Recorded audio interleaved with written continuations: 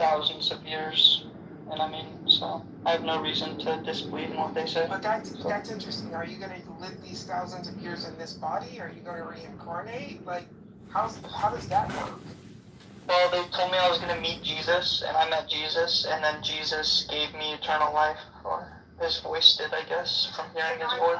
I understand. I'm asking you, is it going to be in the same body?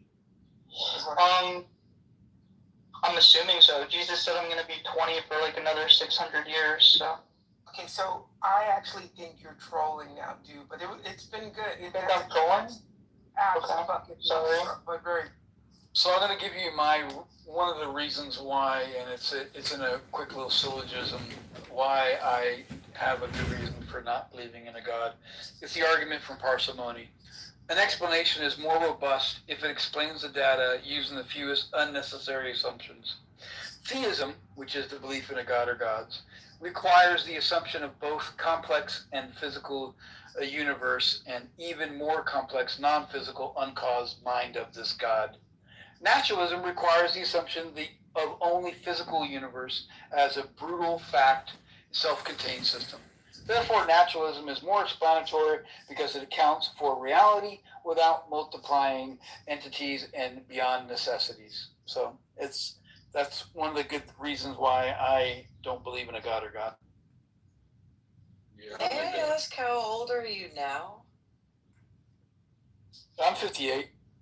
No, not you, Jason. I'm sorry. I'm kidding. I got it. You got me, man. I'm 600. You're still young, John. You're still young. That's young. Right, you're not anywhere near Methuselah. Methuselah. I got 200 or 300 years to go for Methuselah. Yeah. But, Bodhi, how old are you? I'm 4 years into being 20. You've been 24 4 years, is that what you mean? Yep. Yeah. Okay. Yeah, I like the comment if I can. Not funny though, this is like real stuff, so I don't know. So it's funny, in college, right, I had a roommate, and he was a really cool guy. He was studying, I think he was studying like chemical engineering, but he used to do a lot of like hallucinogenics, right? So sometimes he'd go out, I was living near Washington Square Park, which is down kind of like where New York University is, and so he'd go out and he'd come like back very high-strung, and he said, I looked at these clouds, and these clouds change shape, and it's the universe is talking to me. And so I gave him one of those little portables, right? And I said, hey man, next time this happens, take a fucking picture, right? If clouds are making shapes and you're seeing all of this shit, take a fucking picture. And without fail, he would always come back in and he would say, I saw this orb. And I would say, hey, did you take the picture? And he'd say, no, man, you don't understand. It's happening so fast. It's happening so fast. Daryl, I can't grab my camera. And then I said, okay, well, yeah, but you grabbed your drugs. But you can't grab the camera. That's literally something about like that in high school now. Yeah, that's fine. Hey, John, are you there? Say something. Yeah. Oh, sorry. I think Mike Mike wanted to. Mike said he wanted to say Yeah, Mike had a comment or question. What up? Yeah, hey, what's going on, guys? I would like to speak to two things, actually, the Bodhi's experience. Like, I, too, have had a supernatural experience like that. And it's almost like a dream. It's like God speaks. I believe as a herd, actually. But I believe, for the sake of this conversation and the sake of this understanding everybody have a God already, I'm going to refer to him as a man. But I believe that God has his own language. And, you can interpret it by the time that language gets to you and you interpret it based on worldly facts or worldly stories you understand to be true, or you understand, or based on how you understand these things. But I believe in them whole experiences is actually something deeper being communicated that even a for that.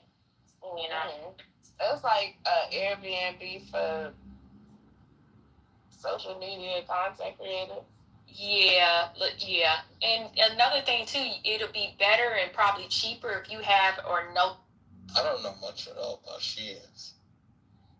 Yes. You grew up in Iraq? Yes, I'm still in Iran. I'm in Tehran. Oh, Iran. Oh, you're in Yes, Iran? He's there. It's an after the fact, like, rationalization, accommodation.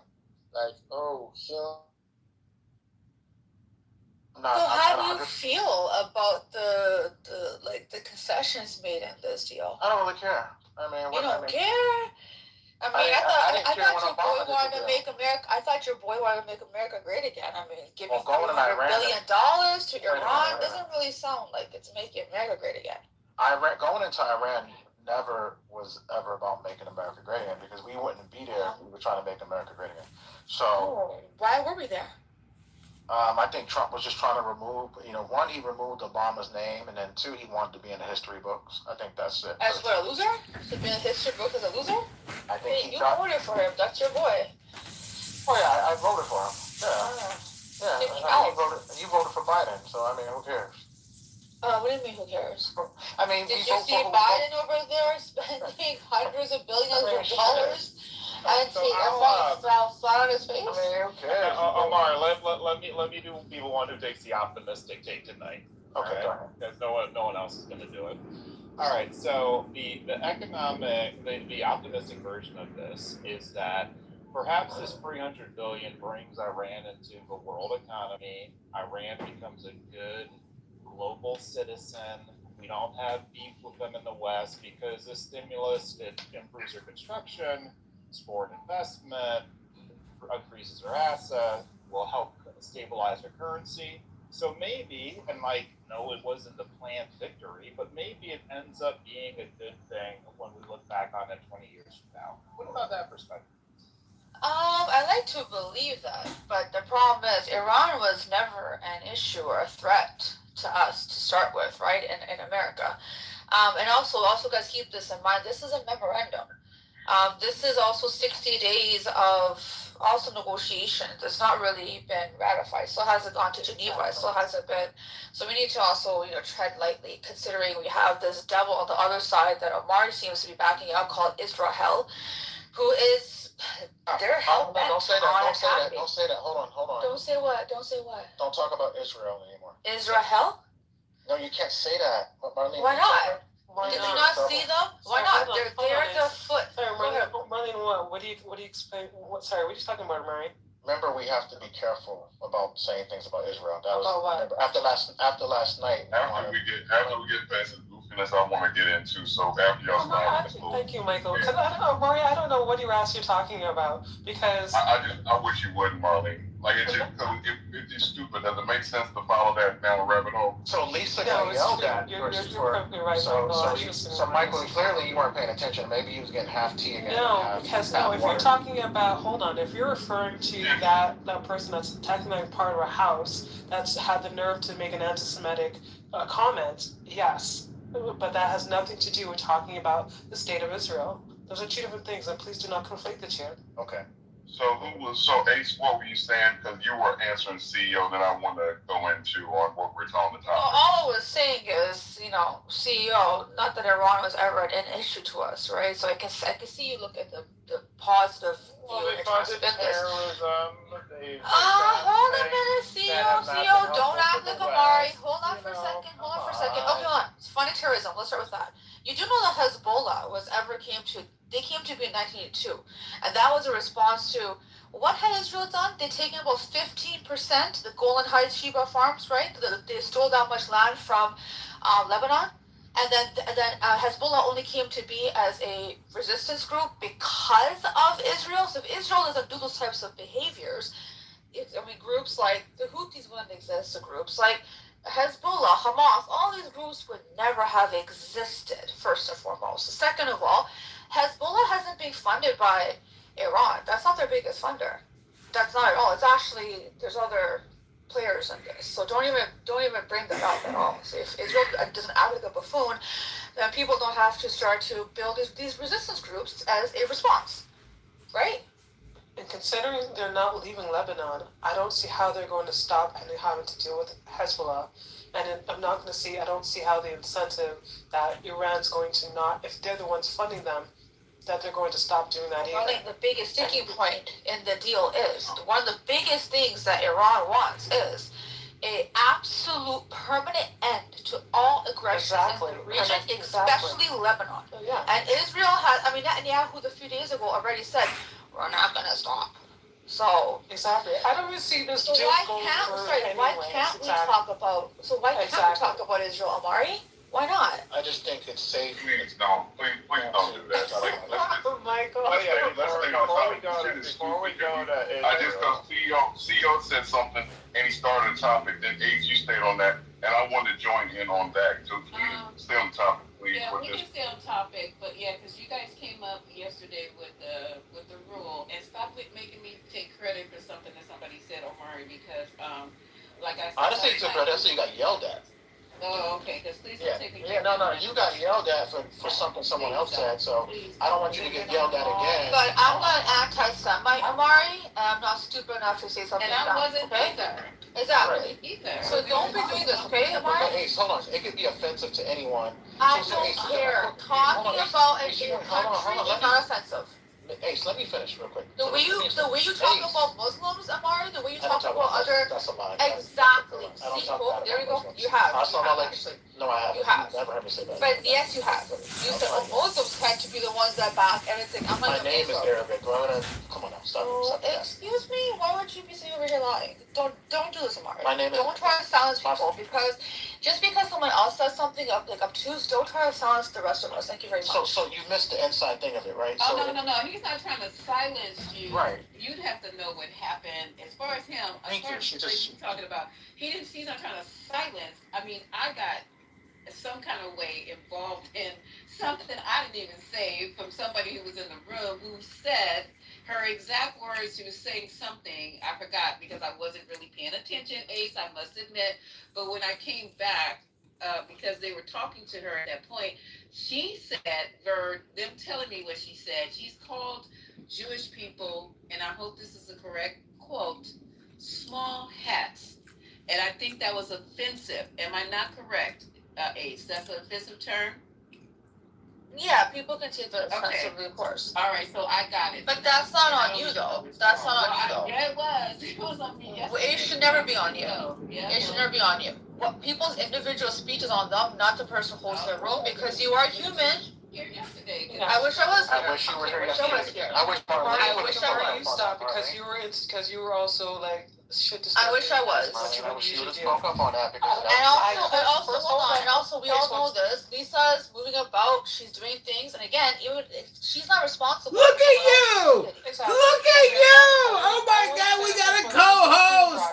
We've got a co-host. I was also away from my phone because that was after what had started this whole thing. I hate the fact that we're going to talk about this, but clearly let's I'm sorry. I had no intention of talking about it, but Amari brought it up. But because Amari, as much as you troll and shit, you also were a shit disturber to the ninth and umpth degree. And if you listen to those replays, you will know that you are a shit disturber, Amari.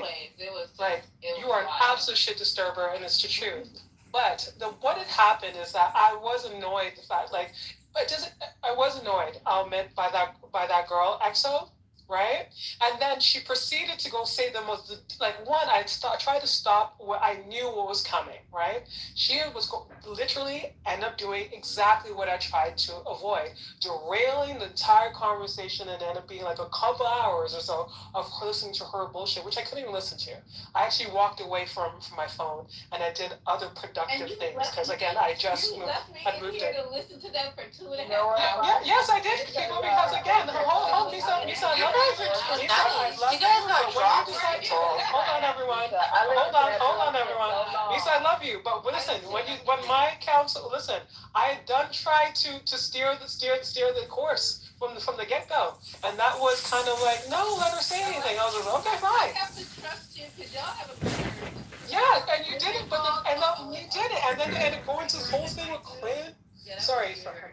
Yeah, because then and then it had to be this whole thing. And what Quinn actually, long story short, what Quinn meant to say is not that he said that; it said that you invited her to say that, like make that comment, and this is your fault. I don't believe that that was his intention. I mean, although he's not here, and I don't want to talk about that. But I don't. But I personally don't think what he actually meant is that here you allowed this girl to talk in the first place, and this is what it ended up being. Of course, she ended up saying something really stupid. Not only stupid, but really offensive. And I think that's what. But again, he's not here, and I think that was my understanding of listening to the conversation of what he meant. I don't think anyone would be able to, and this is very clear. You cannot, or anyone else on the stage cannot be held to account what another person's going to say. Like, that's just ridiculous. Everyone that knows this house knows that we do not do racism, anti-Semitism, especially not like we're not those people. So to expect you to be in control of what people say is asinine, and I don't think that that's what he actually meant. I just think he meant because you allowed her to go say, hey, talk your shit. I love you She very understands much, something but let me tell you what I'm very good at.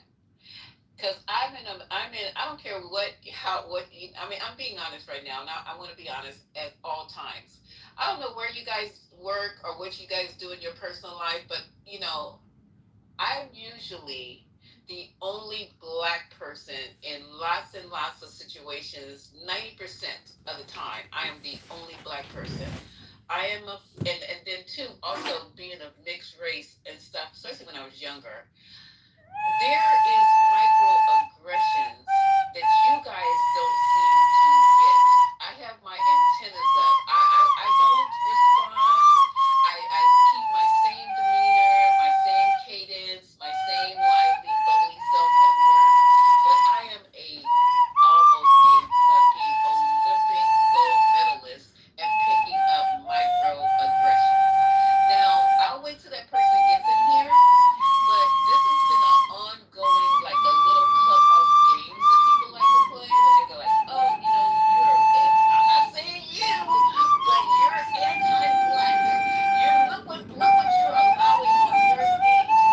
I know the game. I've been baptized by the fire in Clubhouse, by fire. So I know exactly when people are trying to make microaggressive little Clubhouse sneaky ass, old ass adult games. I know them. I know them well now. So I just call you out. And if it's not true, then I will be the first to apologize. But I know what's going on. And somebody came up and said the correct thing. They're gaslighting you. I said, I know exactly what's going on. I just don't. The way I move in my life, you guys don't pick it up that I know what's going on. So you always go, oh, I know he didn't mean that. Yeah, he did. He meant every word of it. Okay? So let's go move on. Let's move on. I forgot what we were talking about. Okay. So go ahead, Ace. You were talking about the deal, and I'm trying to pull up a summation of it so we can get it accurately. My daughter pulled one up, but I can't find it. Go ahead, guys. Sorry. Hey, Ace, let me get in on this real quick. So CEO was saying, hello, as far as that he felt like that we hello, came out better on this, or he was hello, given. I said it could come out better. hello. Okay, so I was just going to give a count. Hello. Essentially, so now the world knows that we can't fight asymmetrical war, that we can't beat a mid-power. They know that our leader, our commander-in-chief. Yeah, let's just go fight an asymmetrical war and get thousands of Americans killed, because this room is a bunch of liberal, elite, intellectual, Democrat progressives, and yeah, they're all bloodthirsty. Trump didn't do a good job fighting that war. Now they know that they can weaponize it. So now at any point in time, as long as they have control of it, which they'll have in perpetuity unless like someone actually takes that land, so they can weaponize it at any point in time, which is something they've never done before. International waters are free, and so they know now. And plus, you rewarded the bad behavior, so they closed it down, and now they're getting paid, billions to open it up. So I think there's been a total issue. I don't think there's any wins that are going to come out of this for us in the country. So I have a question. Why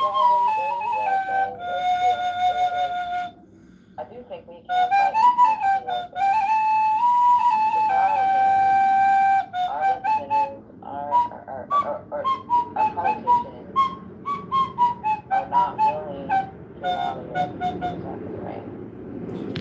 Patty, ain't nobody can fucking hear you. Gotta speak up, Patty. Hello? Hello? Hello?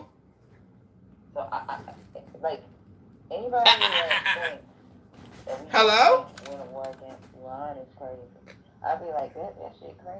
That shit crazy. That shit crazy. I'm not saying that. Hello? Hello? Hello?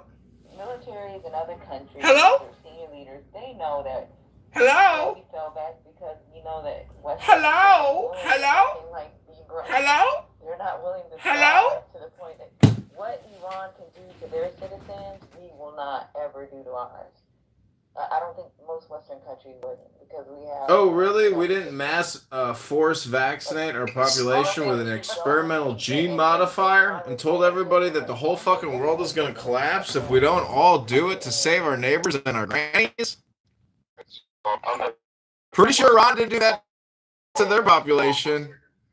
Do they have a Dr. Bill Gates in Iran? From the standpoint of like the drones, so the cheap drones that they have, and then we're using like our expensive missiles. We're burning. Why don't we through use our money, cheap and then you missiles? have Why don't we all just this- fucking I'm just throw saying sticks that at we're them? not the way that we are now. Like if we had a bunch of drones, we're like going drones. Alright, I'm for gonna drones, go we're like get my $50,000 sweat on. I hope you drones, guys enjoy this $50,000 room. It'll drones. go on for a Instead while, of I'm stuff sure. we're throwing at them. Plus two, and I can't like overemphasize. I just keep saying it because if it was our country or our kids, we would keep it like in our mouths. Keep it Like 100. 160 schoolgirls where they did a triple tap or whatever, to make sure that they got them. That is something that's never, going to go away. Plus two, we've killed their religious leader. And the Ayatollah. I don't know. I get that if we like decide to commit to it, that there's nobody like we're the We're the tits of killing. in the world. So If we really want to kill. Put all of our might into it. But I'm just saying the way that this went down, it's just a bad look. There was nothing. There was no reason to do it. And like you said yourself, that for 2 decades they've been, they've had war games. They've been gaming this out, knowing sort of that it was wrought with a lot of different situations. One being the Strait of Hormuz. I'm just saying that the man is So the reason why we lose is because there's rules in the game. There's rules in the simulation. Rules in the game, motherfucker. Only allows us to do everything has to be under LOAC. Not only that, the rules in the simulation only allow. Hello, the rules in the simulation. So like when you talk about the Patriot missile system, There ain't no rules in the simulation, baby. That's the number one rule. Like now, if we wanted to fucking drones their way, or if you're talking about drones, we got this thing called the Coyote block that's made by Raytheon.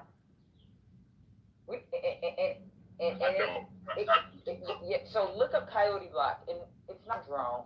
It'll go for swarms of drones. It's like we have these. It's just a bunch of anti-Semites. But we also know we have to estimate what civilian casualties look like, what it looks like to the rest of the world if we do these things. Do you know we got interceptors for drones? Drone interceptors. And then even fuck a drone. Fuck a drone. We can just use our fucking short range missile systems. Ooh, short range missile system. But we don't. Sure ass. Because there's a thing when I talked about METTC, it's called the mission, it's the environment, it's the terrain, it's the type, it's the civilians, and it's the goddamn general. All This of one. that is estimated. Promoted a 5-star. Put her in charge of the Pentagon when Pete Hegseth retires. One of those layer radars or sensors, or if you decide that we're going to use our air defense guns. When we fire missiles and shit, we have to estimate what it looks like. Because it's going to be televised. And it's going to make us look bad. The war will be televised. And then we also have to look at the rules. So, and Patty, I'm sorry, go ahead. No, I'm done, Ben. I was just gonna say, so the whole thing with this triple tap, because I remember you talked about that, and you talked about the intel that takes place. And I know like AI, I think did some of the targeting, but you're saying that they, even with the cameras that are on those, so they, know what they're shooting at. the building was clearly marked with school and kids, I guess, like drawings and painting. I'm just saying the fact that we did a triple tap, not like we just did one and we're like, oops, like we messed up and we didn't like go back, and we just didn't send anything else. When you're talking about like us sort of in our proportionality or the way we would like not do that because we're like working the rules, that school kind of takes that away in my mind. It looks like we weren't, I guess we got in the rules after we did that initial strike, but I can't get over the girls. I guess that's where I'm having the issue. I mean, a lot of technology isn't self-correcting. I mean, once you get garbage in, you get garbage out. So at some point, if there's an error in terms of any of the collection modalities, you're going to get an error. Yeah, and those cameras on a missile aren't like it's a camera and you can guide the missile where it has to go. It's a depending on what type of missile it is, it can be like you put the GPS information or for y'all, we just say GPS, but it's like you put in the longitude and latitude of where it needs to hit, and the camera guides it to that point. Or they have like, we have like our laser guided missiles, and those cameras, it's not a camera where you can just sit there and watch the missile go and you're like, go to the left, you're off to the right. Like, it doesn't do that. Okay, guys, let me do this. Remember you saying that. But go ahead, even with Michael. the triple tap or double tap, that information actually came from Iran. So it's like I don't know what the investigation looks like because I ain't on no need to know, but that has been Iran, like people on ground. It was the Iranian officials that released that in their news. So. Okay. No, now that if hold on 1 second. Now, Patty, in that case, if it was like one strike and it was an error or whatever, then that I mean, I guess the American people, because I'm just one person, but it's like that seems like something everybody can live with. But if what they're saying is true, and they did the one strike to like draw them out, and then a second strike to sort of make sure they got the people that they drew out, and they're talking about this person, that happened. So from what McCain and them was saying, is it was like a simultaneously, like it's like boom, boom, boom, right? So it's supposed to like when they were firing the missiles, it was like missile after missile after missile, and it was supposed to be targeting certain military bases. So it was one after the other after the other. It wasn't one hit, people come out, another hit, this happens, and then another hit to completely destroy. It was supposed to be right. There was no chance. Yeah, right. It was simultaneous. Okay, I'm sorry, cool. but I thought the same thing well, I too at think, first because it was coming out and then. Lisa, might I say one thing before you transition? Okay, so Michael, I think the other thing that happens is when we talk about like who won and who lost, we're talking about it from the perspective of meeting goals. So America clearly didn't meet her goals, so you can say we lost. But if you were scoring at like a football game, how much damage did we do to their country and infrastructure versus how much they did to ours? Clearly, we did more damage to them. Let me say this though. So like damage, right? So agreed that physical damage. How much damage has been done to us on the world stage? Like Trump has already like just destroyed like alliance that we built. Took us like 80 years post World War II after we're the ones that dropped the bombs on Hiroshima and Nagasaki to repair all that. Like with the UN being here, with now you got this border. I'm just saying, and I'm not. I guess I'm not like sort of poo-pooing what y'all are saying. I just don't really see any good that's come out of this. I think that he damaged us in irreparable ways. Well, so ironically, I think normally you'd be right. Like if this was George H.W. Bush or Obama as president, but how much lower could Trump have went in terms of America's brand? So it already was very low. So what, he made it a few percent lower? Yeah, but then he takes out USAID, right? So it's like, so stuff, even like with propaganda, with like positive things that we're doing in areas to sort of bolster that, okay, we're doing some crazy stuff over here, but then it's like, with this whole thing, I don't know. I'm gonna yield because I'm just saying I'm not really gonna come over to y'all stuff and see what y'all saying. I just feel like the war on top of everything else he did, I just think he just damaged us in ways that I don't know that we're gonna be able to recover from. Okay, it's just not just the world stage. I mean, I'm worried about what people. No, I'm not really. But it's interesting how the world responded because they saw us for who we are, and who we've always been. But more importantly, is that we spent a lot of money, we spent a lot of time, we spent lives for literally nothing. So you destroy his 50% of his capabilities. A navy that really wasn't a navy. They really weren't into flying because of where they were located, from what I'm being told and what I'm hearing during the day. So basically, the billions of dollars by having three strike groups out there, all the bombs, all of the drones that we intercepted, millions of dollars for these drones, okay? And I'm gonna go get the money. And what do we come out with?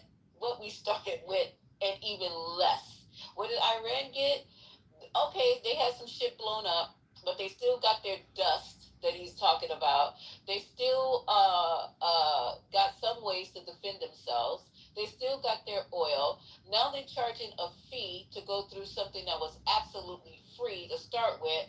They're getting their money unfrozen, and plus they're getting some other perks. So I don't know when, what. Y'all can spend this all day like a goddamn Ferris wheel, out of control, and there's nothing that was won with that money. I know you're like, oh, it's only purported for the military, but we need to stop this shit right here, right now, because people are selling. I heard in the room that people are selling blood so they can get dinner, going to the plasma centers.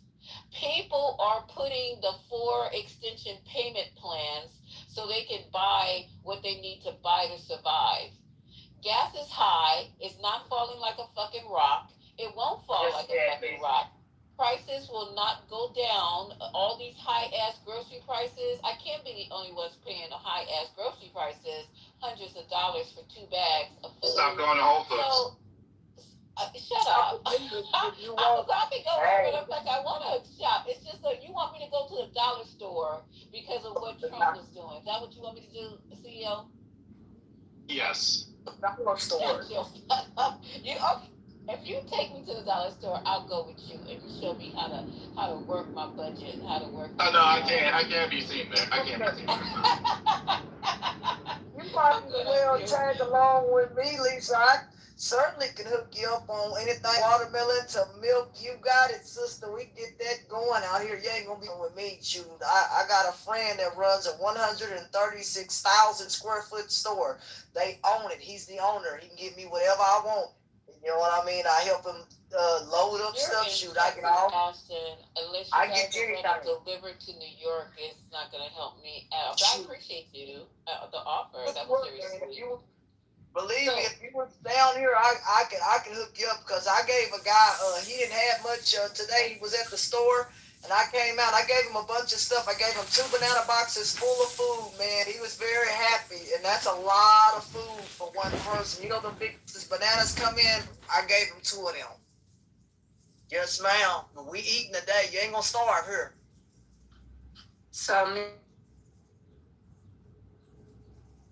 yeah, I think that was the powdering. I don't think it was a sense of whiteness that went to the Europeans. I think race started in America, but it spread throughout the world. Oh my God! We heard you first a lot of times, bro. We heard you. Prove it. Why do you believe that? Bro, I gotta move you down, man. Prove it. Prove your point. Everyone, if you keep it up, I'm gonna just move you down, bro. What? If you keep this up, I'm gonna have to move you down. You keep saying it. You keep saying it, but you can't prove it. Sorry for cussing y'all. I'm trying to stop that, but You good? You good? Well, wasn't racism in America, but it spread throughout the world? He likes talking over people. I remember him talking. I think he just likes talking over you. Because he was not doing it until you started speaking. Go ahead, You did that the last time, right? All right, well, I'm making Kiki. Let's see what happens. Yeah, so I forgot what I was saying. See? Hold on, just one making Kiki still. God damn, like, stop when people came off the mic already. Yo, They want to make something with it's on Kiki right now to finish Kiki, the come point. on, Kiki, what's Kiki? Hold on, let me see if I can help you out here, broski. I got you, man. I got you. I tried, yo. Kiki, you were talking about the white face Japanese thing. Yes, the Asian. To my knowledge, that was already within their culture, and it wasn't to look towards. I think racism started in America, but it spread throughout the Hey, world. get this character motherfucker out of here. I got it. It's on you, Kiki. Merci beaucoup. It was just a practice within their culture, not powdering the face to look towards a certain race, that being the Caucasian people, as a symbol. It's just something that was already practiced and not introduced after Europeans went into their land, which, to my knowledge, China was fairly untouched. Like, they didn't get a full colonialization from Europe, per se. They kind of, kept they're an old dynasty. So I'm not too for sure of like the colorism aspect in China per se, but definitely India, there is a connection between the Europeans, like British in India, and kind of reconstructing their caste system to where like you have the undesirables, being the darker skinned people, whereas before it was a little bit more diverse. The caste system.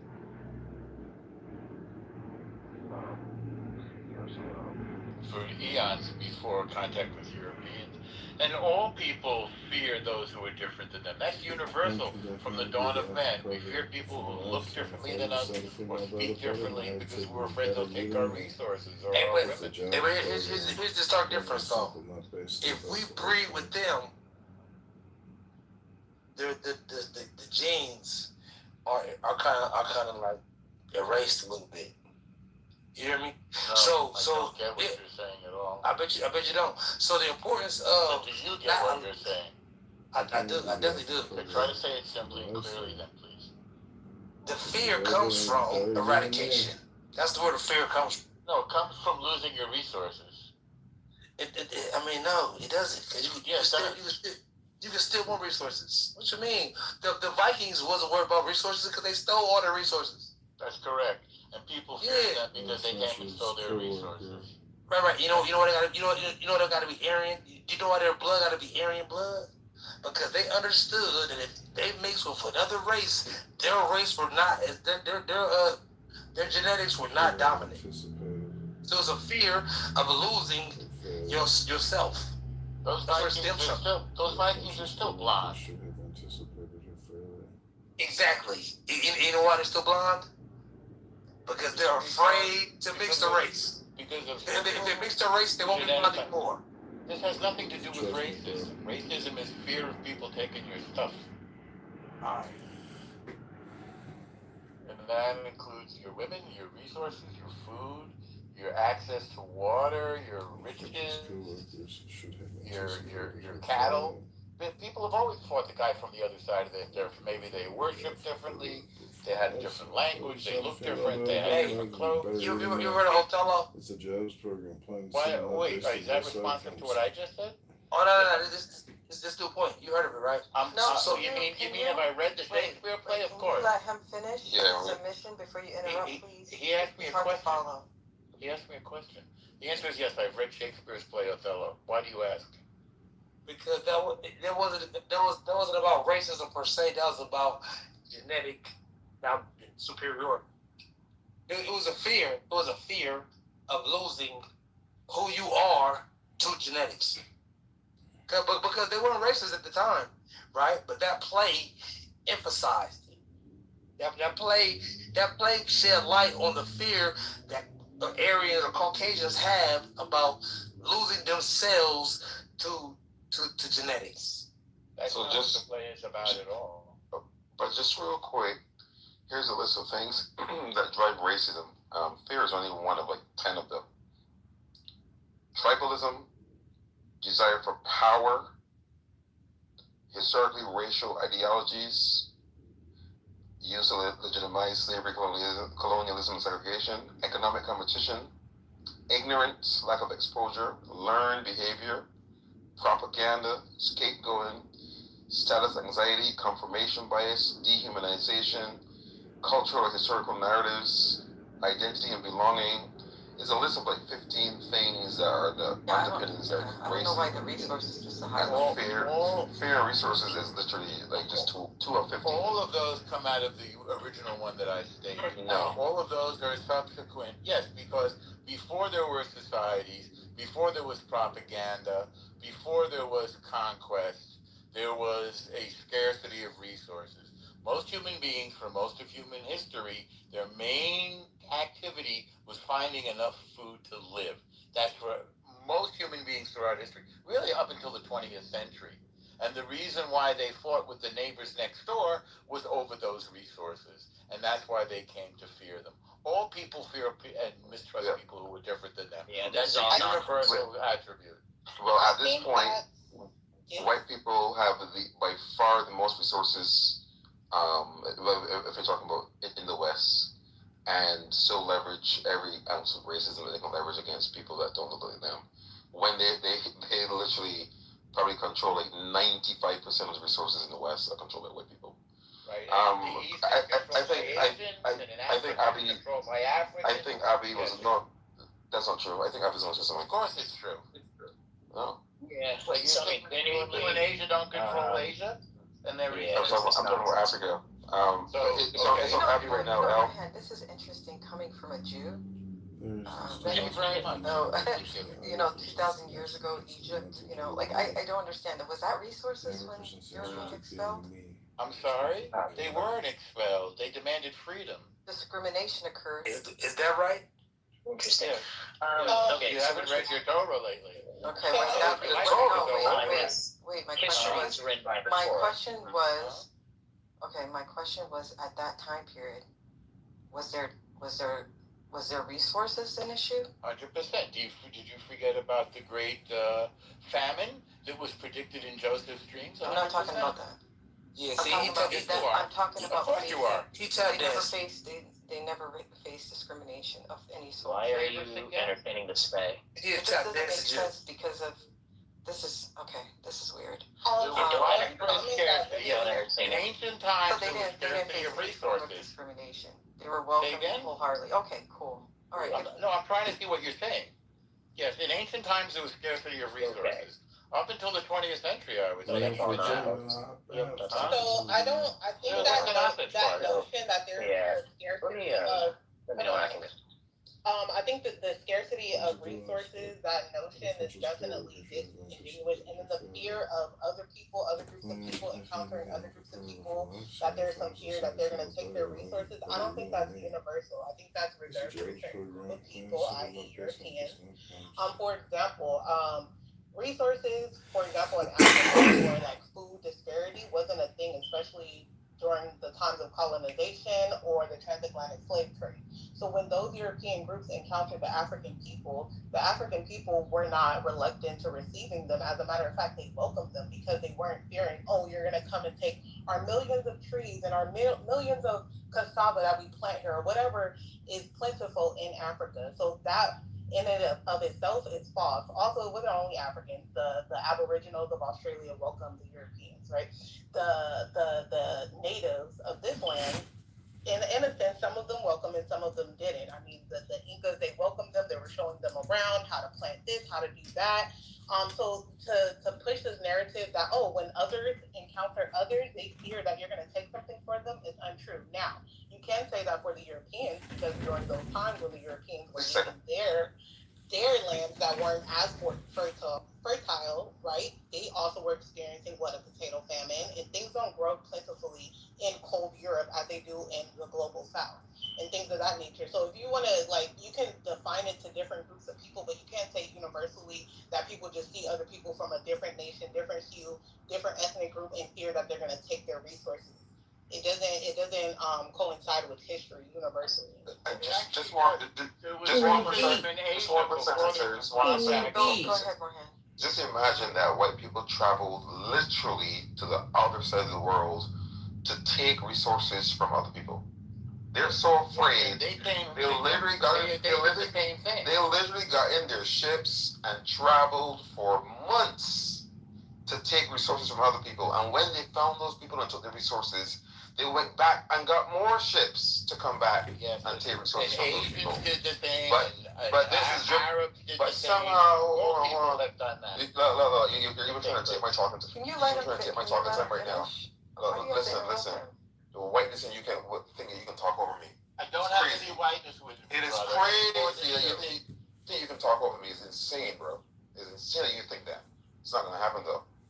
So yeah, and so that while doing that, now we are led to believe that this was all driven by fear of taking their resources, while they were on the marching grounds to take other people's resources.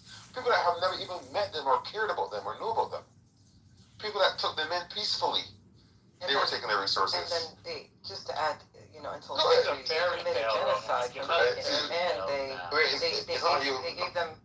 they gave them blankets filled with smallpox. That's a good thing. That was proven to be accidental, by the way. They weren't filled with smallpox. It's just they had diseases in Europe. But let's go before there was colonization. Before, yes, it's quite true. Hold on, but I think Avi before wants to say there was something. I don't know why you're talking over me after you got all Because Avi wanted to say something. You don't control the stage, normal. Have you heard of You General can't colonize the stage, normal. General You cannot colonize General Amherst was known for doing that. I'm from Massachusetts. It's a real story. Stop being discriminatory. I'm in the minority here. Okay, so just let's be clear here.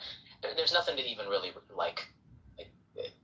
bother focusing on here. Obviously, racism is not just the fear of someone else taking your resources. No historian has ever described racism as such.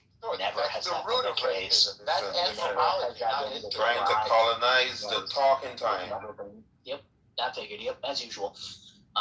So if we can stay composed, we can take turns, right? So again, no historian has ever described racism as such. No sociologist has ever described racism as such. No anthropologist, not a single anthropologist has described racism as just the fear. Oh, that's fine. We do have a chat. You can always try to. Man, this Move you down, bro. I mean, I don't want to move you down because you're the only opposition, but you're making it untenable. Yeah, shit is a joke. Just one at a time. That's all we gotta do. You can always respond afterwards, right? I will shut the fuck up. By the way, if you get a chance to respond. He said the smallpox never occurred with the blankets. Like he doesn't know what General Amherst did. That was not deliberate. Wait, Abby, if you don't mind, Abby, just 20 seconds. I'll pin the link to the top of the room. It was deliberate. Yeah. It's calm. It has been proven to be deliberate. Matter of fact, there's letters. And so for everybody else in the room that cares about the truth, the link is to the top of the room. And then I'll drop a link in the chat with actual letters discussing the strategy. Thank you so much. No, we're not going to let him write history. So this is there's a campaign. So, Rahan, I'm from Amherst, Massachusetts, right? Well, Boston, but went to school there. And they're trying to strip General Amherst because of his disgusting history of giving blankets with smallpox to natives. What about it's a movement that's going on to this day. It will fail because it's nonsense. Well, what's part about that though? And the funniest part about all of that. Let Abby finish, please. The funniest part about all of that, Faye, is that it wasn't even worth responding to. I know, but I don't want others to. No, I appreciate it. Yeah, obviously do not let misinformation be spread, but let's just call it at the heart of it, right? Yeah, at the heart of it, none of the basis of this argument even stands. There's just the dribbles of someone who actually thinks they understand racism and history more than actual anthropologists, historians, and sociologists. This is the cool. That's great. You can hand those degrees to the fucking squawk box. No, I don't need to. I care about facts. I care about the facts. I care about the facts. That's great. Me too. Keep them all. Great, fantastic. As I was saying, no one agrees with this. There's no actual historian that says this. No sociologist that says this. Why you try and fight each other? The most important part about all of this, the most important. Yeah, we can always bring it back up. The most important part of all of this, right, is that the conventional descriptions of racism, right, make it very clear this is a contemporary issue, not something. The term race, the term racism, all of these things are contemporary issues. they've never been necessarily wed to humanity. They've never necessarily been the thing that describes all of human history. They've never been any of that. People want to describe it this way typically because they want to justify it and blend it into human anatomy and the human condition in and of itself, as if it's just natural for us to just be racist. And the reason's pretty pernicious, obviously, right? So let's not play the game. Let's not go into it. These people that want to justify this shit, they want to blanket it into some sort of DNA-based thing. All that is crap. All of it's never been true. Just like freaking phrenology, these motherfuckers want to make us believe that the shapes of heads and skulls and shit like that was important. Here we are describing the same thing again, just with the term racism in and of itself. So just like, let's have a real intellectual conversation instead of describing words in ways that no dictionary has ever described it. And I'm allowed. He unfortunately left, but just to wrap up this loose end, I put the link in the chat where Colonel Bouquet wrote a letter to Amherst suggesting the distribution of blankets to inoculate the Indians. And then Amherst responded. If you post a link, you can look at his actual letter. Oh, I didn't even read the letter. Thank you. Yes, approving this plan. You just knew it, right, Faye? Yeah, I knew about it because in undergrad it was a hot topic. I'm just so upset it never really was dealt with. So that's why I never read the letter though. Yeah, it's in there, and he approved the plan and suggests as well, quote, to try every other method that can serve to extirpate this inexorable race. And then the other letter, they said that they discussed the use of dogs to hunt the Indians, and Amherst approves it, but says we cannot implement it because there are not enough dogs. Yo. Yeah, like I never questioned it. The funny thing is, it's so ingrained, like as a fact, that I never really even needed to read the letter because it's a known fact. Like it's not, but it's good to kind of have that letter at hand because the fact that he did that and he's still being praised and named after and not stripped is still ridiculous. Wow, you fucking El Normo over here talking about I got degrees and all this shit. I don't even know this basic ass thing. I could have just Googled it in 0.5 seconds. No, but it's like a common like thing. It's not even like a hidden. That's what I'm saying. Yeah, exactly. It's such common knowledge, but apparently if you earn enough degrees, all suddenly common knowledge just disappears. And then next he's gonna say the Trail of Tears never existed. Somehow. But trust me, I got a degree on that. It's a Trail of Fears. SK, you want to say something, SK? Hi, can you hear me? Because I'm on my Bluetooth. And sometimes it's a little far away. It's a little low, but if you speak with some, put some volume. Okay, hold on. And we're actually getting rain here for once. It's like, oh man. We kind of can hear you. The rain. Yeah. We kind of can hear you. Project like a white man.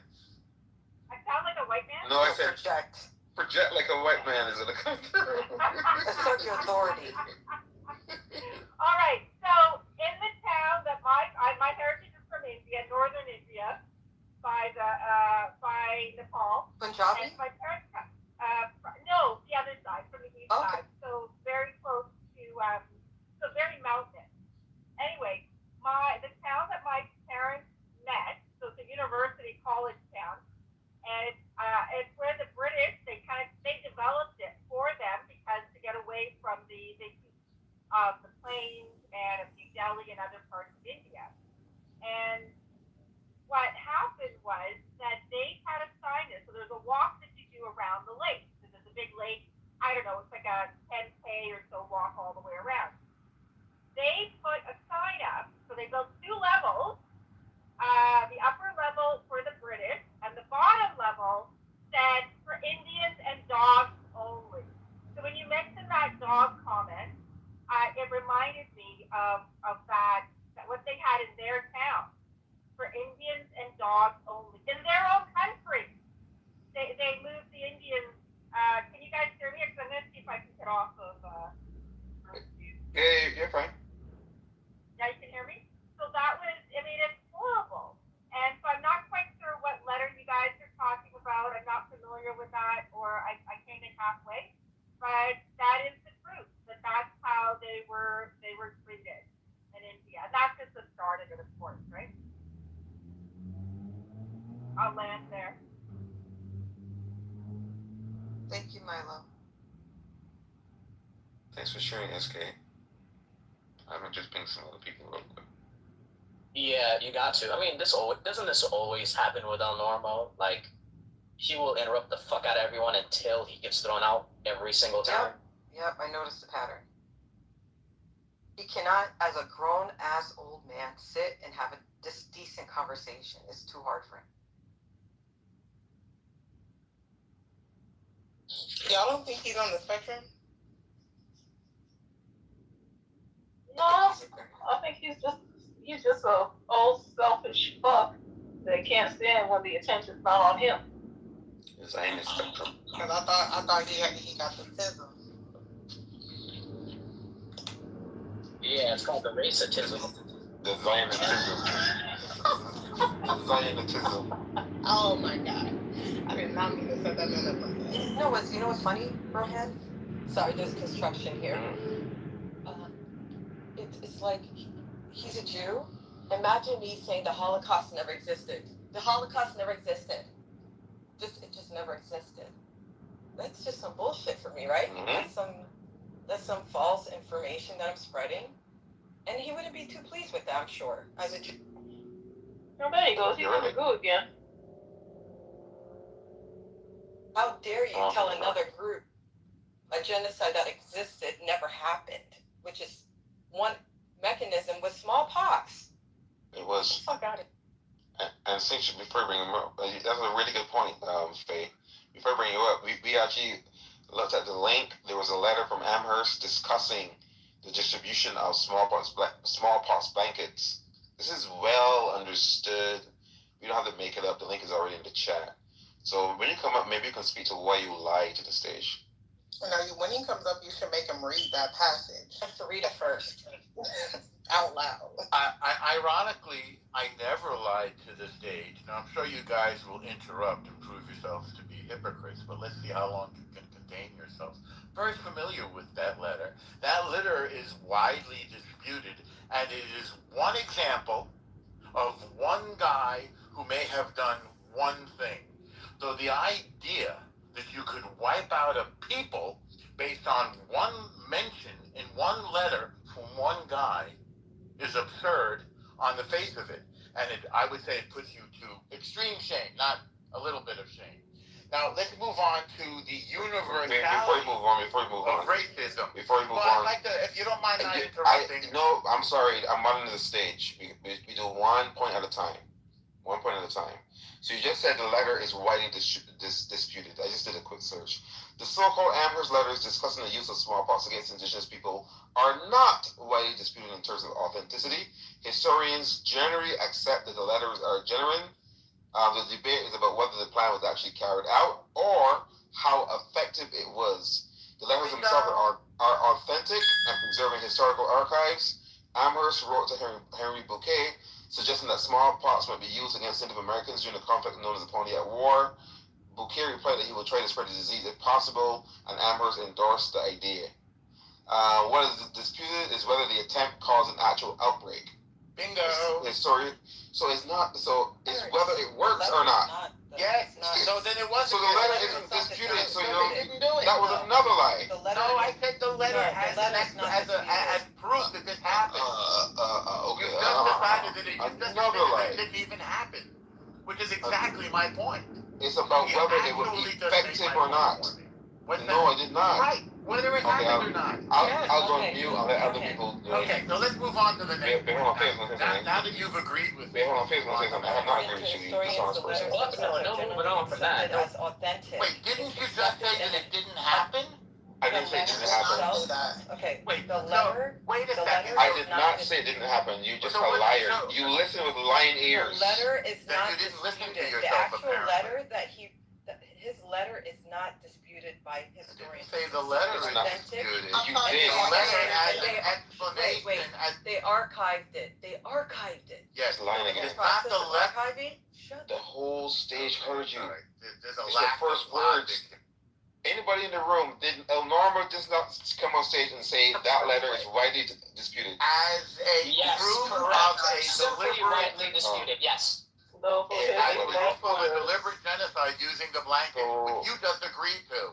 I did not agree to it. What was disputed is whether or not it was effective. Did you not just say that this was not an actual effective tool of genocide? No, I did not. Another lie. God damn.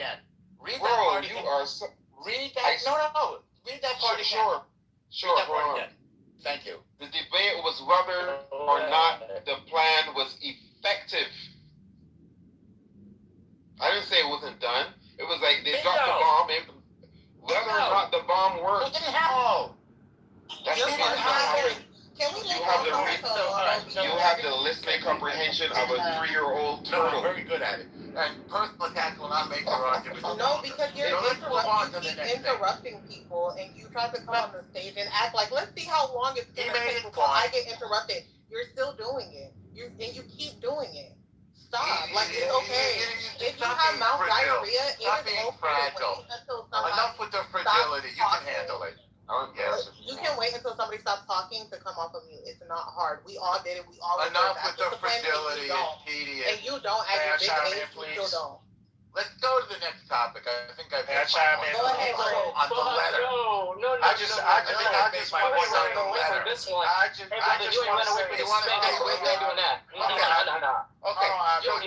to say. So did they commit genocide using poison blankets? I just want to say, yes or no? I just want to say, yes the or no? Holocaust never happened. Yes, I know. It was just one man that tried to eliminate a race of people. I'm not surprised. The Holocaust never fucking happened. It was just one man. You lower How yourself effective was it? I feel like it's just propaganda that the U.S. uses to justify the amount of money that they send to Israel.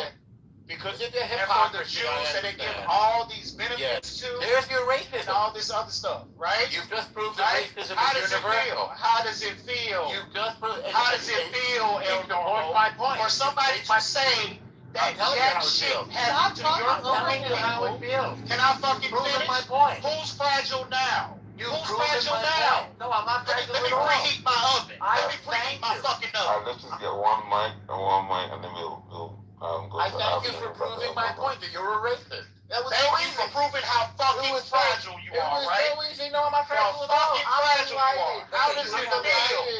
How does it feel to people to claim that the fuck shit that happened to your people never happened? Great. Good. So shut the fuck up about people being fragile. I got mute both of you. It's on Abby real quick. Abby other people can be racist. It's on Abby real quick. Yeah, let me just go ahead and recap what just happened. I just want to make sure we capture what just happened. And if anyone disagrees with what I say, please go ahead and go into the chat and just say no at any point in time instead of interrupting me. So to be clear here, firstly, El Normo decided to disavow the entire happening and the historicity of the fact that smallpox blankets were being used. And then when given evidence, he said that the evidence, was widely disputed. And then when provided evidence further that it is not widely disputed, he moved on from it being widely disputed to actually it just didn't happen, and that Rohan just agrees with that position that it never happened. Of course, no evidence to it never happening either. Just moved on, and then commencing with just trying to move on from the subject entirely. Let's just make sure we're all agreeing on exactly what has happened, all right? Yeah, no, absolutely. And it was a movement of the goalposts. And for everybody in the room, everybody else, the Amherst letters weren't the only case of that. That was the only evidence. There's also evidence that British officers, I'm reading right now, gave blankets and handkerchiefs from a smallpox hospital to representatives of the Delaware Nation. That happened. A journal entry by Wait. Show us the evidence. I want to see. Sure, bro. Thank you. Can you let him finish? Is it killing you? Wow. It is. It's no, like it's making me feel great. Listen, you proved my point for him. Listen, my 3-year-old niece, right? If I ask her, hey, Uncle is talking right now. Can you give me a second? She would say, yes, Uncle. And she would sit there and wait until. You know what? My 5-year-old. And you are unable to do it. You are a grown ass man. You don't have the impulse control is smarter than of a 3-year-old girl. No, grown man don't have have the impulse control of a 3-year-old That's girl. a fact. My 5-year-old daughter. He can't help it. You see, he can't help it. And he can think better as well. You can't help it. Go ahead, Rohan, the Delaware Nation. Yeah. The Delaware Nation, and then there's a journal entry by Trader William Trent, recorded where the items were given to convey the smallpox to the Indians. Then there's the Jeffrey Amherst and Harry Bouquet letters. There's, matter of fact, I'm just going to drop link after link. There's so many. Don't worry. Yeah. Gaslight somebody else. All right, so I'll stop. I wanted to say, like, whenever somebody has good information, backed up, evidence-based, they don't need to interrupt. They're confident with their statement. Clearly, he's not confident with the bullshit he said. I'm not only am I confident, but you've proven my point admirably, and I thank you for it. Do you have anything to prove your point? Do you have anything to prove your point, El Normo? Well, yeah. First of all, exactly. Put it in the chat, because we're not going to trust shit coming out of your mouth after the fuck shit that you tried to put on this stage. I'm not surprised. Yeah. No one asked. We just asked for evidence. That's all. You gave the evidence. Let's move on from him. Yeah, let's be quiet. Slow down. Be quiet. Shut up. You said, not me, that it was posted in the chat. Whether you it said was the letter wasn't authentic. We're not going to fall for No, I shit. didn't say it was inauthentic. We have it on I radio. said it was debunked as proof of the genocide. Now, you said it was debated. You said it was debated whether. Yes, I did. You didn't say that. You said it was debated whether it was effective racism or not. as American. Anybody else wants to chime in? So let's talk about whether it was effective. You can't chime in with him on the stage. He's just gonna interrupt. Al,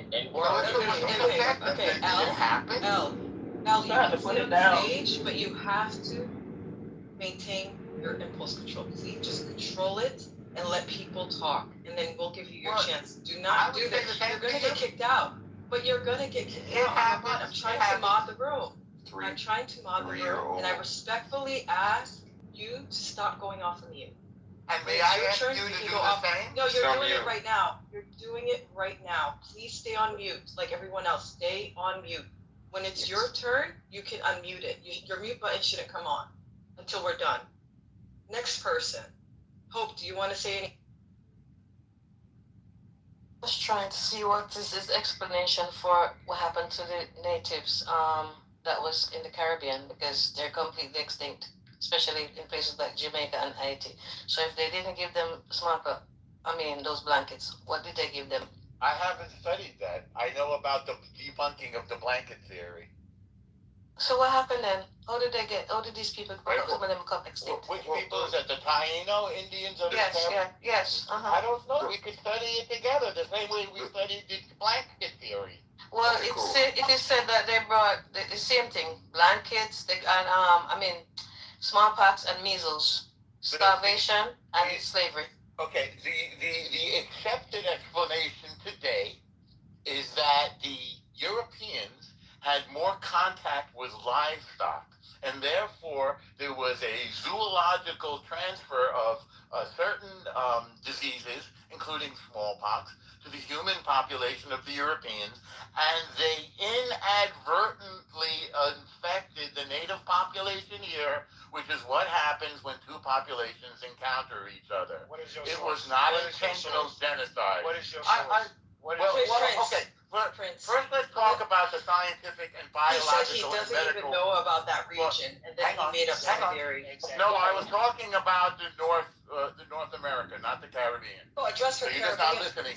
You're just not listening carefully about the Caribbean. She asked you about the Caribbean. She didn't say pivot back. Yes. Well, we're talking about two things at once: Caribbean and. No, you started talking about America. She asked you specifically about the Caribbean. Yes, and what did I say? That is your time. And what did I say? I said nothing. No, because I was being. Just stop talking about it. Okay, so ask me a question and then stop talking about it. Fair enough. You said you didn't know. There's nothing else to say. What the fuck? Well, I didn't know about the Caribbean. I said we could study it. That was the question. I did study the debunked blanket theory. Okay, and somebody asked me, why did it happen? We and I moved gave on you the from plausible. All right, we're I gave you the plausible. So he can't You answer don't run the questions. stage, bro. We're moving on. He can't answer questions. You got third The eye. same way that the pandemic spread here among people, What's up, man? Some Europeans had diseases against which the native. Why is this cracker still talking? No, I'm trying to listen. I don't mind him being on stage if he actually shares the mic, but he's refusing. So I don't know what else to do. He's interrupting Third Eye. Third Eye was next.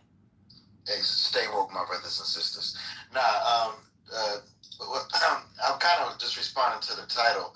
Is that as America's, is racism as American as apple pie? Sorry, I'm playing a game too. And I would say, yeah. I mean, this starts off with the Revolutionary War, right? Some of the founding fathers were abolitionists, right? But most of them weren't. And one of the main reasons why the Revolutionary War happened was due to slavery. So it's like, yeah, I mean, this is all embedded in America's culture. I mean, so is being a venture capitalist and a land grabber. That was also the reasons why the war happened. But yeah, I mean, this is in our DNA. I don't ever see it really changing because this is what shaped America to being what it is, unfortunately.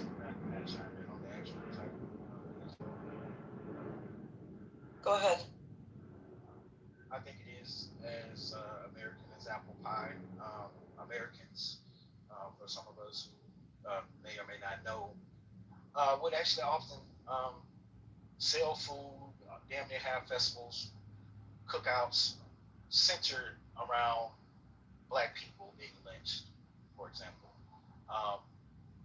So where a lot of food, Western food, desserts, and things like that, yeah, I think it's very much as American as apple pie. I'm very much sure that apple pie was probably served there as well. I'm done.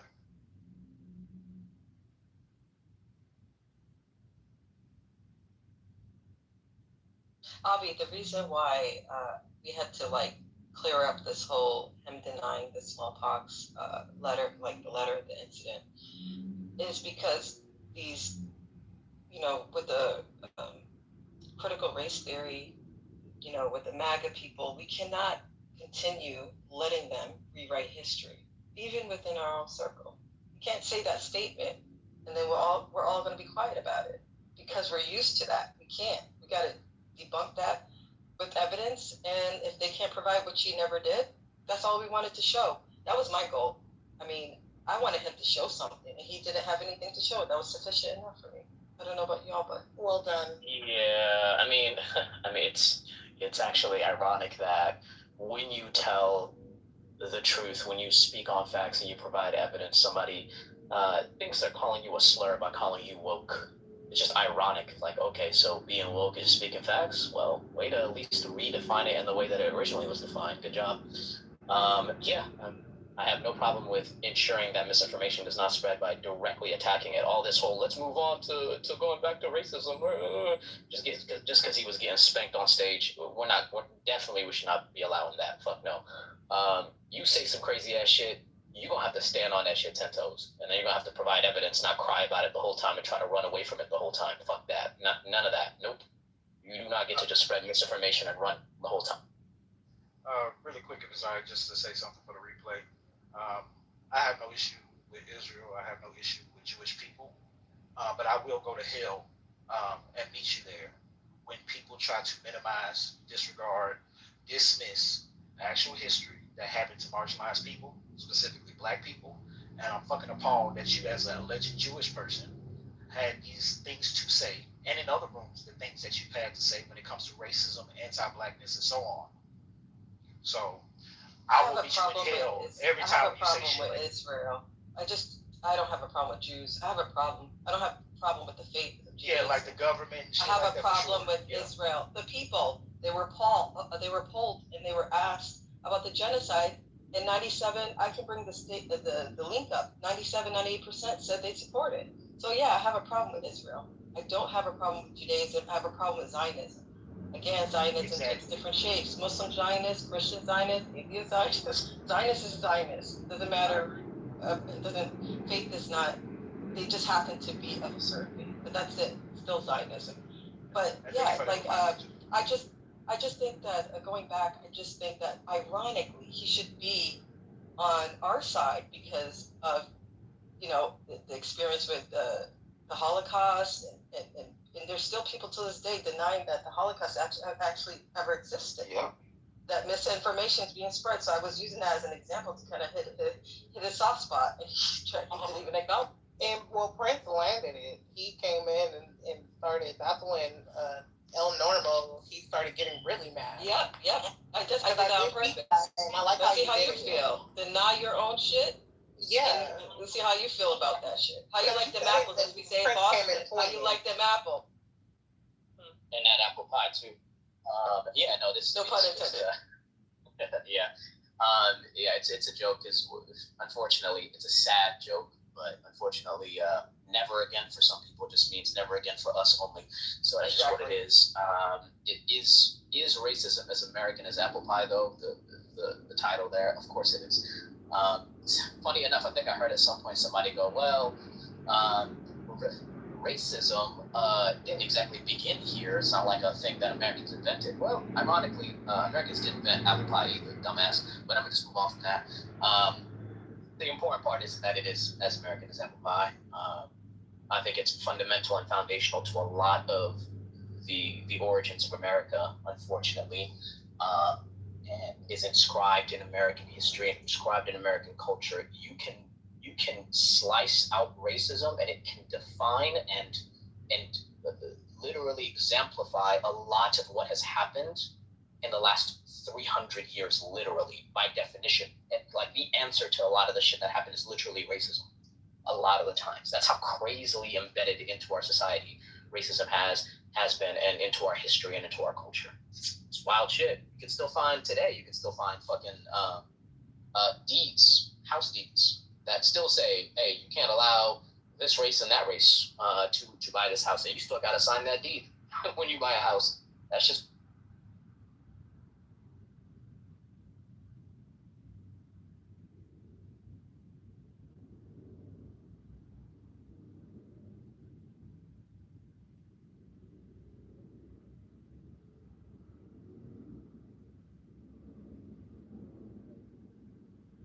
Also, on a side note, whenever somebody says as American as, instead of apple pie, I thought that we should say cornbread, because that's more American. Right. I never understood why apple pie and baseball specifically was always associated with America as a kid, because like I associate football, like American football, with America, not baseball, and probably other dishes like a hot dog or some corn dog. I don't know. Yeah, some shit like that. I mean, at least baseball had a history of being America's favorite pastime, but like apple pie is literally not an American thing. Baseball was invented in America, so was cornbread. So was cornbread.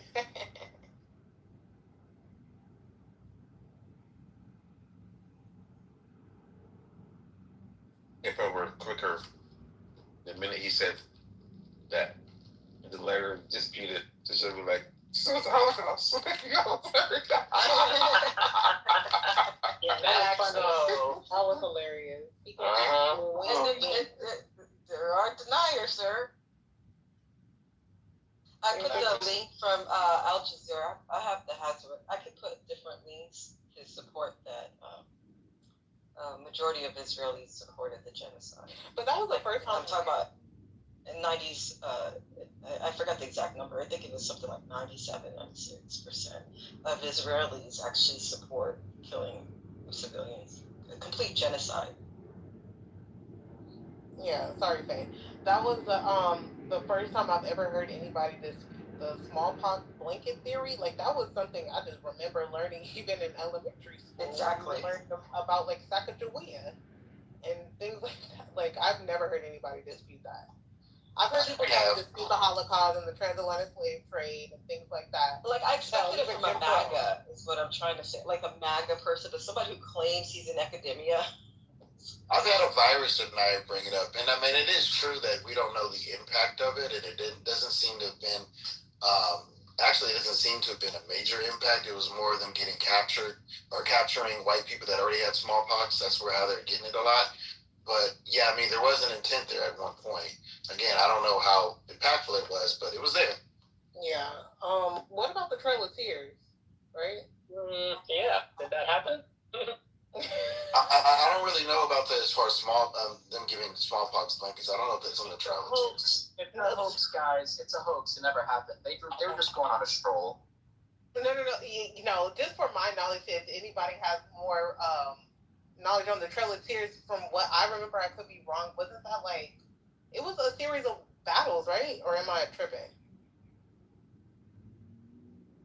The Trail of Tears is basically where where the Europeans stole their land and made them walk west to land that they didn't know or was like uninhabited according to their thoughts and ideas or whatever. And if you see how, like, look into how they forced migration, right? Like the conditions of the natives, how they were treated, they died during their migration.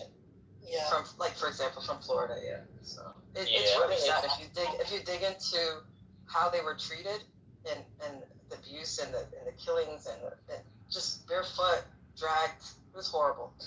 Right. Yeah, it's definitely very similar between. It's sadly very similar what happened in the Trail of Tears to what happened in Palestine for the Nakba. Both just forced displacements that led to an incredible amount of death. But I would even say the Trail of Tears was way worse because it was just like an openly state-sponsored like walk of death, just like straight. Let me just walk these people to death. Like that shit was nuts. Like drag them to death. Like fucking starve walk them to death. Like it was crazy. I'm sorry. Would you call the one in Palestine the Trail of Nakba? No. It wasn't a trail. It was just called. It's called the Nakba. The Nakba.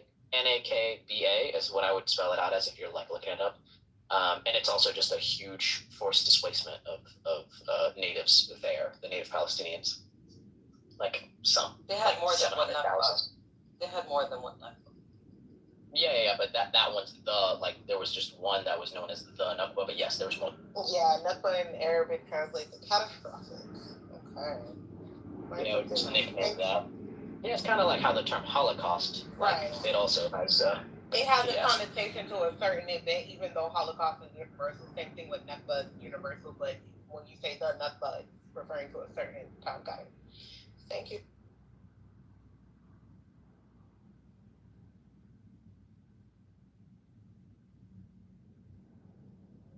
Right, yeah. And also just like it meaning like destruction also, like Holocaust meaning that. Or burning. So it's kind of like the same thing. It's a symbolic terminology. Fucked up shit out here on the.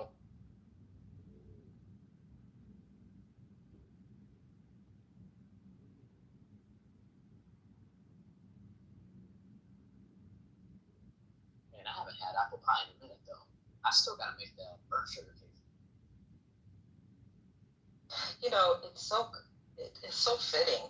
Sorry, I'm just looking at the psychology of Zionism, right? Like just how they move, how they act, how they rock this earth amongst humans, right? Because they're not.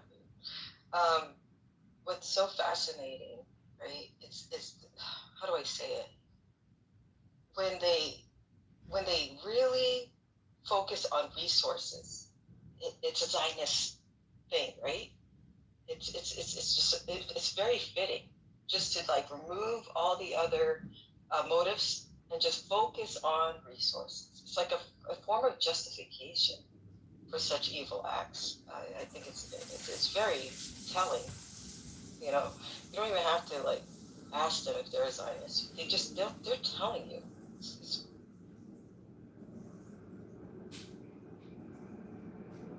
Zionism is a form of racism, so he was perfect for the topic, actually.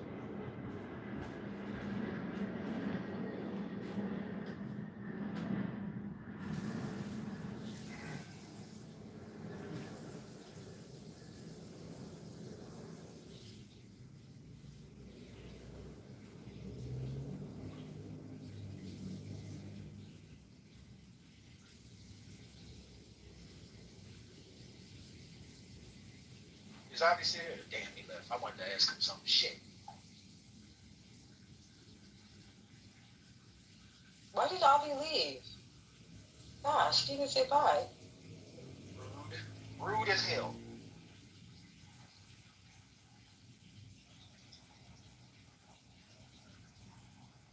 Yeah, I was just gonna ask him. I said I was gonna ask him, did he know if El Normo is even allowed in the space politically correct anymore? Because of shenanigans like this that he pulled, where with the blatant lying and misrepresentation as far as what he said originally and things like that, or what other people say, claiming that just a bunch of the bullshit that he spews and the Zionism that he spews. I think it's the interruptions. That too. That of course, that too. Yeah, I don't know if he's still allowed and politically correct anymore. I was going to ask Happy that if he was or not, because it seems like something happened and he just started frequenting RPO more and more lately, especially when there's topics about specifically black people, racism, um, and shit like that, where he just wants to impose his views on them. He thinks every stage is Palestine. That's crazy. Yeah. That's crazy. But yeah, the over talking, it tells a lot. That's why I keep saying he has autism, because and it's like he can't control it. Like, you can feel his fingers shaking to press the unmute button. It's like he has to say something. He will not stop. And it's like kids with Asperger's and autism, they have those type of things. They, Tourette syndrome, all those things, they some type of spectrum. What about if people are just like straight up wrong? Like, I was talking to somebody the other day, one of them those temple black folks, and they said black people don't have mitochondria. And I had to like cut them off because they were saying I'm really stupid. Wait, mitochondria as in the powerhouse of the cell? Yeah, they said black people don't have them. They said evolution is fake and black people don't have mitochondria. We don't have a mitochondria. Wow. No, because he started talking about endosymbiosis. And I was like, what about mitochondria? Oh, black people don't have it, because the alleles, and you know how they get all into that, overstanding type shit. Well, I could tell they didn't pass biology class in the 9th grade. Yeah, one of them Hotep joints, yeah. In their face. Well, I know some Wow, bet he has 7 kids, though. Yo, what's up? What's up? Yeah, those Hoteps be crazy. They look like Power Rangers.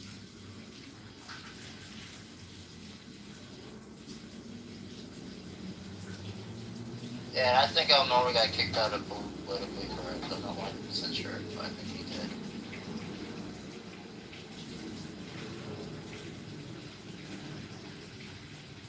Appreciate the confirmation. Oh, just in case, if my shenanigans gets my account clipped, I'll come in here on my burner. I'll message one of the mods with the name of that account.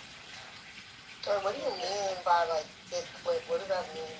I'm still my new about. I mean, I can definitely agree. I definitely said some anti-Semitic things. They'll diss Clip me, they will move your account. Your account is no longer there. Oh wow, that happened later? That's crazy. Oh. So just in case, this is one of the mods name burner account. I don't think he said it. Did he say it? Wait, never mind. Don't repeat it. But I mean, for the record, he did clear it up, and he was proving the point. So yeah. In context, it's not what those weren't. No, I know. Yeah, I'm saying it again for the record. They review it. Yeah, for the people when they review for the record.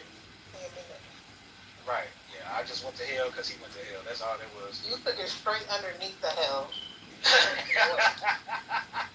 Well, I couldn't hear half of it because both of y'all wasn't so I don't really know what he said. Since we are talking about Eastside real quick, I'm just still trying to figure out how you're like the top surveillance country in the world, and you own like every AI, VPN surveillance companies, major companies, and somehow you miss motherfuckers flying in with hang gliders. Still trying to figure that part out, guys. What is this, champ? What do you mean? We're talking.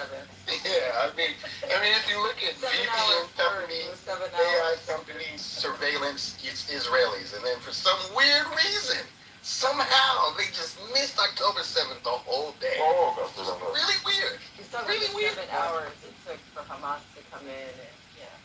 for the southern event? Why did it take that long? How did they reach? On hot air balloons. They're coming in on hot air balloons and mopeds. That's really weird, man. I don't know. Mopeds. Bro, I just don't know. I mean, I don't know. Every AI into like damn near every surveillance, and somehow, all right, I guess. Hello? If you know, you know.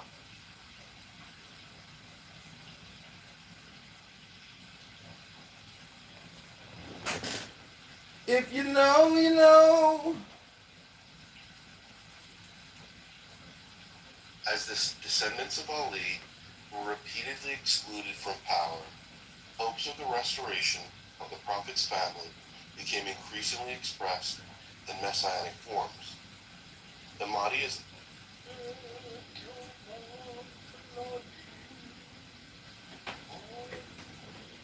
That is it, yeah. Let's move. Oh, okay.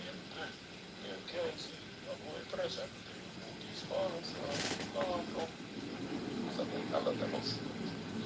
The conductor was really good too. Look at there.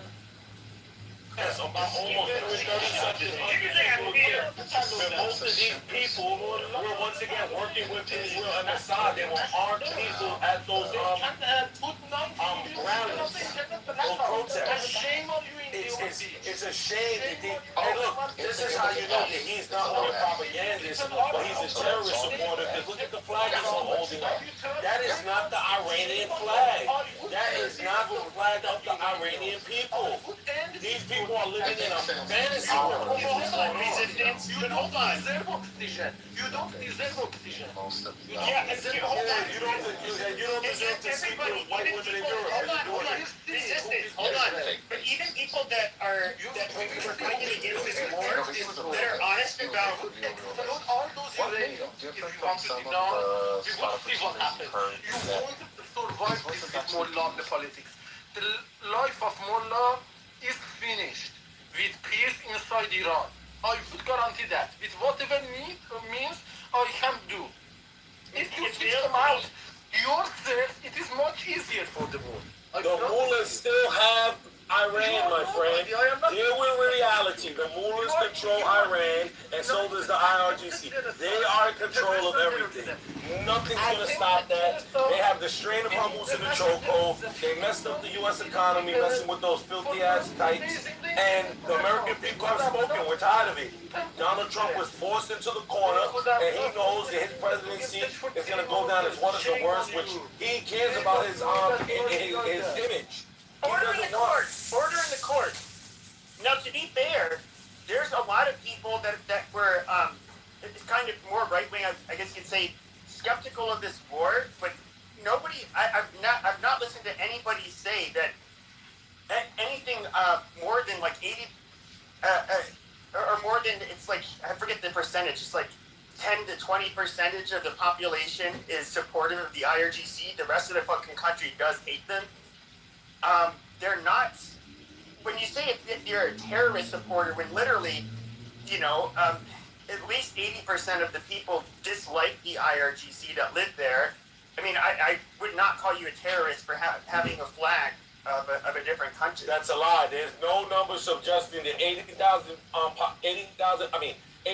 of the population of 93 million are not in favor of it. That's nonsense. It is not they were democratically elected with more than 52% of the population that voted. No, Pepe, do you not know that? Yes, you are wrong. It is more than 90%. No, you're wrong. You're a liar. You're not even wrong. You're just a liar. I can say that with confidence. You're not telling a lie. You're not wrong. You're just a liar. The fact of the matter is, more than 50% of the country do agree with the Ayatollahs and the Iranian regime. The projection alert system has been activated. The projection alert system has been activated. The projection alert system has been activated. They were elected. This is coming from Iran. I don't want to hear this from America and Europe. They don't live there. And even with It's coming from the Iranian people. First, we talked to them. It's not the source for that. Second point is that you are even lying that. We're not listening to the UK. We're not listening to America no more about what the people of Iran say. Because Pepe, this is one of the biggest proofs. Where was the big uprising then? When America started bombing and Israel started bombing, why did not tens of millions of people make the uprising and take over the country? Because Pablo V told them to stand down. It's got done getting massacred. You know why they stood down? Because they stood with their country because they were being attacked by westernized terrorists. Yeah. And they sided with the Ayatollahs. We don't want America. You seen the big ass protests that were going on in Iran. They did not want American and Israeli intervention. They all kept saying it. Stay out of Iran. You are as bad as people who deny Holocaust. You are the worst on this planet. Well, guess what? Many Jews deny the Holocaust. Many Jews question the number of the Holocaust. So I don't give a shit about the Holocaust, the Hollywood script that they put into it. You are the worst element. You are the worst. You are the worst. You want to stick your nose so far for Rabbi's ass you can't even smell your own perfect scent anymore. As bad as the people who denied Holocaust. You are denied Holocaust. Well, Holocaust. I don't give a Holocaust. Exactly. You don't give a shit about Holocaust. No, it was born in 1940s and 50s. I don't care about that shit. You confess that yourself. We're talking about the modern day, 21st century. Guess what? Iran defeated the regime of Israel. They went down. Donald Trump bent the knee. He figured it out finally with his fucking pea brain that he is destroying America when he said no more foreign wars for those fucking kites and for you're right. I totally agree with you, my brother. 100%. You're right. America first. No, you are against human. Yeah, I'm for the America first thing. That's, Stop begging. We don't want to help you people. He's denying Holocaust. He is not American. America first. What America got to do with the Holocaust? No, he's not American first. Listen. Resistance is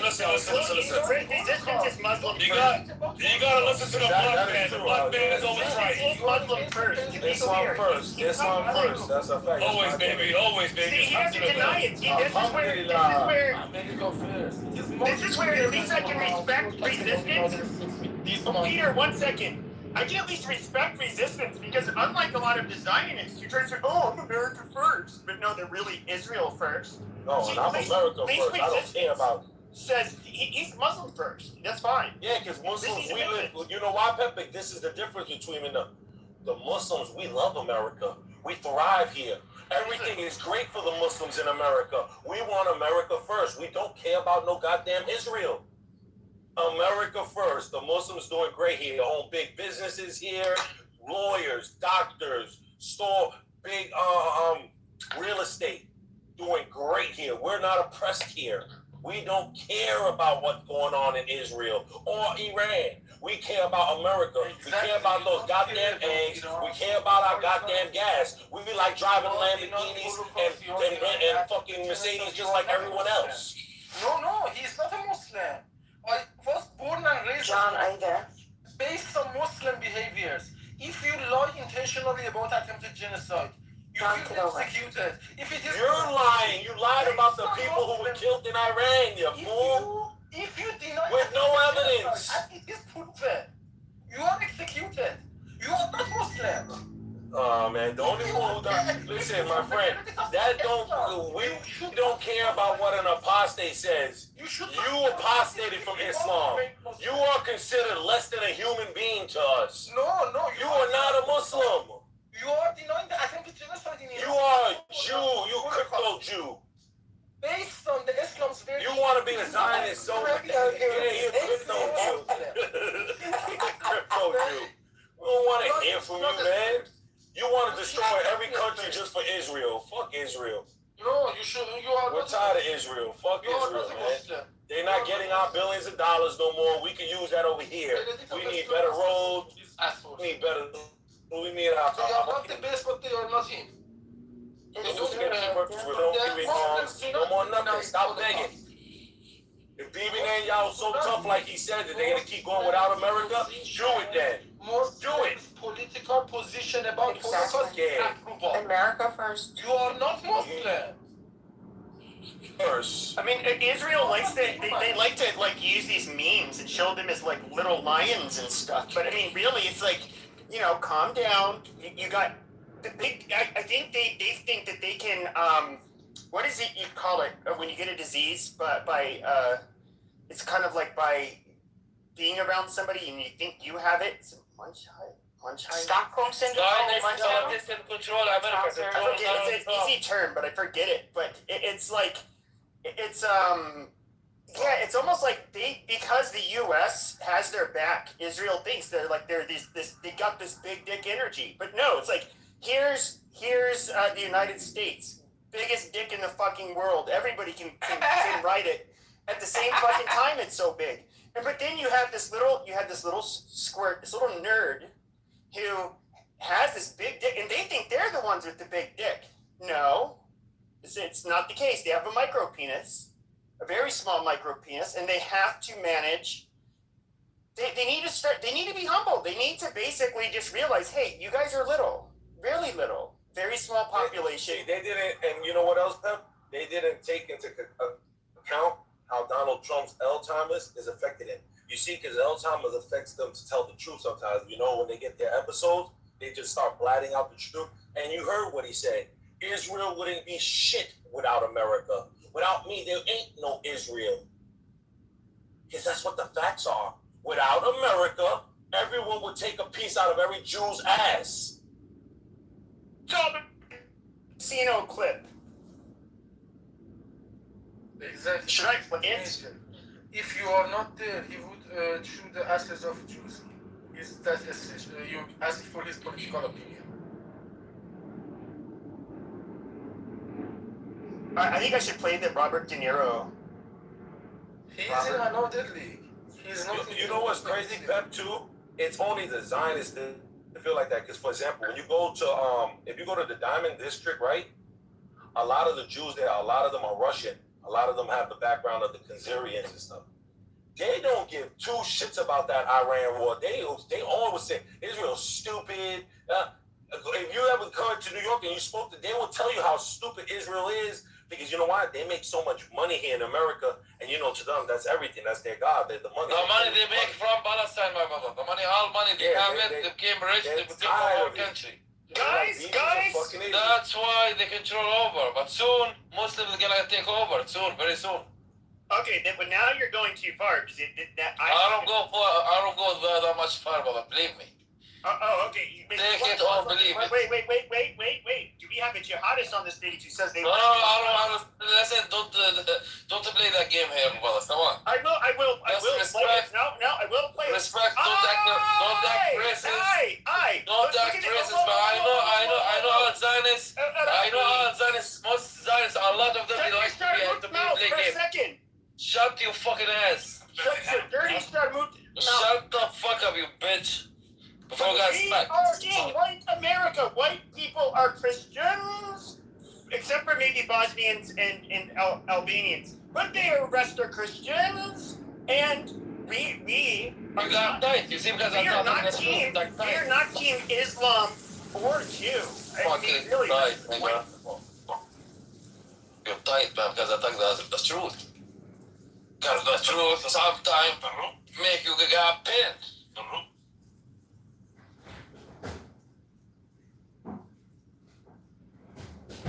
Oh my god, I gotta close the door on my fucking computer and save this shit before I complete it. But the clip is pretty cool. Like it's plugged in with headphones and you can't just like unplug shit. Actually, yeah, I can. I'll just change the settings later. See, it's really just your opinion. Okay, this is President Trump talking to Benjamin Netanyahu, whatever, they're both fucking Jews. Alright, here we go. Find out? I don't even know what you're talking about, Nick. No, you said I'm bringing heat on you? I gotta listen to people because of your shit? You're ordering me out? You better get your own fucking me, pal. I didn't do anything. I didn't order you or anything. God damn it! You fucking censored it. He would say, take a piece of your Jew ass. He was calling him a Jew a bunch of times. He said, if it wasn't for me, every wise guy out here would take a piece of your Jew ass. Yeah, that was basically it. But never mind, it's censored.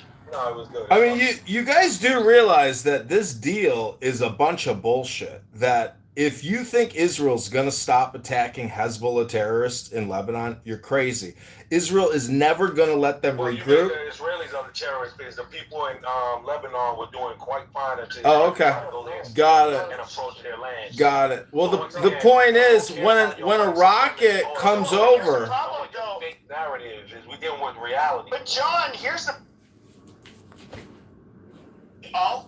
I'm one of those people who think that you do have to just let people deal with their consequences, and I do think we should not, if they want to keep on playing, if Israel wants to keep on playing these fucking games, they know it's going to undermine us in the United States. Now, yes, I get it. You have Hezbollah in Lebanon, and yes, they do fire rocket attacks from there. I get it.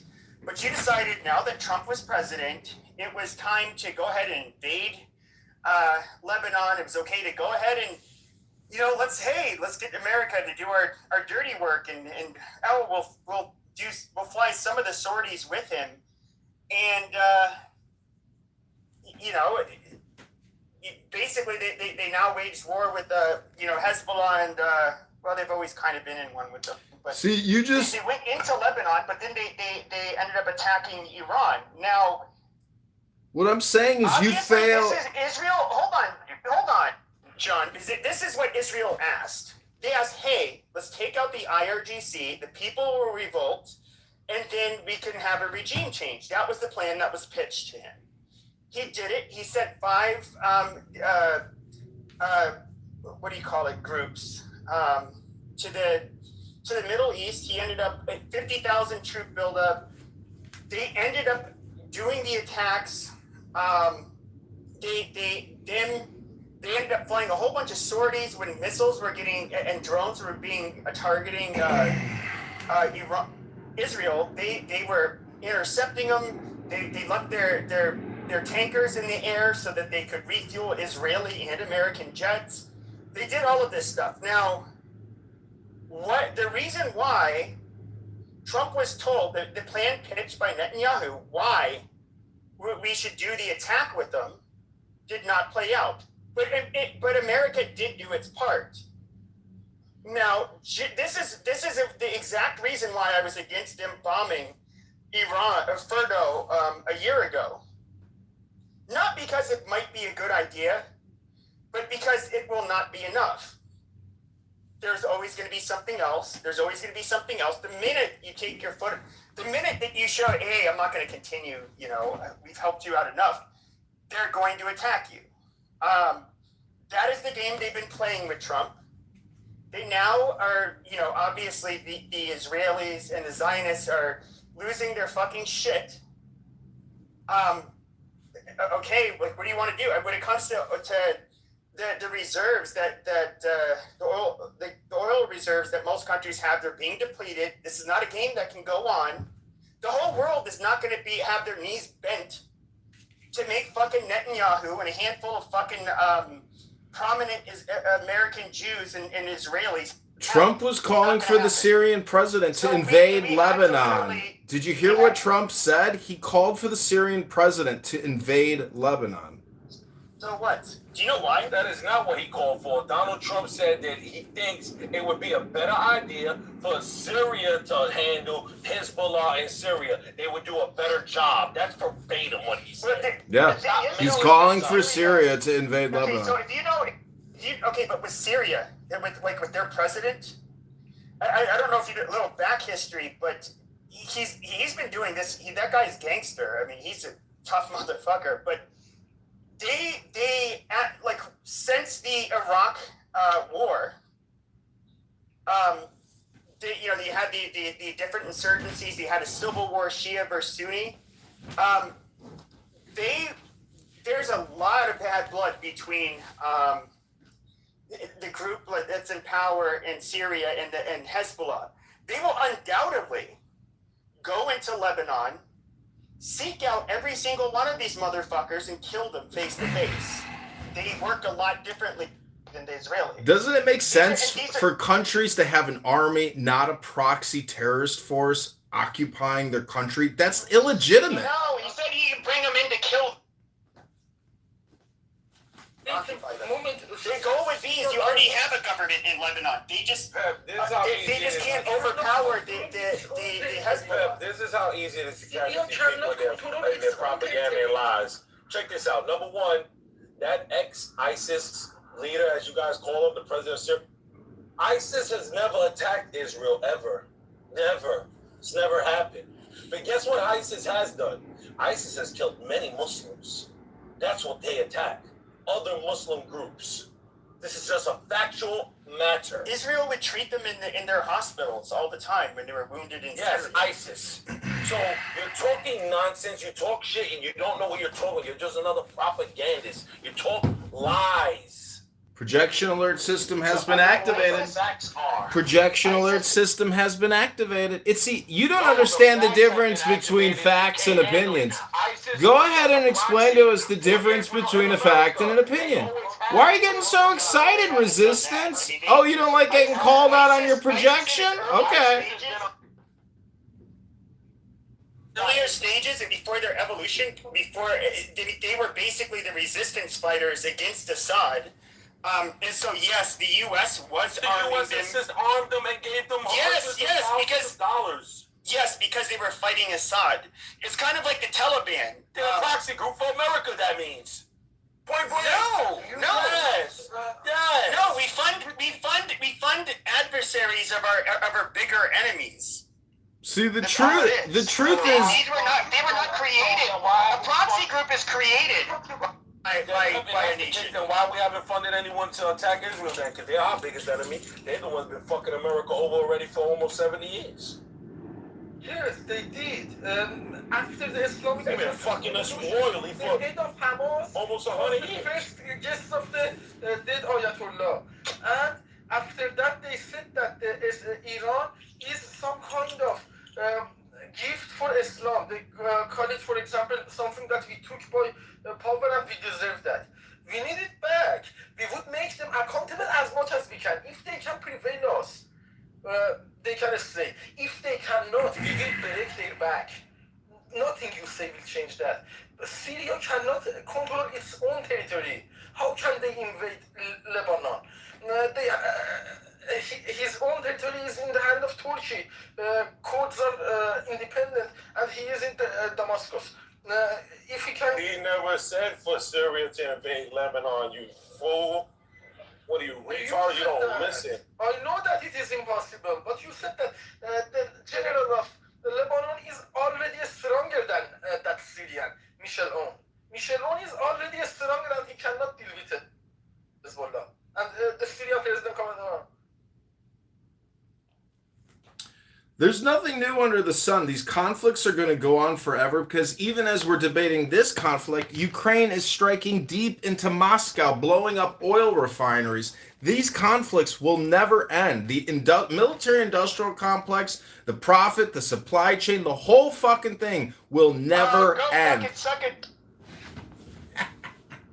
And not an actual Jew, but I mean, Israel has every incentive to want to keep us involved in fighting with their enemies, okay? Your local congresswoman, your local senator has every incentive to keep the war going forever. You go fuck yourself. I'm telling you the real politique. Donald Trump is a mercurial motherfucker.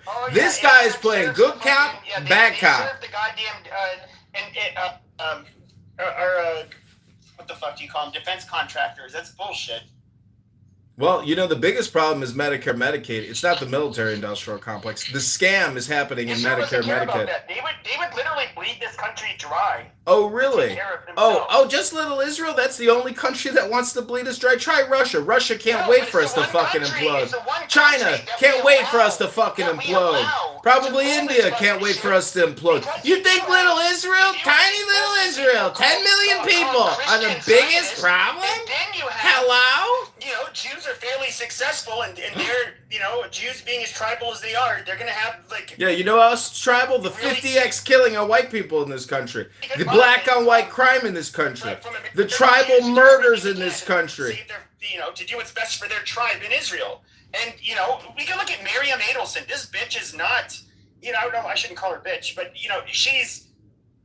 I mean, to call her an American. She's a patriot and a hero. Without her, we'd have Kamala Harris and Tim Walz. She's an Israeli, literally. Donald Trump even said in front of it, we know you love Israel more. Yeah, it's obvious that Trump keeping it real all the time, 100. Okay, whatever. He says what it feels. He feels what he says. It is up to us. Jews care about their own people more than they care about us. Yeah, it's called tribalism. Why do you think black on white crime is 50x? Shut your fucking mouth.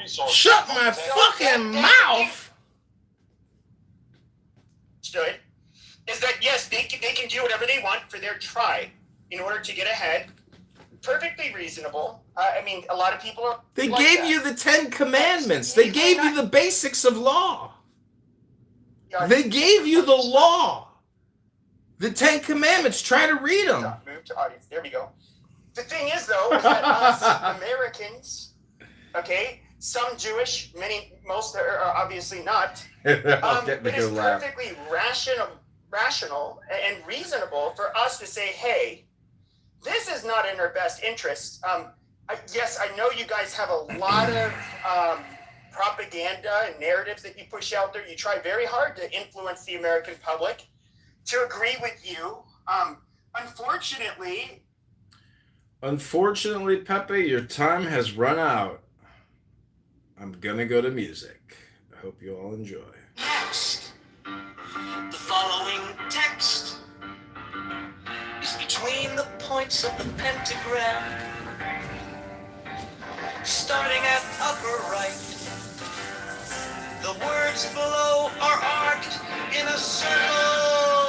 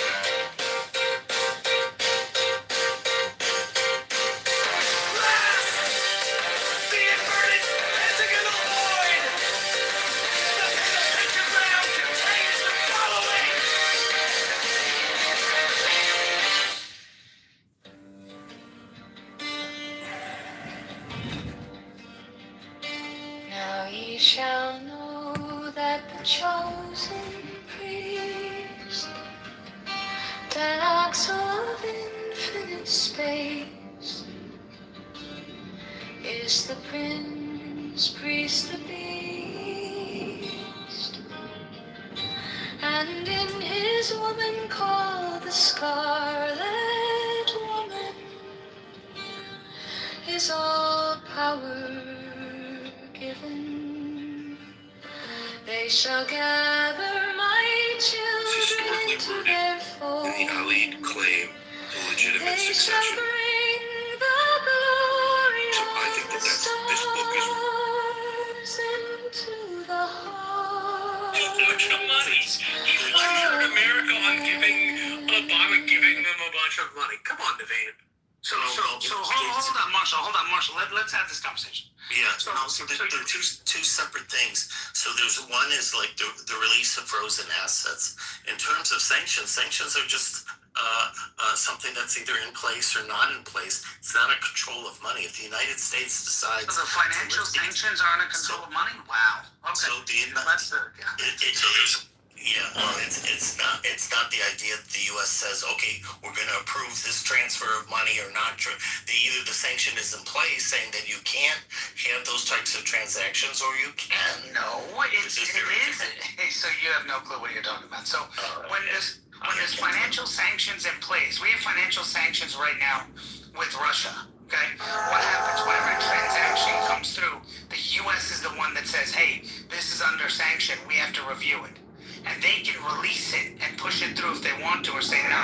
That's how they know the requests are coming. It's all part of their intel. That's part of SWIFT. They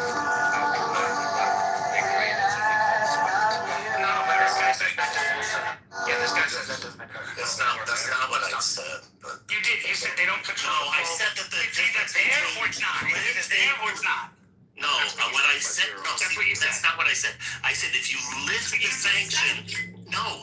What I said is it's either there or it's not. Okay, it's not what I said. What I said was, no, I'm not lying.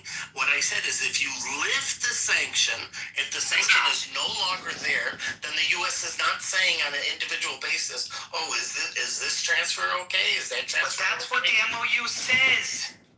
Okay. If you read it, it actually says, based on performance. Based on performance, the sanctions will be released. So they're in control of what sanctions need to be released. They're in control of money. And it's interesting that Marshall is parroting the talking points of many of the rhinos that are talking about it without actually reading the full MOU. It's incredible. But, Obama basically sent cash money to them with no control over where that money goes, who it goes.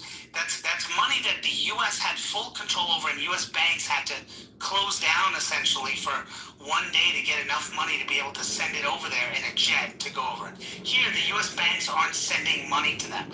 What's happening is Qatar and other countries in the region, including Saudi Arabia, and Rafi, you and I spoke about this. They all have a vested interest in rebuilding Iran. We spoke about this a week ago.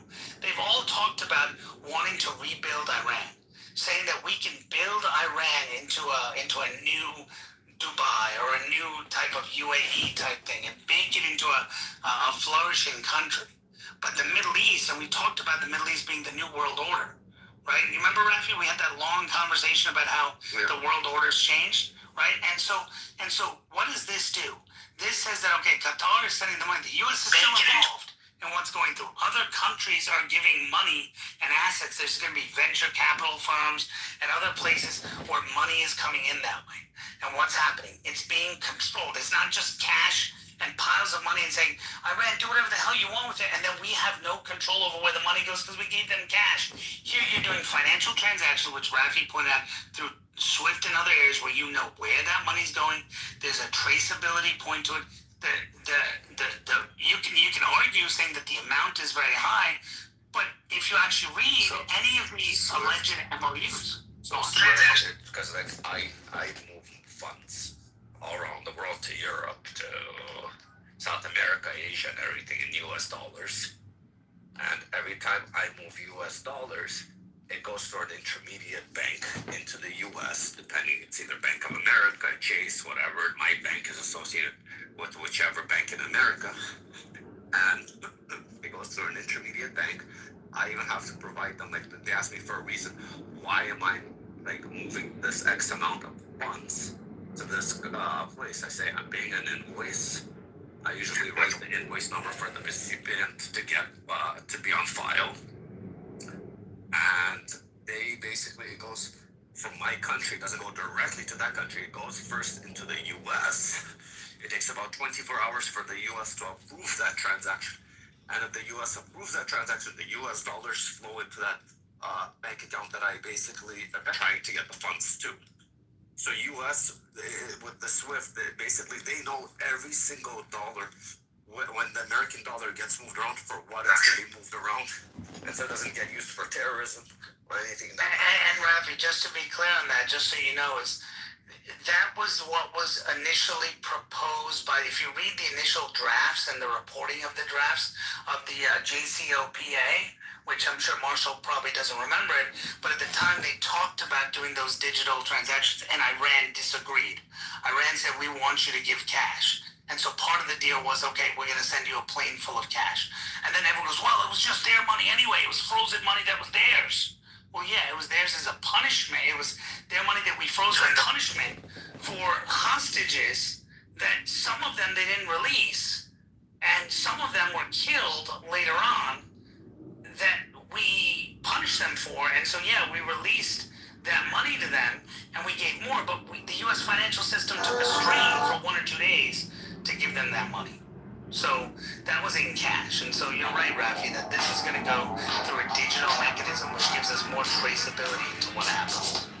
And it's not coming from, the United States directly.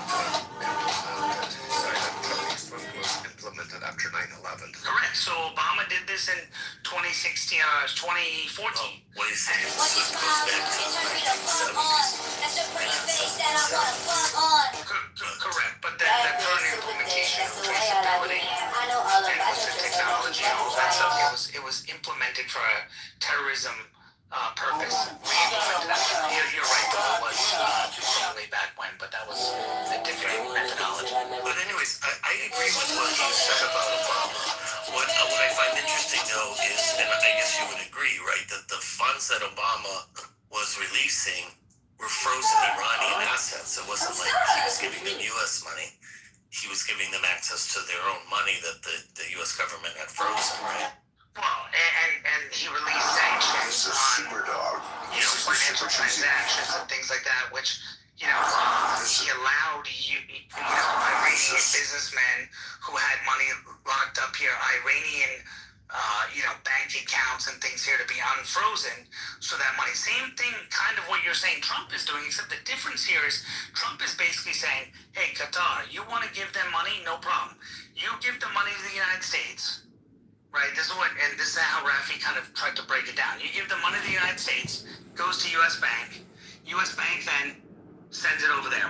What does that do in doing that, Rafi? That gives the U.S. control from point of origin to when they receive it. They get to monitor where the funds are being allocated to, and that they're not being used for any terrorism. This is Super Dog.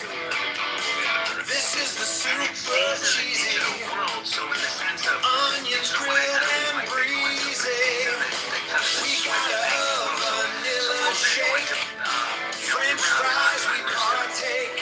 Suppose a contract, $12 to $13 make. All for goodness sake, this is Super Dog. They're going to use the same online payment. It's not like they have cash in their pocket and somebody's meeting them in a back room and taking a bag of that and saying, okay, let's go bomb Israel. This is Super Dog. Right? Obama took their money, but don't forget he gave them cash. There's no traceability into where that money went, how much went, who took the money. There's no traceability into that because he gave them cash. That's a dirty deal.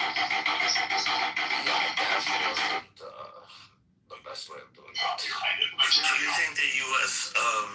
should have held out more and gotten actual concessions on the nuclear issues rather than just giving a ceasefire for 60 days? So according to the reports I'm seeing, what's being reported on... There were 2 Israeli bombers in the air. There were 2... Yeah. So according to what I've read, and you probably read the same thing, that the MOU that you're seeing is missing one thing, which says that Iran agreed to destroy all nuclear enrichment. So all the dust and other stuff they agreed to destroy, and that the U.S. would have control over that destruction. Did you read that as well, Rafi? Did not read that one. Okay. So that's being reported. Let me see if I can find the source. That's being reported. Again, I don't know if it's true because I haven't read it. So but that's my point, because a lot of this seems to be pushed back to future talks. So like there's talks presumably starting next week on the nuclear talks. But should have that have been a condition prior to the peace agreement? I can answer that. Agree with that. Okay, so. I'm not really 100% sure, but Trump does say whoever sells Iran a nuclear weapon will get nuked themselves. He sells a nuclear weapon. Only a few can do that, they will get nuked. Okay. He also writes, Iran has agreed to never have a nuclear weapon. Also, the story that the U.S. is paying $3 million is fake news. 300 billion. Yeah, 300 billion. But that was Iran's position before the war.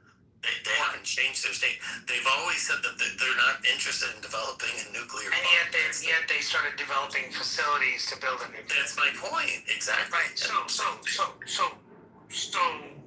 their position is that, but now their facilities are decimated. Whereas when Obama signed the deal, their facilities weren't decimated and they were growing their facilities. Do you see the difference or no? No, I do, and I agree. I think it's a good thing to destroy those facilities. What I'm saying is I'm asking for more, not less. I think the whole thing's dead in the water because it's between the U.S. and Iran, and it says hostilities will cease, including those in Lebanon, which requires Israel to be a party to it. And the Prime Minister of Iran said, well, we expect Israel to withdraw, which ain't happening anytime So soon. that goes back to the title of the room. Should Israel give back the land that they took from Southern Lebanon? Well, should they keep it is different than should they continue to occupy it. So Fox News correspondent, take it for what it's worth, Aisha Hasni writes, from White House official, nuclear material will be destroyed and removed. Nuclear program will be dismantled. None of their money will be released until they perform. Strait of Hormuz will be open and no Iranian funding of terrorist groups. This is all in the MOU, not in what was released, the actual MOU. Yeah, but that's based on these future talks that are going to take place. But it's in the MOU. So it's saying that this is things that they agreed to now. And then the future Which MOU are you referring to? There was a released one that didn't include the language you just said. I'm just repeating what this reporter said. Yeah, The White House website didn't officially release it, though. Just so you know. The point is, I have a question. Should I ask? Sure, why not? Okay, so I have a question. Everything you guys say, let's say it's correct. Let's say it's true. Trump is making a deal. All of this. What is Trump gonna do if a week from now, 2 weeks from now, before this 60 days is out? What will Trump do if the Iranian people, just like back in January, storm the streets to overthrow the government? Because keep something in mind, yes, they do kill people and all that stuff, but U.S. and Israel spent 2 months bombing 30,000 targets, and those are every single target the government of Iran needed to repress the people. So what's going to happen there? Are we going to send troops on the ground to help IRGC kill its people? Well, the MOU says no involvement in the other country's internal affairs.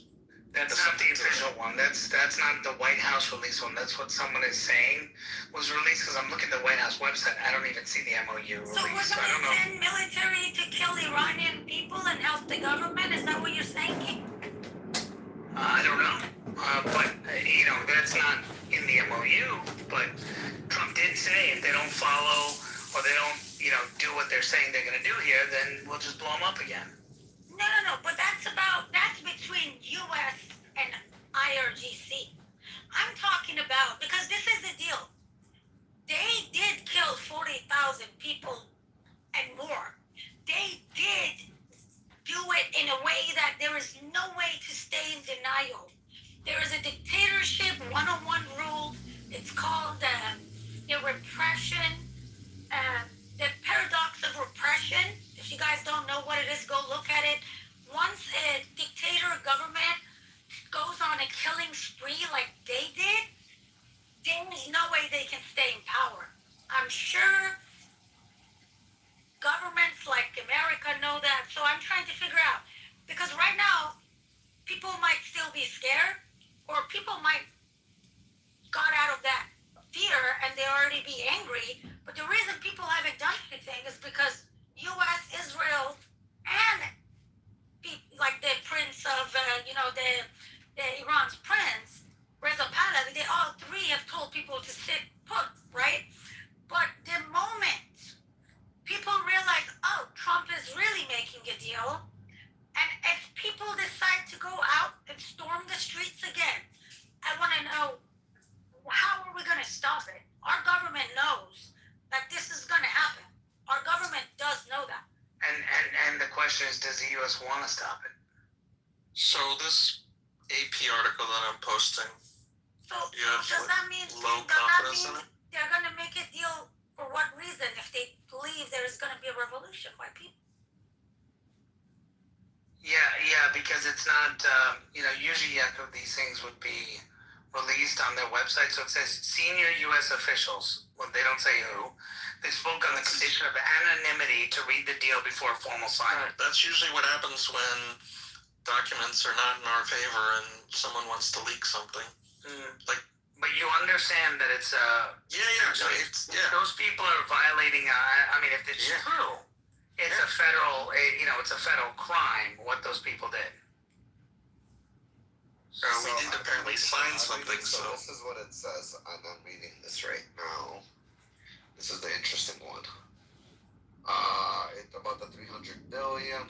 Let's just assume it is for the moment. Waivers and permissions needed for the relevant financial transactions will be granted by the United States of America. So basically, all transactions are going to go to the United States of America. That's exactly They're not what just going to be given to them. But again, we don't know if this. What number are you on, Rafi? Number 6. No, that is point number 7. No, isn't it 6 on the link he put? Oh, sorry. Actually, yes, that is 6. Yes, correct. That is 6. So the mechanism for implementation of $300 billion will be finalized as part of the final deal. All required licenses, waivers, and permissions needed for relevant financial transactions have to be granted by the United States. Now, so taking the assumption that what Yaakov is saying is right, is that this article is accurate, click on the link and look at number 6. This is exactly what I was telling you earlier, is that the money only comes from approval of the United States, and they agreed to that. That means that the U.S. can say, fuck you, we're not giving you shit because you didn't do what we asked you to do. Get on your knees. They can say that. Understand, but that's part of the Reconstruction Fund. No, it's everything. Read it. The $300 billion. It says the $300 billion for the reconstruction and economic development. Yeah, he's right. The last Republic of Iran. Right, so that $300 billion is only given to them if the U.S. has approved it. Read the last sentence. Yeah, I read the last sentence. All required licenses, waivers, and permissions needed for the relevant financial transactions will be granted by the United States of America. There are actually 2 versions of it. One is the one that IRGC is saying, one is the one that U.S. is saying, and on part 6 they are different, exactly on the same sentence. One of them contains that sentence, one of them... That's what I was trying to tell you, Yaakov, is that some of these are being leaked differently, and that's why the final one, it's going to be fascinating. That's why... Would it be translation issues? No, Yaakov, I think this is the game that's happening. The translation had the same problem. So Yaakov, here's the game I think that's happening. Sorry, Asa, but... I think what happened is I think Trump signed this in Versailles. I don't know if you heard, but he was just in Versailles and he signed it. I heard that. And I think what he did was he took it smartly, in my opinion, took it to the G7 and had everyone read it, because Keir Starmer was bragging about it, saying this is a good deal. Others were talking about it being a good deal. If you actually read what European partners said, they actually say it's a good deal. And they all said that. Why he made them read it, because he knew that Iran was going to play this game. So he had them read it and them sign it, and he had Iranian people that were there that showed up, because other countries show up. They're not part of G7, but they showed up, and he signed it right there. So his goal is, hey, the rest of the world knows what I'm signing, and what they're trying to say. So the whole point is the rest of the world, now he's going to present what he signed to the United Nations for them to approve it. So Iran has no say.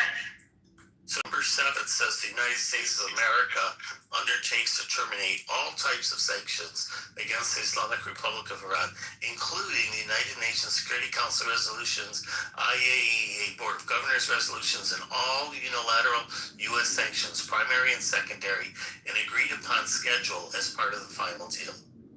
Can't Trump even So that's do the that? next 60 days.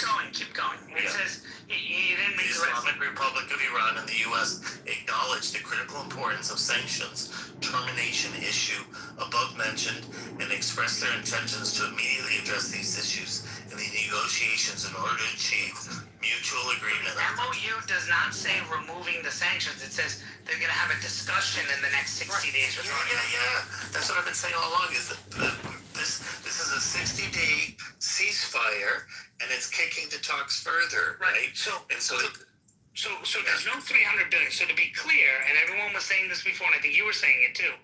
Maybe you wrongly had the thing. Nobody's giving 300 billion as part of this. I never said anything about giving $300 billion as part of it.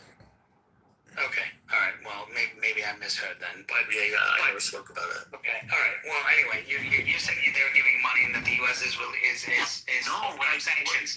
You said that they're releasing, they're removing sanctions. My concern was the lifting of sanctions, correct? Which they're not doing. Not about talking about. And when I'm talking about, you were talking about giving money, and I was saying that they have control over it. You were arguing about that, but now we've kind of firmed down that the U.S. What I'm trying to be clear about is that I think the U.S. should be demanding more, is what I'm saying. Yeah.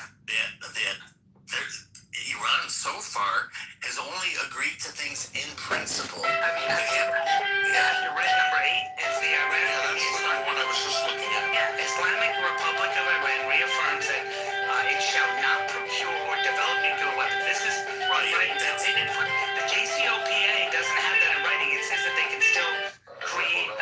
So anyway, but the United States and Islamic Republic of Iran have agreed to resolve the disposition of stockpile enriched material pursuant to a mechanism that will be mutually agreed. So in other words, they're saying they're going to get rid of the stockpile that they have. Okay, then it says that's what I said. They have an agreement in principle, right? But they have to work out the details of the mechanism. The two parties also agreed to discuss the issue of enrichment and other mutually agreed upon matters. Right, the final deal will confirm the provision. The United States acknowledges the critical importance of the nuclear issues above mentioned and expressed. So everyone's making a big deal about this like it's some kind of deal. It's just hey, we're gonna talk. It's just hey, let's talk further about it. Let's move on. That's the problem. It's an agenda. That's the problem. Maybe it's small potatoes. They asked for $300 billion, what I consider reparations or more damage.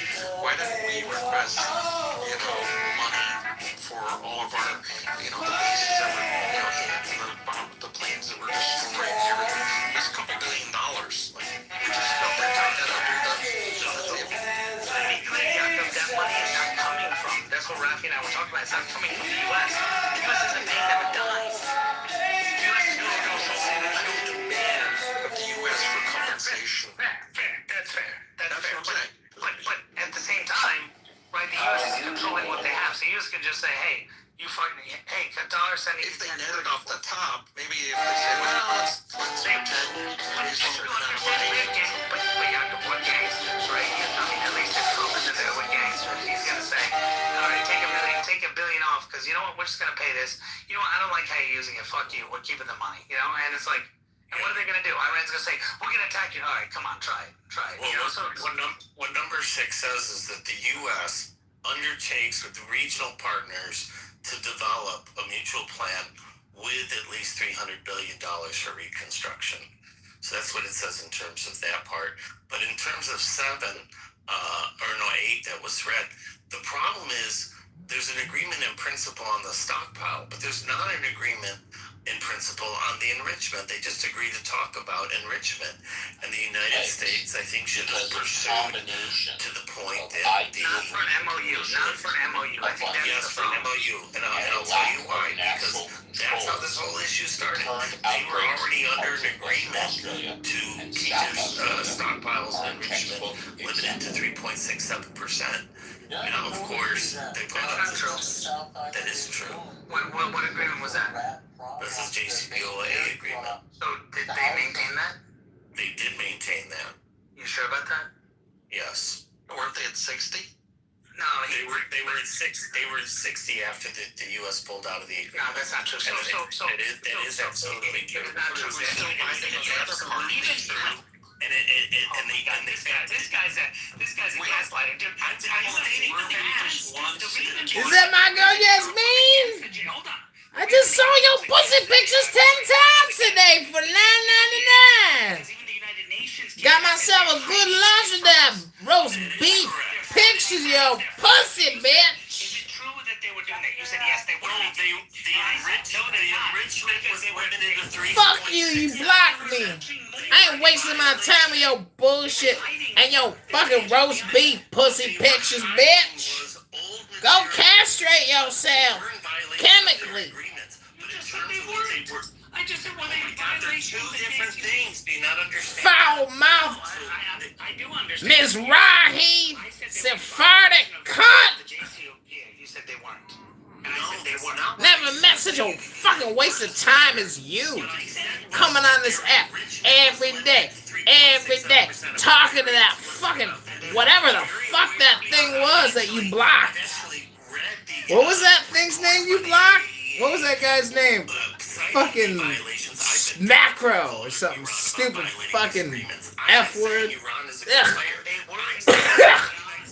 Should be stronger, but they were respecting the 3.67%. Yeah, did you see Snapchat has these new $1,300 glasses coming out?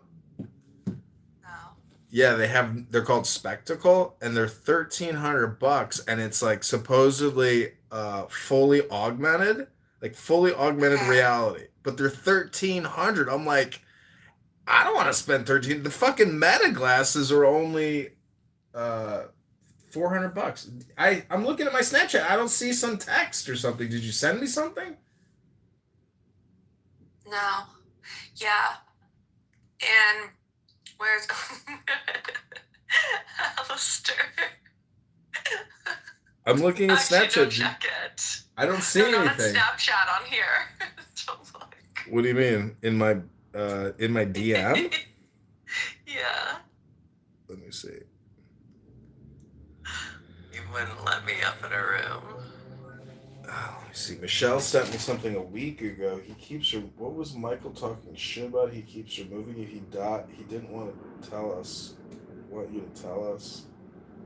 I don't see anything. Did you send me something? Yeah. About 100 things. I don't see anything. Let's not talk about Damn, I'm looking at messages that I've never ever looked at. There's tons of messages. Oh my gosh. Why don't you Holy answer shit. them? I've never looked at the fucking messaging on this app ever. Why? Because I just don't even think about it. Why? I mean, I just don't think. I'm always just listening or talking, but I'm never looking. Think about it. Why aren't you thinking? Do you know what an untapped resource they are? Do you know how fun it is to troll people in there? You aren't thinking. Well, I don't even have children, and you have a child. Like, if I had a child, I know. I mean, I'd be educating my switched child. over, though, to 1 week at a time with her dad. We're now doing 50-50. Wow. I don't know what the fuck to do. I'm like, I don't know what the fuck to do, so I'm gonna have to get a job, I think. Just go to the gym and call it a job. What the fuck? Well, so last year I took up hiking, and I started doing like 15-20 kilometers a day, but then I broke the toenail. I've lost over 30 pounds, by the way. It's nice. But my big toe. Did you do it with injections, or did you do it from working out and dieting? No, it was from hiking too much. You lost 30 pounds hiking? Yeah, is that crazy? Wow. Yeah, from last summer. Yeah. Like over a year span. But yeah, it's crazy, right? Do you realize, like, have you ever picked up two 15-pound dumbbells and walked around with them? Like, when you realize... attach them to my legs when I hike, so I wear ankle and arm weights. Wow. So yes, I do know what that's like. I've got ankle weights. I love them. Okay, so I also have the arm ones, and then you can add weights onto them as you're going to, like, increase, the thing. Dude, I'm looking at my messages. I don't see... Did you message me on a different Clubhouse account or something? No, I only have one. No, I'm I not mean... like you. That's too complicated for me. Well, anyways, I'm just telling you, whatever you're talking about, I don't see it on this one. So let me check my other Clubhouse Okay, so account. maybe that's not you. Are you not Aleister Crowley? Oh, you messaged my Alistair account. Yeah. Let me see. Is that not you? That's me. Oh, okay. I thought so. With, like, the phone in the picture, right? Yep. Yeah, okay. Okay, so let's see. Oh, let me up. Let me it's up. not that exciting. Let me up, Daddy. I'm ready to come out of the gallows. Hallows be thy name. I swear to God, if you don't lift me up, count your motherfucking days. I'll chemically castrate you and put you in a psych ward, bitch. Yeah, I was really angry in the audience. Jeez Louise. Well, are you lifting weights? Yeah. So also, before I'll go to the hike, I'm doing 15, 12, 10, 6. Sets, reps, I don't know, whatever you call them. So I do that as well. Nice. Yeah. I've just, like, turned into a little mountain goat. It's crazy how your body reacts to hiking. We really are animals. I feel kind of like an animal in the woods. I don't know. I'm not a big hiker. I dated this Israeli chick, Moroccan, and her dad was a general in the Israeli army. And she would stoop me every Sunday morning, and then I would just pass out and go to sleep, and then she'd go hiking with her wolf. She had her wolf? Yeah, she had a wolf, an Irish wolfhound, and she just had the greatest ass. And so when she dumped me, or our last dinner, I was like, I love you to pieces. Love you to pieces. Love that ass. People ask me, are you an ass man or a tit man? And I say, I'm an ass man because an ass is technically just like two big, huge tits on the upper part of your legs, Yeah. Curves. Success really is wiggly, and if you've got great curves, you're gonna be successful. If you look like shit, it's over for you. Everything is about image in life, and it's sad, but it's true. And if you're going around looking like shit, people are gonna treat you like shit because you think of yourself as shit. It's true. I mean, your presentation. It is so presentation. true. It's like I'm reading the 48 laws of power. Yeah, your personal appearance actually is an indicator, and if your personal appearance is off, it's just a red flag for people. And everything is off. In fact, they say that victims, people that get mugged, they get mugged because their physical appearance is actually not symmetrical or of a high quality personal appearance. They actually target people who look sloppy. That is so interesting. Isn't that crazy? Yeah, I believe that. Even with your house, if your house looks like it's out of order, and your landscaping looks like shit, you become a higher target. If your car is sloppy on the inside and you got shit all over the place. They're right, though. Think about it. People that are like, your environment reflects your mind. Mm-hmm. They're not entirely wrong with that. That's why I say, I mean, if you're on Clownhouse talking to Fractal for years, like maybe inside your brain, a fucking horse or a camel came by and shat in your fucking brain. And thus, that's your experience with Macro or whatever his name was. I think that's Fractal. Peak depression. Fractal is your peak depression. Yeah, that's my personal 9/11. That was my Roman Empire. Fractal got you. And he's giggling right now as he, eats. I got sucked. You know what's so funny? I actually, a few weeks ago, I sent both Lolly and I just said, I gotta, this is fucking bizarro world. I can't do it anymore. I'm gonna co-invite some super hot TikTok chick to join the live. Oh, are we on TikTok right now? Yeah, we're live on TikTok. Oh, hey, TikTok. Should I put my picture up then? Hello? Hello? TikTok's Jewish now. There we go. I can't. How many birds do you have now? 2. So Lettuce passed away last week. She was old though. Is that the cockatiel? Now it's the parrotlet. I don't have a cocktail. In your PTR, it looks like a cockatiel to me. Oh, that's not mine. Well, I have no pets, and I do not want to get a pet. And I'm seeing this girl that has 2 cats, and I'm like, you know, like if she ever moved into my place, like I wouldn't let her move in if she brought the cats. Like we'd have to adopt the cats. I don't think I would trust somebody that didn't have pets. I feel like you're a strange individual.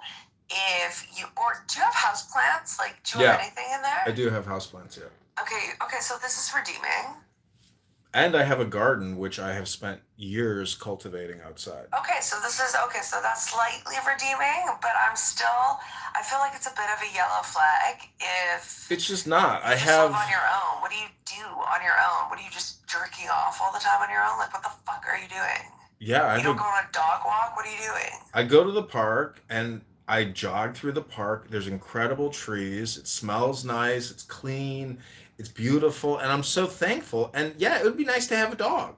But with a dog comes a lot more cleaning and a lot of mess and peeing and pooing and breaking things. And the truth is, when I wake up in the morning, I want to just make a coffee. I don't want to have to take a dog out right away as soon as I get up. It's just, you know, it becomes annoying. And maybe, see, the thing is, I would do it if I had a partner to enjoy the experience with. Like, that means... I think that's an excuse. It's not an excuse. I've had pets. Excuse. I'm 43. I've had plenty of pets. If I had a partner, that is telling me that there's something else going on here. It's not about owning a dog. It's about your relationship status. So let's really get into it, John.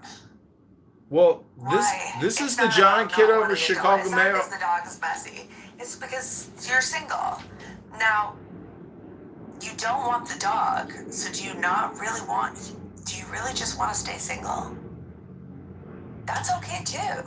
I want to stay single until I find that incredible ass again. Or I find a girl that has great tits and a decent ass. And she likes me and she loves me.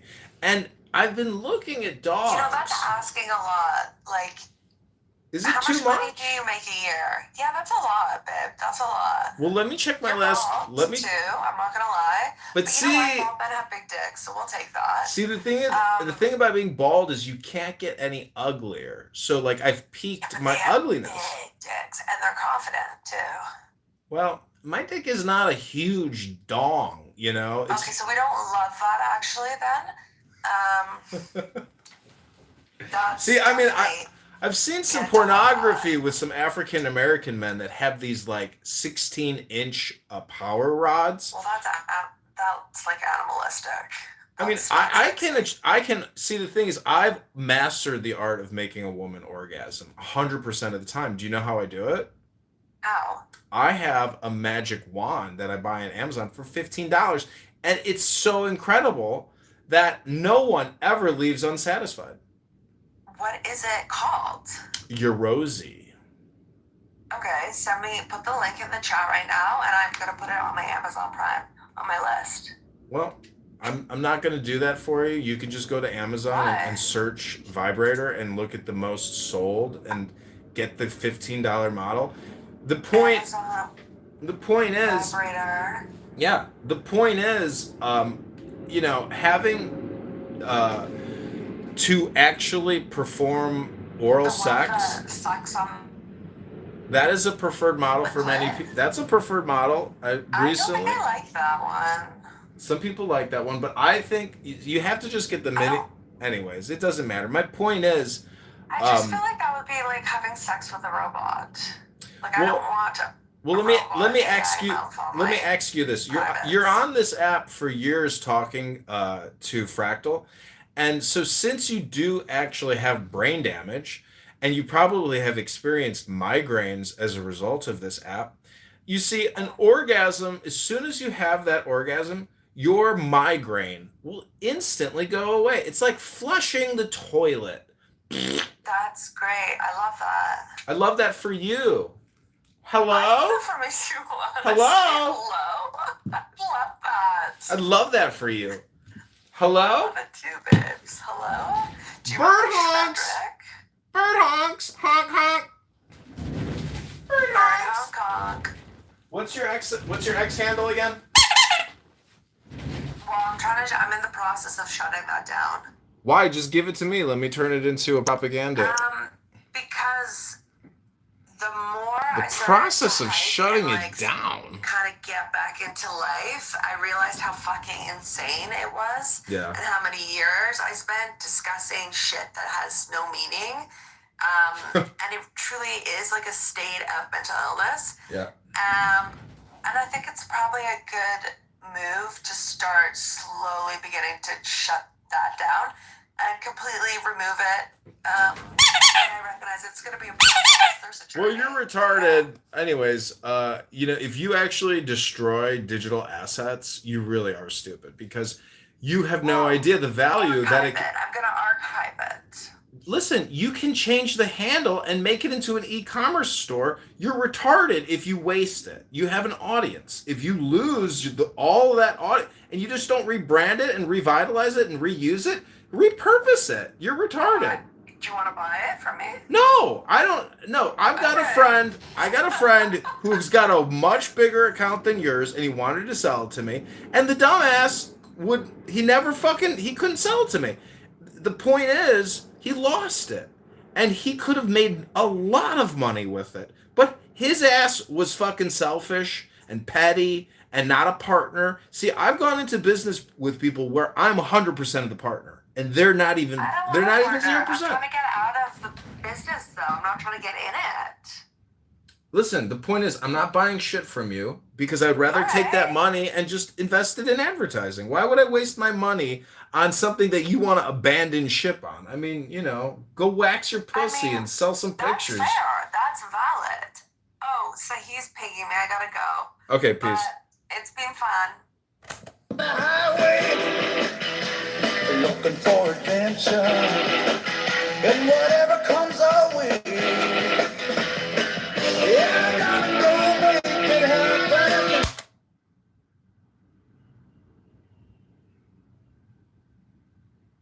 Power right there. Is it exclusive or equivalent? Because you couldn't answer this question last time I asked you. Before the resurrection, the Most High gave Jesus all power over, like John 17, he gave Jesus power over all flesh. So was he equal right there? Brother, yes, that's another aspect of equality. So I answered your question. I said yes. Now let me expound. When we go to St. John 17, before the crucifixion, when Jesus says all, so the same way that the Christ say all power over all flesh, that's what God got.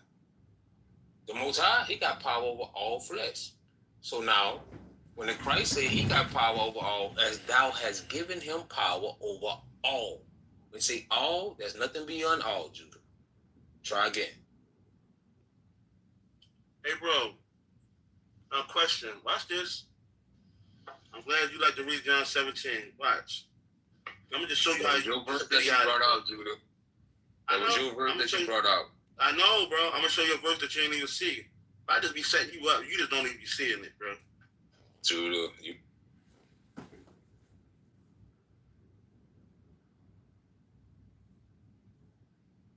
I'll pass and take another round. Oh, well, he's gone. Oh, no, we've never not now. Fuck. Ah. Where did she just go? What the fuck? Oh, she left too? Oh, fuckery. I don't know. What the God. fuck?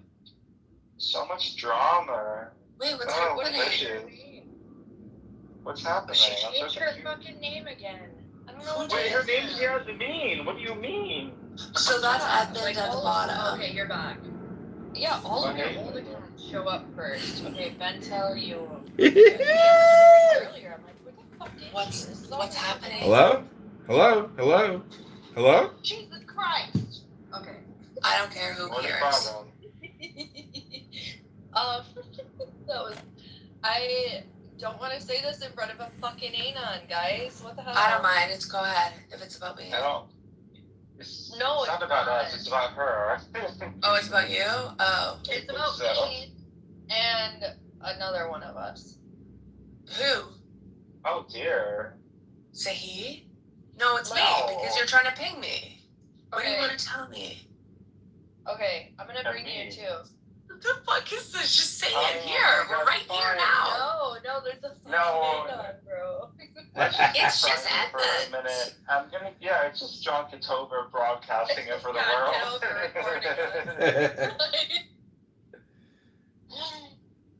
Am I invited? What the fuckery?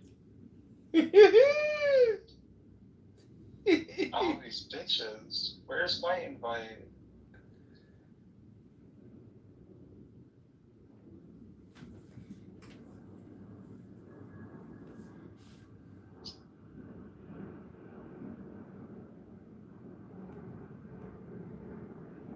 Accident. About 40 miles. 40 miles. Okay. Relates to wealth, and how do we break the habit? Because my feeling is, what I take from that conversation is, even these huge companies can be rattled and shaken by a better story. Do we have a better story? Can we craft a better story? I'd like to think yes. You know, Denise, I think there's another. It's kind of funny. It's a certain type of hubris that they assume. Again, this kind of like, I notice a lot, this appeal to ignorance. If we just communicated to people how great AI is, it goes back to the value. Right? If I just told you how good it is, y'all are just a bunch of dum dums. Believe it. Yes, if I could just tell you the right words. And I mean, they were in fact, like, that's what they think. See, they really think that. It's religious. It's. I think there's this thing that happens in the Enlightenment that says, like, rationality tells you the one true way. And we're moving in a good way, away from, like, arbitrary religions and ancient ways of thinking. And look, we're getting real stuff. We're getting medicine, we're getting cities, we're getting agriculture. Like, you know, do you really want to go to a city without any of that stuff? And so there was this hubris that came along with that if I can make good stuff, I'm better and I know more. And I can make morality. And, like, somebody said something on this app that I found really interesting, and I've kind of started to think might be true, and that's that they said racism is a type of technology. It was developed and crafted to serve a purpose, and it's exceedingly good at that purpose. And, you know, it's interesting to think of social constructs as technologies, right? And you can go back in history, and, like, anybody who wants to, just look how wild racism is, you know, going from Italians aren't white to, okay, now we got Columbus, Italians are white, and we all know Mexicans are white. They aren't white. No, they're back again to white. Well, they're white and non-white. Like, it's just it's this great mutable, you know, it's like one of those rubber hoses they use to unclog pipes. Like, you know, it's this powerful snake that can rip out anything, just bend anyway with however things are going. So it's a good, useful, versatile technology. You can think of capitalism like a sort of technology. But when you start thinking about a lot of these things in that way and noticing the overlaps they have in technology, you notice that people that invent a technology that's useful and potent also assume it's good. And kind of like anybody who gets to be famous and powerful, like we've talked about, they start to, if it's recognized with wealth and status, we start to look at them like they're authorities, like you just said with Oprah. So you get these tech people that are like, well, I'm making this good thing. Of course I'm better than all of you. Look, it's useful. You just don't get it. And let me get all like when Mark Zuckerberg was taking over the Newark school district. Everybody was like, sir, you don't know what you're talking about. You know nothing about this. That's exactly what's You know that's right in my backyard, right? Literally, I have to drive past the Facebook campus and teach in that district, and it was wild. And then the fact that his school closed the minute Trump took over, and it wasn't the right politically expedient thing to do any longer, and it was just the whole thing was such a crock that these people assume that, like we talked about this earlier, and I know Christina has thoughts about all this, but there's this idea that if I'm smart or wealthy, I can do anything and everything. And I'm an expert. Anything and everything. And I always know better, and I should always be in charge. I can't just be on the board. I have to lead the board. And I'm more moral because of it. Definitely. You just don't understand. I have this because it's a statement from God, right? I've gotten this wealth or this success because there's something wonderful and superior to me about me. Even if my daddy just left it to me. Right. That's enough. That's a message from God that I'm wonderful. I mentioned this earlier where there's almost the genetic myth of like, well, even if I did inherit it, that's because my lineage is blessed, right? And I do think that's where you get the successionism that becomes overtly religious. And that's what these people are. Like, the line between religion, like, I have this thing that has been imbued potentially with the light of consciousness that as man we have made this creation and we've surpassed the divine and given light, and therefore I am like God. I know what's moral and good and righteous, and if you all understood, I'm the God creator. I will sacrifice my body and everything else at the altar of this creation that's even greater than me and will shape the cosmos, and you all just don't get it.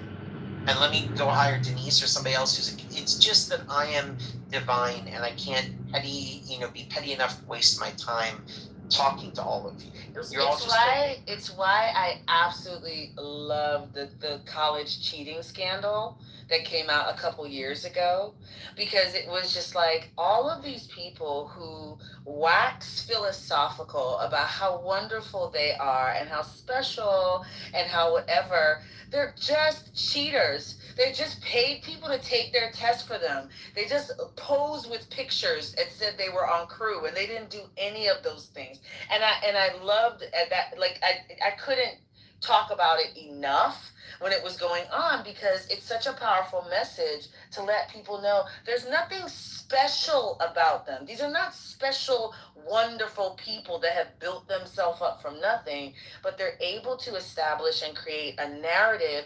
And quite frankly, we accept it. That's exactly. We allow for it, right? We can't wait to hear what Hunter Biden has to say. I don't care what Hunter Biden has to say. Like, it doesn't matter, but there's an addiction that we have to interact with about why do we center wealth and celebrity the way that we do. And if we can't break that habit, we're going to have a hard time pushing this back, right? The beauty, if you watch, like I've been watching tons of tapes of I'm looking at me tapes like an old lady. Tons of recordings of town halls of small towns like pushing back against data centers. And it really is a spiritual experience to watch people say, no, I don't care how much money you have. I don't trust you. I don't think you have my best interests at heart. A little town that is fighting for their life economically, the courage that you have to turn down Google, to push back on Amazon, but people are doing it, right? And I don't know, I'm just taking a lot of encouragement from that. We have to stop, being so enamored with them. If we could stop that, maybe we could push this back to some. Well, it sounds like people with integrity, and unfortunately not enough have integrity, today. I wonder what would happen if their propaganda machines were not happening. Because a lot of this is repetition and, just general propaganda. I don't think they'd be nearly as successful at making all their claims. They would just be some, the person on the corner talking about how special they are, yelling at everyone passing by. But I think that's exactly the point. It is not working. that they're really shocked. They really thought the machine was going to be like, oh my gosh, AI is going to make your life so easy. The adoption is in the toilet. It's still very low adoption. We talk about it like everybody uses it. Most Americans don't even use it, let alone across the world. The adoption is not what they thought it was going to be, and they are rattled by it.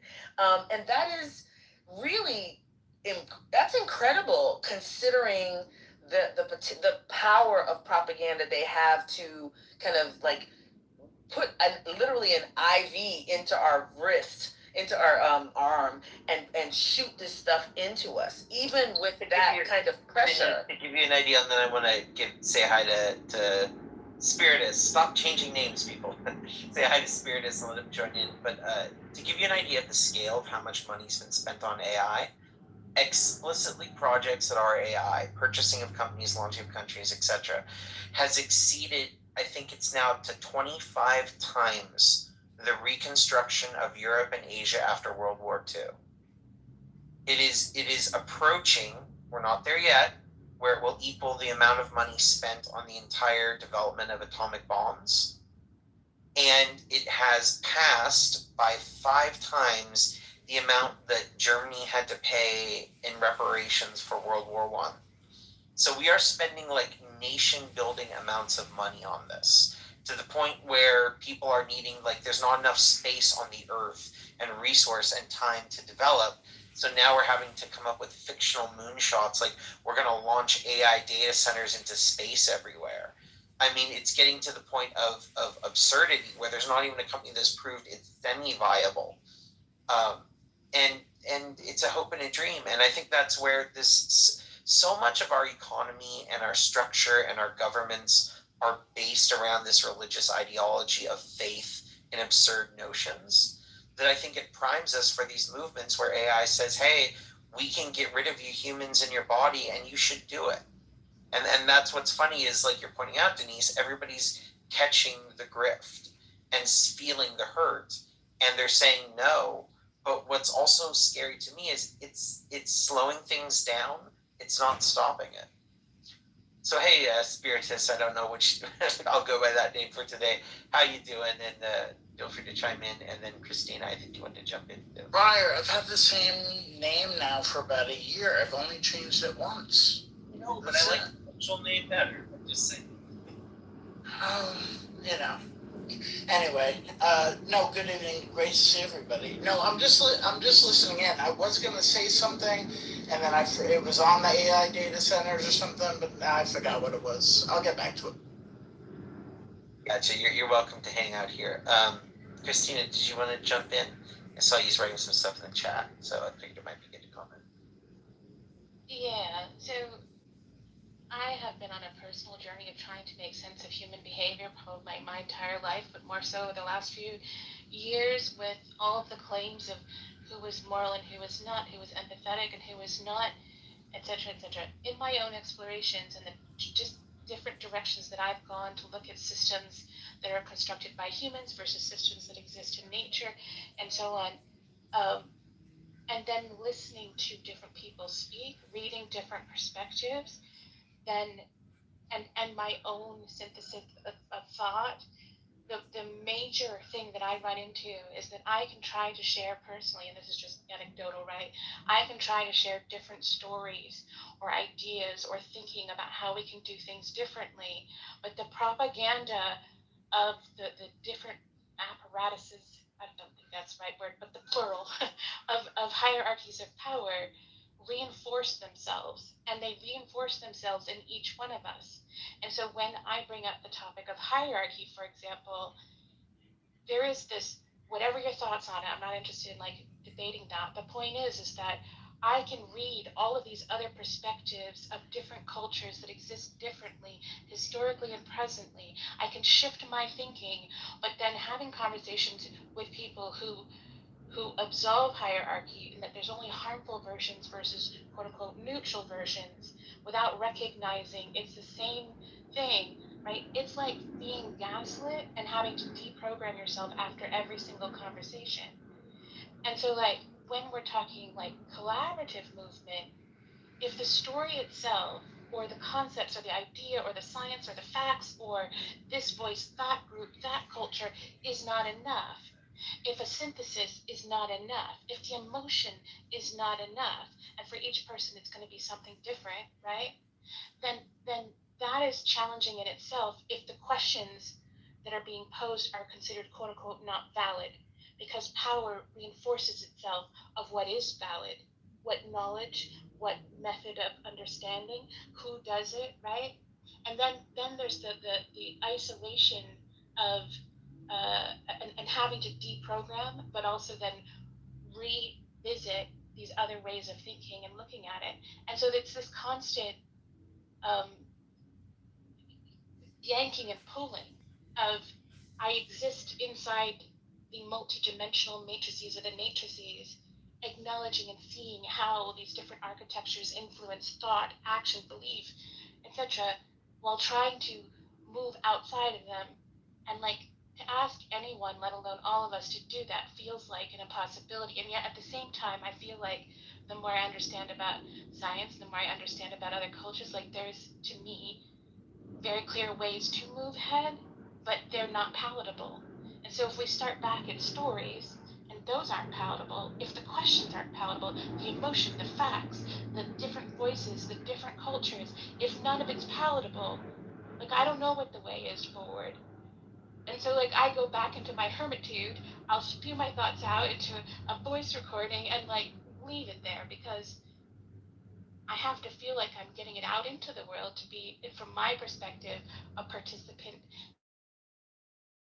and a vibe within the fabric of existence, like the particle and wave of light. But I don't think of it as light necessarily, it's simply life, right? This multidimensional way of existing. I have to be a quote unquote true to my living, which means I have to put it out somehow. And yet there's this also this battling of like, what is the point? Because if the story is not contagious, if the emotion, if the facts, the logic, if power is self-reinforcing, like what do we do with that? I don't know what that answer is, and yet it's like what is that, insanity? Banging your head against the same wall over and over again, expecting a different result. I don't know, like I feel like there's something broken inside that I keep trying, and yet I have this insane belief, because of the patterns that exist and the things that we have learned scientifically, logically, the ways that we exist in our bodies, the way that we exist within one another, we listen to one another, right? The feedback looping systems within systems, it's empowering, it's invigorating, it's exciting. That nothing is static, nothing is written in stone, that we are pattern detecting, collecting, predicting, and we can create new patterns. We can co-create, we can co-author.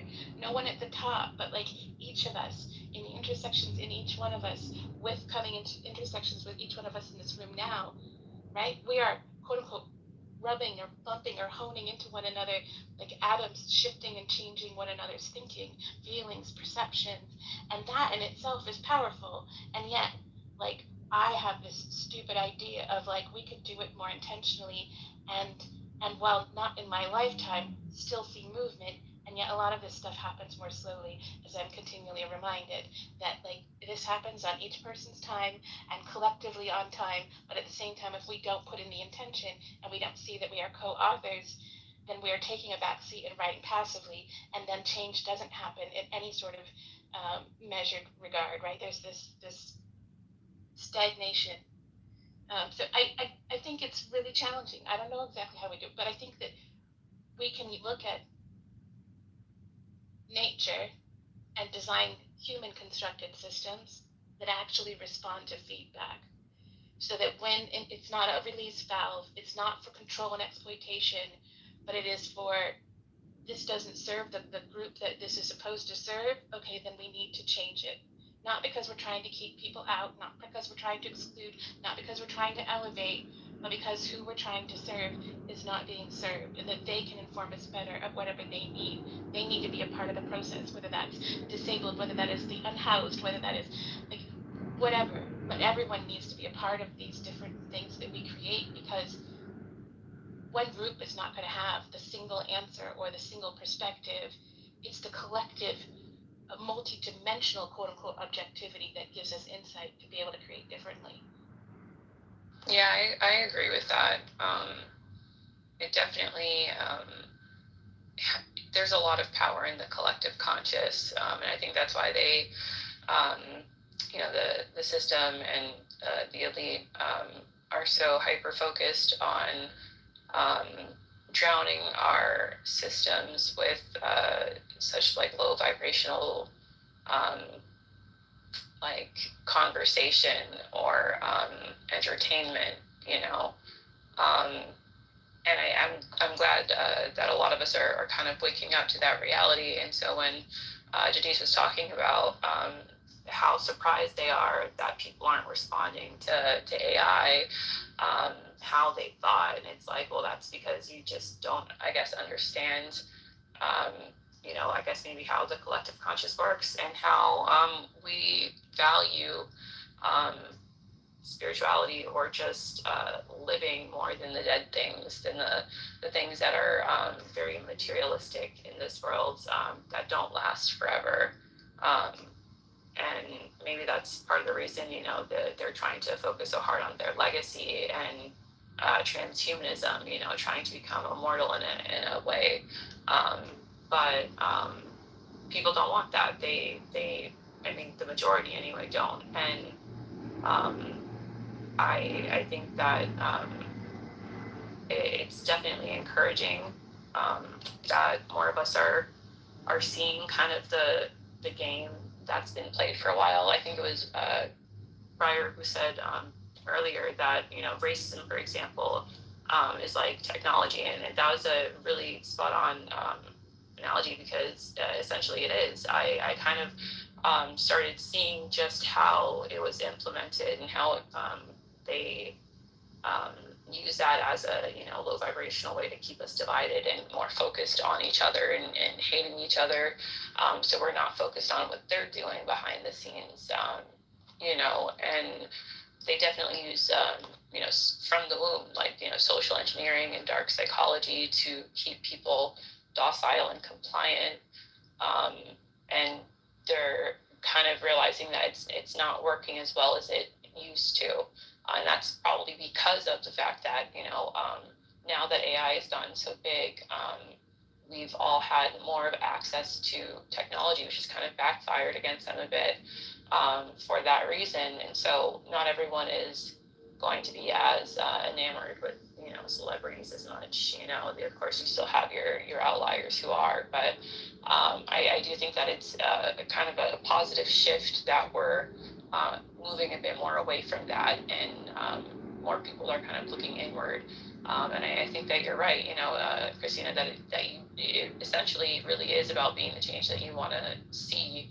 And then I kind of think that kind of still ties back into self-accountability and being able to check yourself and say, am I doing my part, because the collective conscious is very powerful, and they know that. That's why they've been so strategic in, implementing their agendas by using the human psyche and manipulating that to their advantage. And so now it's probably the best opportunity for people to kind of have more like co-authorship in their lives and what we want to see going forward. And hopefully that kind of connects us back with each other. Yeah, I appreciate. And just Mike, I don't know if you're still here. I know you came up and I saw you come back down. Oh, I think he had to leave. I was trying to give him a chance to talk. I'd be really interested. I don't tend to do this often, but I think it might be really interesting to read this article and talk about it as we go. I don't know, Spiritus, if you had something you wanted to add in before checking that out for a second, or if anybody wants to team up to read the article. But I really value that when some spaces do that, and I think it's a good way of jumping off and having conversations. So does anybody want to chime in or give any thoughts before I read just a little bit of this? I did. I wanted to just kind of make a comment, an observation about this idea of racism as a technology. I think we saw that literally displayed in the last couple days, right? The Trump administration, had basically had to capitulate to Iran, and the deal did not go the way they wanted it to go.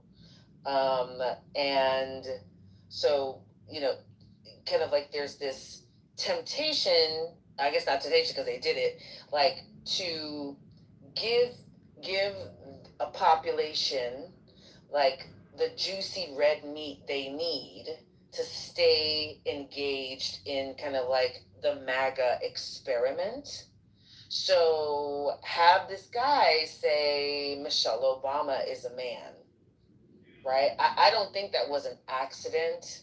I don't think he did it loosely. I think it was a technology. I think it was a tool intentionally used to remind that population that if you rock with Trump, you can say whatever.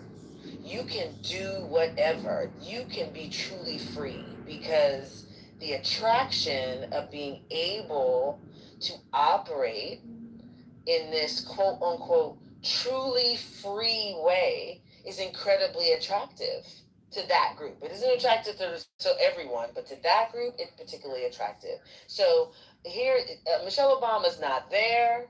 She is not thinking about them. She hasn't lived in that house for 10 years, but it's a thing that you can always tap on to gather the deplorables. And yeah, I said deplorables.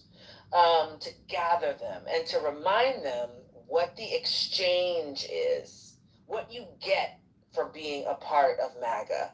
You get a freedom that you feel precluded from in all of these other spaces in your life, and you get to be superior to someone, even a Princeton and Harvard educated woman. You're still better than her, and you can do anything you want to her. That is an attractive framework for that group of people. And so people have been calling, all the last couple of days, hey, do you want to jump on this, local news show and talk about it? And I've been saying no, because it's not for me. It's not even to outrage me. It's to engage his core constituency and to bring them back to the fold, no matter how frustrated they are about the Iran deal and the just complete failure and capitulation. So we do have to get to a space that we see these things as tools to galvanize and to engage or disengage, right? To scare off or to engage different populations. That doesn't mean saying that it's a technology doesn't make it less harmful or less impactful or less dangerous. It actually makes it more dangerous. But I think it's really powerful to start thinking about it as to when somebody does something like that, who benefits? Who wins when something like that happens? And usually there's a nice little trail of breadcrumbs. Yeah, I don't know if you've ever heard that framing before, but when I first started on here, it made so much sense to think of, and other things too, like economic models. Like the one that is wildest to me is like people think of businesses and tax rates and all this stuff like it's essential into the universe. We created corporations. Stock markets were literally designed by someone. We rewrite the laws, like you mentioned earlier, Denise, at will so people can make money. What was the first stock? I have no idea. What was it? Do you know? Denise knows. I don't know. What was the first stock? Humans. Oh. Yeah. I read. Well, probably ships before that, to be honest. Who knows? But the modern invention of the way we control capital and how we police people and everything, these things, I think it's like AI where they want to make people feel it's inevitable. There's this word, and apologies because I know probably most of you know this word, but it's naturalizing. And it's trying to take something and make it feel like it's just written into nature. So if you push back against it, it's like saying, I don't like that trees have leaves. I don't want that. And it's like, well, good luck, buddy. Like, you know, that's how it is. You can rip the leaves off, do all you want, but that's how it works. And I think right now there's this move, especially with AI and some of these other things, to say this is natural, right? It's inevitable. This is going to happen. This is like fighting against the will of God. Like you're a human. You're gonna die. You're finite. And this is infinite. This is beyond your control or comprehension. And like you said, you're seeing people that are pushing back because they realize, like, wait a second, you're going to have unlimited wealth, unlimited resource, all the water you want, access to all of our information, everything. Oh, but you need a building in our town. And you don't want to put it on the middle of nowhere where it might make sense. You want to put it by our town's water and power infrastructure. But you want our town's water and infrastructure. You and want to come then you don't want to share the money with us when you make it. Diabolical. Right. So it's and then people go, well, no. And I think it's incredibly empowering when people do see where they can say no, where they have the power to consent or dissent from something happening. Because let's be honest, and I think this is something a lot of people don't realize, like the biggest thing we have control over is our conditioning over time to how we react. And there are moments of lucidity where we can make choices on things. But most of what we do every day, like right now, what are you looking at? Where's your left leg and your right leg? When I said that, did you look at those things or not? You didn't. I think when they've done studies, they say like it's certainly less than 50%. And some places estimate it's like 3% of what we do, we're conscious of. We have it's just autonomic functioning, just like your breathing and the valves of your heart pumping. It just happens and you become aware of it and you might think you have a story about it. But there are these moments where we have choice, where we can put our habits and our practices and our conditioning into action and we feel powerful. And what I see is a lot of stories that are picking up everywhere on when people are feeling powerful. And I think the reaction is, so we have to look at as well, you know, laws that were created to protect things like these oligopolies and buying up our government and having people simultaneously, the richest people in the world, running businesses while taking that data, and that data is leaked and goes to the same companies that they, you know, will profit from because they merge with. And then they buy up all the freaking media. Like, you know, just look at how fast, like I used to like Roku because there's a little independent, no, Fox bought it up. And Fox is owned by Disney. And Disney is owned by, you know, like it's just this massive spider web of companies buying companies. And it doesn't have to be that way. Like none of this has to be.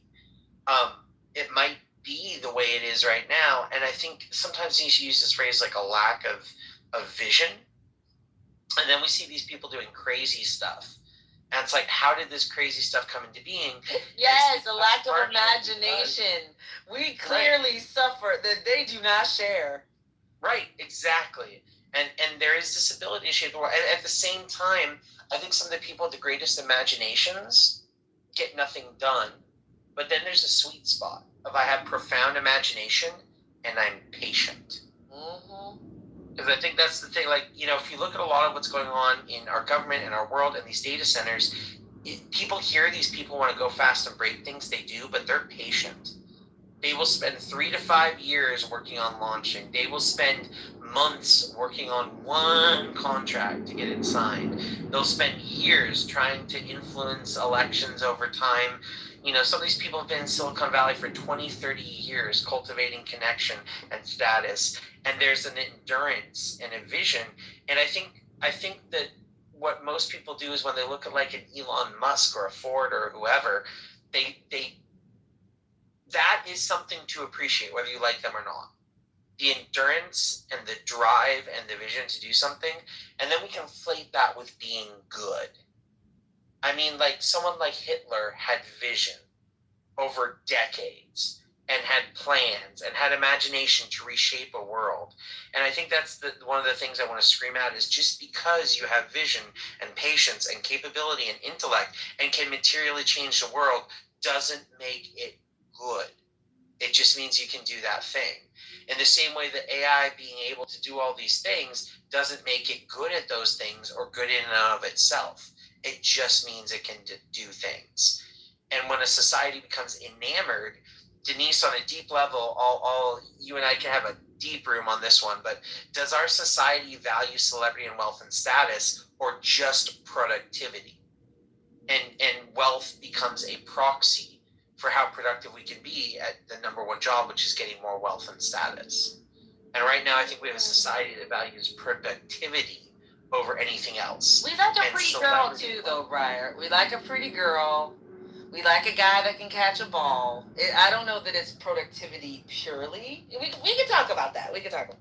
You know, I think a pretty girl is an interesting example. But I would say catching a ball is a measure of productivity. Can you get wins that make a team have status that can translate to dollars and pride for a community? Yeah, right? But what comes first, the chicken or the egg? It's a game. We've decided that it can attract wealth because that's, there's a lot of games. There's nobody making money off a rummy cube. Right? So it's like we've decided that it's valuable, and that's why it makes money. But I don't know which came first. It means let's put every dollar into you and I starting the professional Rummy Cube League. I think we love it so much. Right. No, but I totally get where you're coming from. And I think there are moments. I think beauty is, can of worms, problematic. What's the nature of beauty? I like the fact that you said a pretty girl as well, right? Make it gendered, throw it all out there. But the truth is, yes, that's a moment where we value humanity. But what have we done with beautiful girls, Denise? We don't value beauty as much anymore. Look at, I read an article that's really interesting. Modern cosmetic surgery, if you rate people's attractiveness, even if you go to a really basic thing like pupil dilation rates, increase in blood pressure, sweat, and skin temperature, we don't find modern cosmetic surgery attractive. Nobody does. But do you know what modern cosmetic surgery is? Expensive. It's a proxy for wealth. I think that's true, but I still think plastic surgery is not beauty. I think we place a premium and a value on being physically attractive, and that kind of spoils your theory just a little bit. Like I hear what you're saying, but I think productivity definitely is high on the totem pole, but I think there's a bunch of other things on there as well. And wealth is an indicator. We use it as an indicator of what we quote unquote value, and value is doing a lot of work in that sentence because coveting something isn't the same as valuing it, and liking, like being invested in something or desiring something isn't the same as valuing it, right? So I can value I think that there's a deep admiration for the pretty young girls that were on Epstein's island. I don't know that I would say they were valued. So it's a really complex kind of way to think about it. But your premise is a good one. It just has a few loopholes. Well, I think in fact, Denise, they were valued exactly for their aesthetics. That's why Epstein and Trump, like if you read about their blowing up, it was from each of them valuing the beauty, and whether you say coveting it, valuing it, whatever the term, and trying to possess the thing they thought had value. And yeah, Christina, I know this is, Christina's hierarchy bell is probably ringing off the chart right now. But I wanted to open this up again if anybody wants to add in some comments, because I think it would at least be interesting to see how everybody feels if we read a little bit of this article slowly and with dialogue along the way. And I will say, if you can summon somebody from the ether, Victor, I'm calling you out to be a reader if you're magically on Clubhouse. Victor! Christina, go for it. I think I have strong feelings against some of what I've heard, just general broad strokes of it. So I don't know that I'm gonna stick around, but I want to say thank you for the conversation, and please enjoy. Have a good evening, all. night. I don't know if is it me or Christina, because I heard her say she It's breaking up. Christina, you're breaking up. Say again. Am I audible? You're back now. That was weird. I was just gonna say, from the broad strokes, hints of what this article seems to be about. I haven't read it. Like, I'm kind of agitated, and I don't want that to bleed into the conversation. I'm going to step out, but I want to say thank you all for the conversation and the different thoughts that it spurred. And yeah, I hope you all have a good evening. So thank you. Good night. And Christina, the article is super agitating, so I understand that reaction. It's certainly provocative, so I feel you. Well, thanks, Christina, and thanks for helping encourage me to have a room on this. I appreciate you. So have a good night, and feel free to hang out or do whatever feels good for you.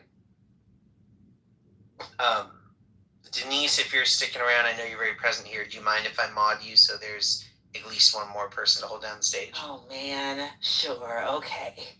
You know, I'm going to bed at a decent time, Friar. I'm not staying up all night on Clubhouse. And you're late. I know. You and I have never done that before, though. That would be a first time. God.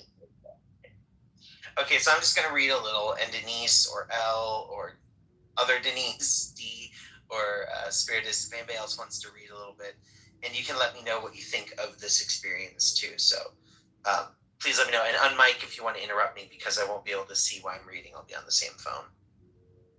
So this is an article from Vox that came out on May 28th, so just a little while ago. And it's in Future Perfect, titled "The People Who Actually Want AI to Replace Humanity." We need to create a new humanism before the, quote, AI successionists win. Quote, "I want AI to be a tool that allows human flourishing," exclaimed Brad Carson, a former member of Congress. Quote, "There is an option out there where AI is just a tool for us." This is a normal thing to say in most circles, but Carson was not speaking at an invite-only symposium dedicated to the idea of creating a, quote, worthy successor. An AI so impressive, so beyond the mere human, that we'd actually want it to replace humanity. You're a brave man for entering this room, Dan Fagalia, an AI market researcher and organizer of the symposium, told Carson. You're in probably the only room in the country where most people disagree with you. The attendees at the symposium, which took place at the New York Academy of Sciences last September, are part of a subculture that's growing in importance, the AI successionists, who think that artificial intelligence is our rightful heir, the next step in cosmic evolution. Since they believe AIs could become our moral superiors, they argue it's actually wrong to try and keep machines down, or even to align them with human values, as most AI companies aim to do. Instead, we should usher in artificial intelligence as a successor to humanity and hand over the world to it, even if it means we go extinct. They know this view is taboo, which is why I was invited only on the condition that I wouldn't quote anyone other than the keynote speakers by name. But suffice it to say that they are not a fringe view. It's becoming highly influential. People from AI major labs, Anthropic, Google DeepMind, XAI, were in attendance. So were people from think tanks that directly shape U.S. government's AI policy.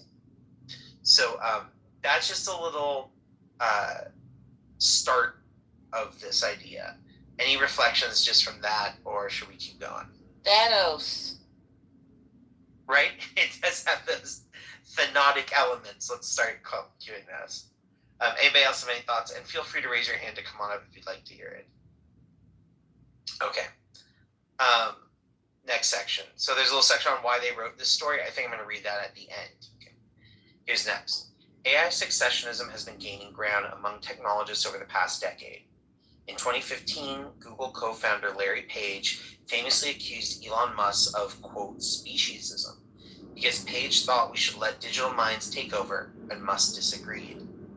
The successionist vision has been, now look at I'm just going to add in here, look at the irony that happens once Elon Musk now runs an AI company that has merged with his Twitter takeover, that has merged with his money-bleeding space company, So you'll notice that a lot of these views very much are shaped by financial interests. Any other reflections on that before I keep going? Okay.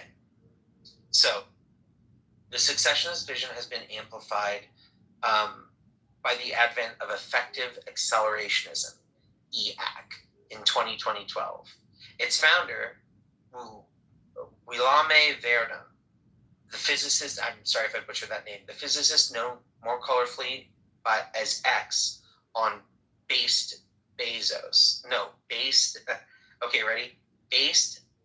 Bezos, that's his name he goes by, describes EAC as meta-religion that's about, quote, having faith in the universe's drive towards increasingly intelligent systems. The best thing we can do is help the universe by developing advanced AI as fast as possible, even at the expense of humanity. Quote, EAC, as Verdun has written, has, quote, no particular allegiance to the biological substrate, quote. And do you hear how it's like reducing, this is me now, do you hear how it's like reducing humans to a biological substrate? It's taking everything that's nuanced and interesting about humanity and switching us to just like something you'd use in a lab. And of course, they've got to help it. They've got to help the universe. Right. We're just here to usher in the universe, to give it a little tip. We just need to help the universe do what the universe is going to do. How can it do it without it? It echoes these religions of it's a cosmic thing. It just happens to be that we're on the privileged planet with the one true AI God. Okay, so back to the article. Tech heavyweights have come on board. Venture capitalist Mark Andreessen, by the way, the little app that you're on is largely funded by him, if I'm not mistaken. Mark Andreessen listed EAC thinkers as his, quote, patron saints. Gary Tan, the CEO of tech startup accelerator Y Combinator, included, quote, EAC in his social media bio and invested in Verdun's company, which aims to build the world's most efficient computers. OpenAI CEO Sam Altman posted on X to Verdun saying, "You cannot out-accelerate me." And these days, AI successionism is spreading beyond Silicon Valley. At the New York Symposium, Fagella told audiences that trying to preserve the human species as it is would be silly. Quote, "We could ask the question that would tie all of our moral aspirations entirely to 23 chromosomes. Or we could ask the cosmic questions," Fagella said. He wanted us to consider, quote, unpolite, uncouth possibilities, starting with the flame of consciousness, the capacity for experience and moral value, may be the rarest and most precious thing in the universe. Humanity is currently a torch carrying a flame, but what if we're ultimately not the best carrier for it? And if AI can spread that flame farther than we mere humans can, generating experiences of bliss and forms of moral value that we could never even dream of, shouldn't we let it? Fagella's talk was greeted by a loud round of applause. Later, he and a couple dozen other attendees headed to a nearby hotel balcony for drinks. And so it was that I found myself overlooking the Manhattan skyline as people talked about the end of humanity over cocktails. So it gets interesting ahead, but I just want to give a pause if anybody wanted to chime in on, what we've covered so far. I don't think it's interesting, to be honest with you. I think it sounds like the Turning Point USA event that Erica Kirk did the other day, that, women shouldn't vote. I think it's a weird little group of weirdos extolling something that will never happen. Like, I really do. Not even in the sense of, of course you can always shift an Overton window, and these are very powerful people, but they're powerful people that don't understand other humans. They're not people, and so consequently they think they can, they think they've captured what it is to be human. I don't have any hope that this group of people can capture what it is to be human. I literally don't. Yeah. Zero. I second. Less than zero. Yeah. So I think it's like a cute culty thing to sit around and talk about. I think it's masturbatory. I think it's self-important, and I think there's something kind of cool about having the courage. It's like being a Nazi.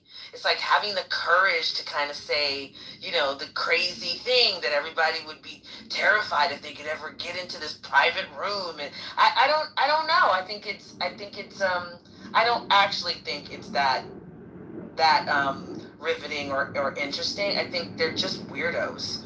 And I'm gonna do a Tim Waltz and just call them weirdos. I think that's definitely relevant. I want to let Al jump in because she's been quiet for a long time. So Al, go for it. Yeah, no, I just agree with what Denise was saying. I'm really not interested in it either. I think they're weirdos too. I don't like the whole topic, to be honest with you. And yeah, I mean, I know there are people like this. I know this shit is happening, but I try to stay as far away from it as possible. So I just want to ground the names that have been mentioned: Elon Musk, Sam Altman. Yeah. I the founder of Y Combinator. Yeah, I heard all those names and they made me feel sick. So I was actually No, I think that I think the reason why I say that is I don't like a lot of the U.S. politicians right now, right? I think along with the vast super majority of America, I like less than 2 or 3, and the ones I like, I don't love. And I don't think that's true of all Americans, but I think it's the super majority. And yet, I can't ignore American politics. Well, I can, but that comes at a cost of me being engaged, being an educated voter, and knowing and understanding the world around me. And I think what's a little bit upsetting to me is that the people in this article are shaping the world.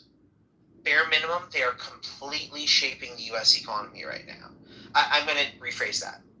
They have reshaped the U.S. economy. And there are parts that maybe they're not in control of, but stock markets, all retirement accounts, nearly index funds, the regulations around those markets, laws for financial investing, local zoning, and the only thing keeping economics driving forward really is being grounded in these people changing our society. So this isn't me reading this going, yay, and neither is the article as it keeps going. But it's kind of like, when I read this, I didn't know that so many of these people were literal AI successionists. I thought a lot of them were just like, hey, this is a good thing. We're going to make something really cool. It's a tool. It's going to change our society. The yada yada they always say. It's the ultimate weapon, but it's also the ultimate weapon for good. All this type of dialogue. But a good chunk of these people are like, yeah, I want my meat sack to burn. And that's wild. That's a very different religious type of fervor. Did you meet Mark Andreessen in early Clubhouse days? No. Okay. Nope. Okay, I did. We'll have to talk about that another time. Yeah, no, that's what I'm saying is the app. And I think one of the other reasons why I say this is we can pretend that the medium we're on is neutral. But there's that old adage, the medium is the message. And the people who are running the room we're in right now and the other 100 rooms in your hallway and this whole structure, this is their desire. This is their goal. And I think even this app is designed with an intent.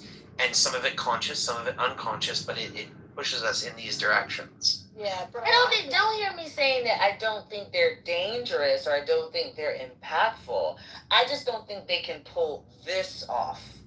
And I think, yes, it drives their decision making. This belief system drives kind of like the moves that they make. I agree. I acknowledge that 1,000%.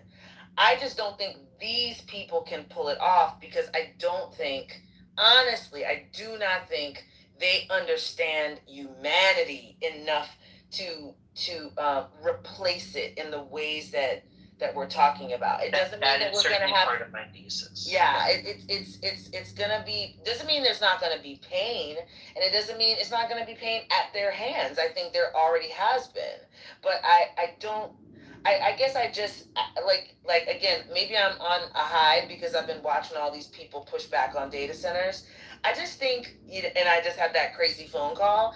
I just think like they're not as all powerful as we think they are. Like, and so I think this idea of I'm not gonna let them. I'm not trading like my belief system for their belief system. And I'm not like prepared to like I'm not afraid of them. I think that's the best way to that's an say it. interesting distinction. Yeah. Go ahead, Al. I'm going to jump in for a second because I need to go, but I would push back even on your comment about the medium being the message, because it is one of my favorite like McLuhan, but I don't think that that's true here. I mean, you're right that their intention here is to gather data, but the way that I think this is actually a great example, the way that we are using the platform, we are defining what we're getting out of being here.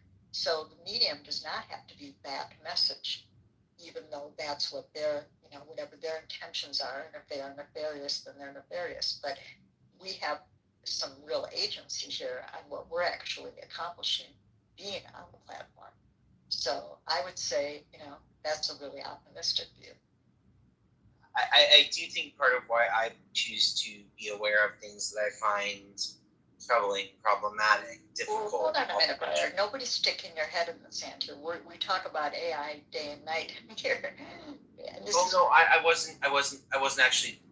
I was just gonna say why I choose to do it. Okay. Not any critique. The reasons why I choose to do it is I find being hyper lucid, both like being aware that I'm awake and alert of the situation, but also reflecting on how it affects me and kind of doing the metacognition of what does this do to me as a person, knowing this is out there and the fact that it is out there. I think it's important, and I think frankly there's probably some number of people in this room that haven't read articles like this, that don't know what the term AI successionist is, and it's useful. And to your point about the medium being the message, I think there's a lot of complexity around this. Like somebody else was mentioning, them harvesting data and all that other stuff, sure. But even like the way speakers are appointed, the way the room is set up, whether you get a little medal next to your name or not, switching from friends to followers, all of these things change our engagement. They know that or they wouldn't do it. And as we've all experienced, like them getting rid of the back channel, sometimes it's really unpopular and nobody likes it. And it's rolled back. Other times it's not. So I agree with you that there is a lot of agency within what we can't control. The biggest thing we can control is our reaction, the decision making we have, and a lot of that's our attention. So I agree with you that it's we have agency and control, and we shouldn't be thought of as disempowered. But even when I'm on this or any other form of social media, I like to be hyper lucid.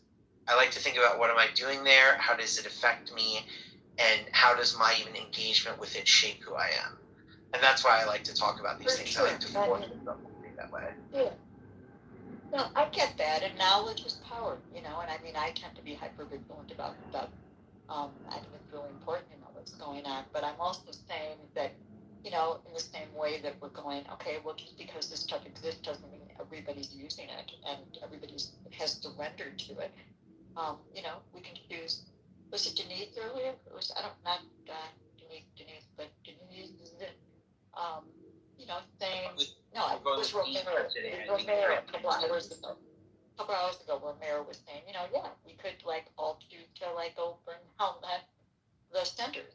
We could, in mass just reject this. So I think rather than feeling like this is just, like I said, a runaway train, I don't think we have to submit to that right now. I mean, I don't want to anyway. I find it all very anti-humanity in a way. It feels very anathema to me. The way I was introduced by this article was a philosopher calling for a renewed humanism, which has been something I've been trying to work on communicating and embodying better. A real, yes to life, a real life affirming is that term I keep using, like saying that life matters and humanity matters, and a dead thing like a machine matters in its service to life only. It doesn't matter for itself, But yeah, any other thoughts before I read ahead on what happens on this rooftop balcony with the AI successionist bros? Okay, yeah, just slightly, yeah. Just slightly cosign what they're saying. Like, I'm really not worried, and I'm in a space where they are pushing this on me. Yeah. And I know for a fact with people that I talk to that they want humans. This is why people are fighting back in their own private ways too, to be more connected with things. And I'm seeing it all over. And maybe I have the benefit of being in a very densely packed city, in a very densely packed borough, where I see the humanity fighting back, and which I'm excited. I'm excited to see what comes out after this part, after the part where they're saying we're all going to be AI, where nobody's going to drive cars, and we're all going to be, robots, and we have to live off UBI. I'm excited to see the pushback against that and what humanity does on a local level, but also more broadly in terms of, fighting back and reclaiming, why the hell we're here. I'm looking forward to that, actually. One of my, and I don't think the article addresses, but one of my optimistic views about technology is if we didn't worship this economic system that desires endless productivity and growth, we are producing enough food and resource that if we didn't consume as much kind of what I will call useless trash, we're talking like stuff that you don't need to live. We're not talking food or essential medicine or healthcare or clothing or even basic transportation, but the other stuff, the useless trinkets, the, food that just gets thrown away in the fridge because we got too much and never time to cook because we're working too much. If we didn't have all that kind of excess, we don't need to work as much. Like 3-4 day work weeks are very possible. Having the resources to support each other, taking the people that are injured and giving them care they need so they can have human dignity, paying people who have children so they can comfortably have housing for them and their children, and paying adults that don't have any children so they are never insecure, not worrying about payment and providing houses and basic resources. Like, we're there already. Certainly in the US, not globally, but a lot of nations are getting closer and closer to there. If we didn't have this excess productivity, competition, endless bombing of other countries, like the US has more than enough to live a good quality of life for every single American. It's a choice that our system doesn't have that. So this is the type of thing where I think AI can be a useful tool, like we mentioned, for diagnosing cancers, for writing pointless emails to automated, other systems that we need because there's an issue with our credit card, for designing a quick website so I can sell cupcakes on the weekend or whatever the hell I like to do. There's ways this stuff could be used to enrich our lives, and there's ways that it can be used to destroy our lives. And somebody mentioned this earlier. It's not so much that I don't trust AI at all. Like, I don't have some inherent trust or distrust. I don't trust the people that are running it and the way it's being done. And I think that's a big point on how I feel about it. Is it's not a Ludditism to get rid of it. It's that I want it to be done the right way. Denise, did you want to? I saw you were. I actually didn't realize I was off mic, but that was me that said that. Like, I just don't trust them. They're creepy weirdos, and those of you in the room who don't know me, I attend TED. I go to Aspen Institute events. These people are very strange, and they don't want to die. They control every element of their life, and they don't want to die. And it's bizarre how much that is a central piece of this. They want some place to download their consciousness. Yeah. They want some way to cheat death, and they're not going to be able to do it. So I literally am not. The more I've spoken to them, the less I worry.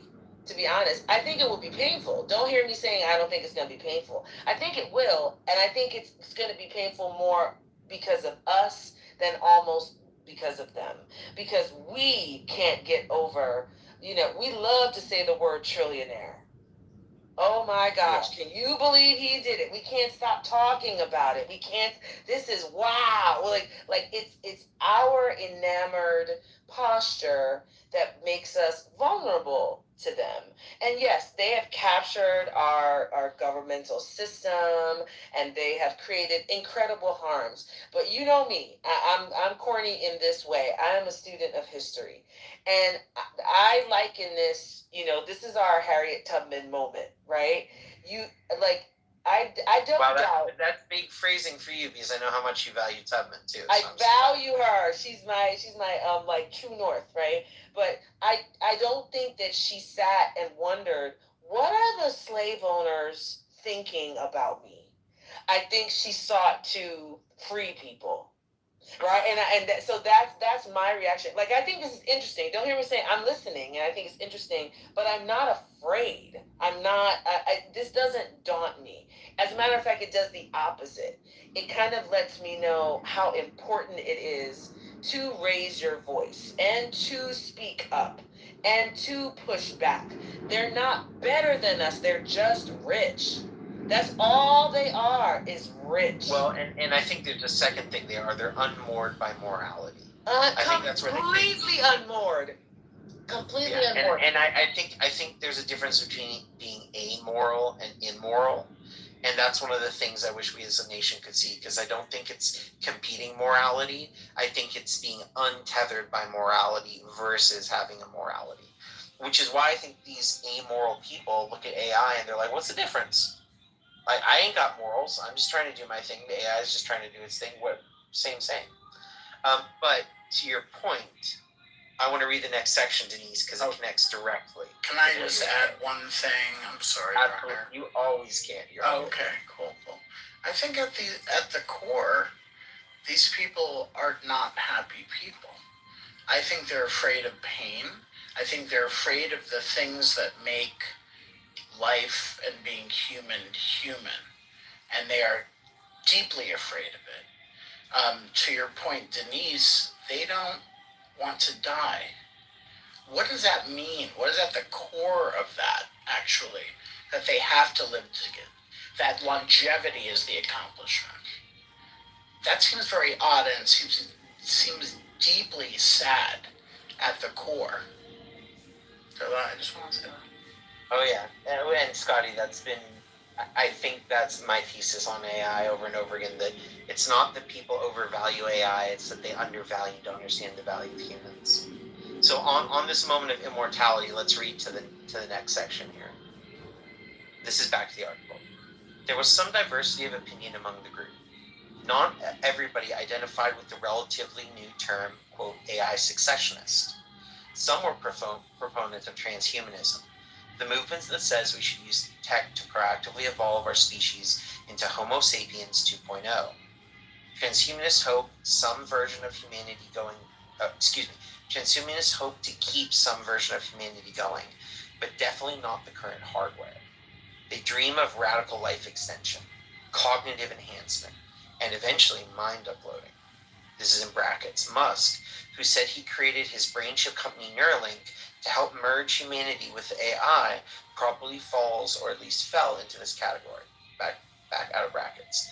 Others were post-humanists, those who want us to give rise to descendants that move beyond humanity altogether. The biologist sitting across from me was very excited about the prospect of merging humans with AI, and this is me talking now. Here's where we get the immortality type stuff. He says, we should task AI with figuring out how to best do the merger, and then, quote, take it off the leash, and allow AI to control its own evolution, and by extension, ours. Of course, he said, not all humans will make it through the transformation. Only a select group of people will transition to the next evolutionary stage. Presumably, the type of people privileged enough to imbibe cocktails at Manhattan AI symposiums. So, here's where you get it. We're going to create something. We assume we are the chosen ones. We're going to create the thing that will literally absorb our humanity. And this is the word, somebody help me, I'm having my anomia kick in. Eugenics?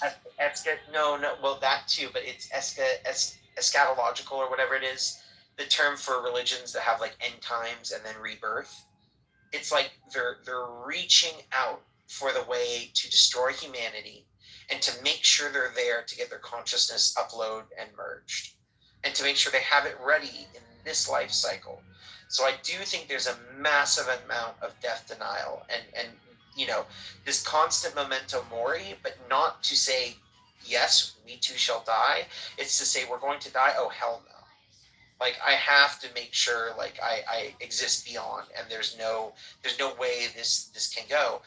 And we're here. We're the ones ready to go. So going on with this.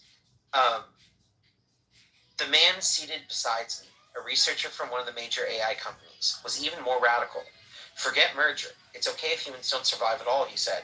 Human text has been used to train the AIs. In some sense, then, the human spirit will live on. So, quote, so on the cosmic level, he said cheerfully, I'm okay with it. Most people are definitely, now here's your point for many of you, most people are definitely not okay with it. The average person would probably find the answer of the worthy successor group repugnant. Yet the core question they pose cannot be ignored. Whether they picture us merging with machines or ultimately being superseded by them, technologists are developing innovations that could dramatically change what it means to be human. Think AI-powered brain chips that enable mind reading, or magnetic implants that give you a sixth sense, and genetic tools that could reshape the DNA of the future. All of these are links to businesses doing that, just for context in the article. As it becomes possible to direct our own evolution as a species, and potentially even create a new species that surpasses us, we have to decide. How do we know to what extent it does make sense to transform ourselves using technology? What kind of argumentation do we want, and what kinds do we absolutely not want? Augmentation do we want, and what type do we absolutely not want? What do we wish, ultimately, to become? This is a moral question, even a spiritual one, and it demands a spiritual response. AI successionists are offering one. For anyone who finds it repulsive, the challenge is to offer a countervailing, positive vision. And it's essential to do that now. I'm going to read this next session, then I'd like us to talk if everybody's down for it. And it's essential to do that now because as sci-fi as the secessionists might sound, they are building real political power. It provides a link to all their different groups within the text if you'd like to click it. With links to the authoritarian right. Several of the text heavyweights who've embraced secessionism want to escape the control of democratic governments. So much so they're seeking to create their own sovereign colonies. That can come in the form of space colonies, a la Elon Musk and Jeff Bezos, or in independent, quote, startup cities. It provides links to those, or, quote, network states built by corporations here on Earth. Currently, Peter Thiel and Mark Andreessen's favorite approach. And Verdon's investors include entrepreneur Balaji Srinivasan, a major proponent of the network state. These oligarchs have successfully cozied up to the Trump administration, clearing the way for their accelerationist vision. It has a link to the ways they've done this. They'll take the wheel unless we come up with alternative visions for the future. Now, they're going to provide what they think is the alternative. But what was interesting in reading this and hearing about these visions, seeing how these names connect and doing a little digging for me into their connections is this is really moving forward. There was recently a city in California, and again, this is all me talking away from the article. There's a city in California where they were buying up all this land next to a military base. It's kind of out in a quasi-desert area. And all of a sudden, everybody was freaking out. Was it a foreign government or what? Well, it turns out it's a city being developed in California. It's planned to house 400,000 people, making, a significant sized city in U.S. scale. And it's going to be a super AI tech-forward startup city. There's a city called Prospera. I forget if it's in, if anybody wants to chime in with what country in Latin America. And it's had all sorts of issues. Started rebellions in the government. There was the whole seasteading initiative, which was huge with the initial Trump administration. It's in Honduras. Honduras, thanks. And there was the whole Seasteading Institute that tried to set up colonies on old oil rigs. And all of these failed. Because the whole idea was to create a group of people that could do radical self-interested libertarian action. Libertarian in the choice of no restriction. And those people went. And put a bunch of those people together, and what do you think will happen? It's why there's a crazy quote from Elon Musk when he can talk about colonizing Mars. He talks about maybe needing to put a kill switch or something because all the people in Mars could rebel or something like that, and you have to have a way to turn them off. And so these moves are really happening. Nation states are involved. Money is going here. And these visions are shaping a public policy. Sam Altman is everywhere on the media right now. Elon Musk runs multiple of the largest platforms. And don't forget, Oracle, run by Ellison and those people who are building all the data centers and trading billions of dollars with these companies, they're buying up the media and CBS, and all of a sudden critics, people like Stephen Colbert and others, they're silenced. They're shut down. And it's not that they're permanently done, but when we want to talk about canceling, there's nothing more explicit than canceling a literal TV show and buying the whole damn network. So I think as much as this is something to, like, do you want to be afraid of or not, I don't want to talk about the internal emotional state. It's something that's causing real harm. It's rewriting our social landscape, our media landscape. It's rewriting our vernacular. Go onto the app and scroll down the rooms and watch how many AI rooms or reaction to AI rooms or rooms about these people who are funneling literally hundreds of millions of dollars to get these people elected so they can have billions to sink into SpaceX, which only profitable division is its AI division, which is a failure now. That's just, if you all want to look this up, leasing their data centers to other AI companies. It's meaningful. It's powerful. It has causal effects on the real world that affect my life. And again, how we respond to that is all of our choice. And yeah, no one of us is going to be like, oh, you know what, I think AI companies might be kind of bad, and I think AI successionism shouldn't be a thing. But like the article's pointing out, they have, and this is my analysis, there is a religion-shaped hole in our society. And if anybody knows me on here in my day-to-day life, I'm not a part of any organized religion. I'm not trying to start up one, but there's this movement called meta-modernism that I really respect. And it says, like, throughout history, there was an area, a period of time we call antiquity, where religion and spiritualism and being grounded in nature defined humanity. And then modernism comes around. And this is the Enlightenment, and we move away from religion and away from authority and away from nature and towards technology and development and science and rationality and free markets and democracy. And then boom, the story of everything comes there.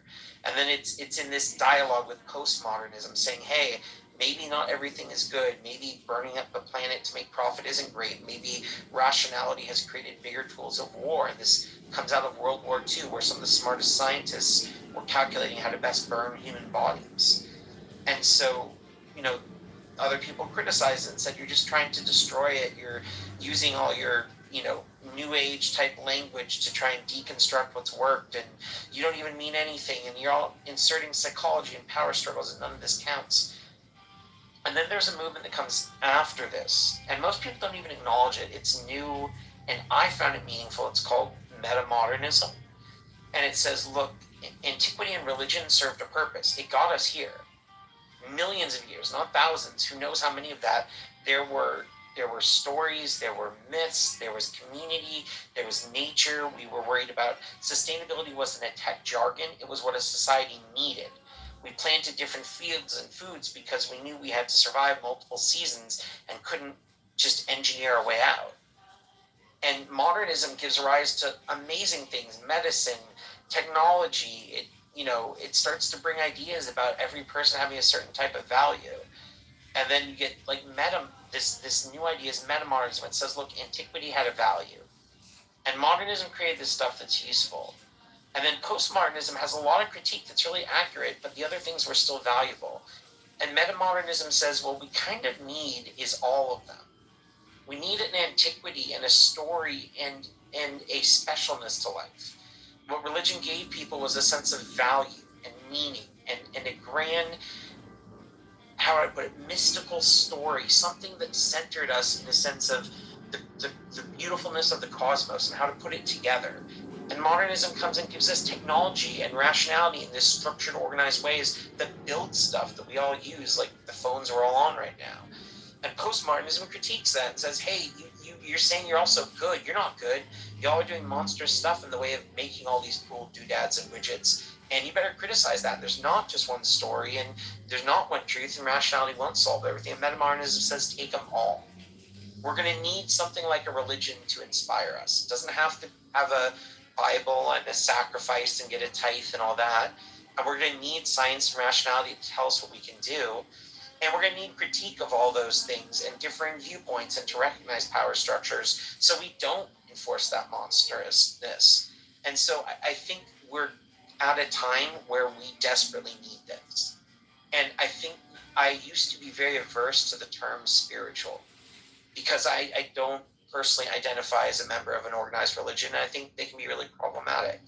But I do think there's something in my life when I look at a beautiful tree, or I connect with another person in dialogue, or I look into a person's eyes deeply, or see a rainbow, that there is something sublime and beautiful and bigger. And I think if we don't see that spiritualness in things, it leads us to look at an AI and somebody writing your loved one to write you a final letter before they die and say, they look really similar, they're both passed. And I think that's one of my fears, that I think is a very valid call for a renewed type of spiritualism, a new type of something that affirms life, and not just affirming it as a death, whether we're all going to die and be brought back, but affirms life as it is right now. So I know that was quite a viewpoint. That's my viewpoint on this article at this point. Just wanted to open it up if anybody wants to come up, because I see so many friends down there listening. Thanks for being here, and people on stage. Anybody want to chime in with thoughts on that? Oh, Scotty, if you want to speak on Spinoza's God for a second, you get a massive fist bump. No, I don't have anything to say, but that's more aligned to where I am. Yeah. It's all within us, all within nature, that kind of vibe. That's what I think about. Yes. And I trust Albert Einstein. If that was his God, then I'm like, all right, I think we're on some. For anybody who's not familiar with Spinoza's God, and yes, Einstein was a big fan, he thought God was literally the sum totality of the entire universe. Everything that thinks and feels, but also every star, every galaxy, all past, present, and future. And to him, that literally was God, was just the sum totality of all reality, the greatest thing possible. And he didn't ascribe any mysticism or tradition or anything other than that. Just is what it is. And it's a very beautiful idea. And he did choose very consciously to use the term God. So yeah, I've always been a fan of Spinoza's God. I think it's a cool concept. I appreciate that, Scotty, for bringing that up. Anybody else? Yeah, anybody else have any thoughts or reflections? Ooh, I'm surprised. Neither Denise had any thoughts on that. I have a million thoughts, but I'm just like letting it. Do you want to say any of them, or you want to just let them sit in the box for a while? I mean, it's weird. It's kind of like what you call it. Is it spirituality? Is it some kind of collective reconnection around our value to each other? I feel like that's what I'm seeing. But it's like it's what you call it, right? It's how what you label it as. And so this idea of like you need all three. I think that's probably true. I think that's right. I think that we talk a lot about what technology gives us, and we are really bad at figuring out what it teaches us. Really bad at it. And there's the kind of deification that we have of technology in this season at this time kind of leads us to hold our nose or look away at perspective followers because they did a lot of people created like the God of sorts, right? But I believe Yeah, the Reformation and says slaves and slaves are fucking united. As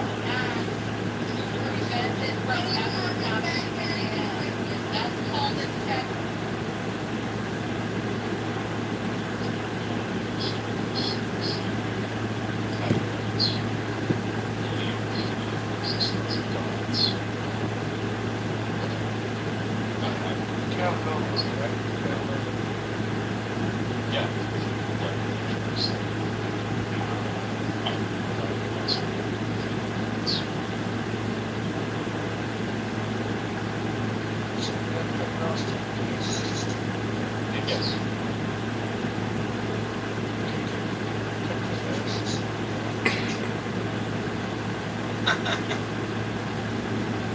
What is it agnostic theist? Someone who believes in God doesn't have proof.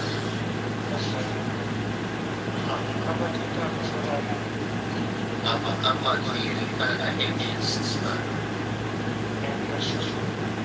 Yeah, I'm pretty sure. No, I'm not agnostic. I'm an atheist, a positive atheist. Wait, so let me ask you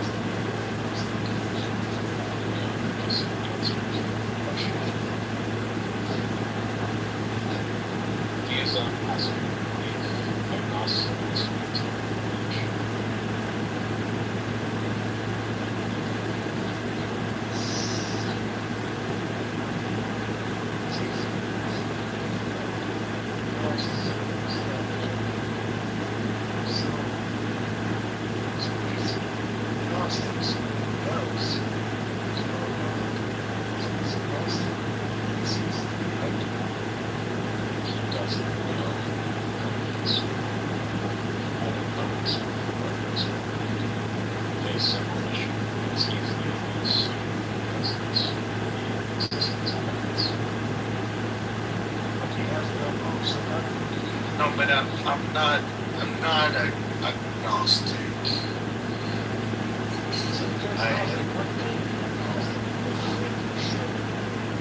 Yeah, because I think that I can be as sure as I can be of all of. I can't be as sure that there's not a God as I can be sure of my other knowledgeable beliefs, right? Like I don't believe that there is, for example, What's in the past and any law that they are coming up with, fine, you know. But what happens if there is election fighting? What happens if there is, some issue? Then what are you going to do? What happens if, people are just being misled? Like as happens, all over the world. You think that people cannot be misled? Like what happened in Brexit? There was a referendum. But the people took a really stupid decision. Well-recognized stupid decision. It's a good point, and it was not an informed decision. And that's one of the problems with referenda. So there's very few countries that rely on that as a primary mechanism for legislation. Switzerland's probably a good example of the exception.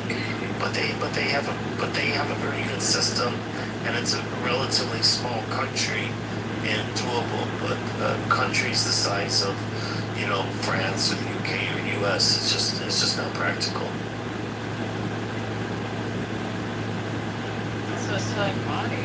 If he wants Shura, he wants Sharia law, go have a little commune where you live that way, right? Within the bounds of your commune. But don't think you're gonna run a whole country that way. This is crazy. There are better systems than democracy, right?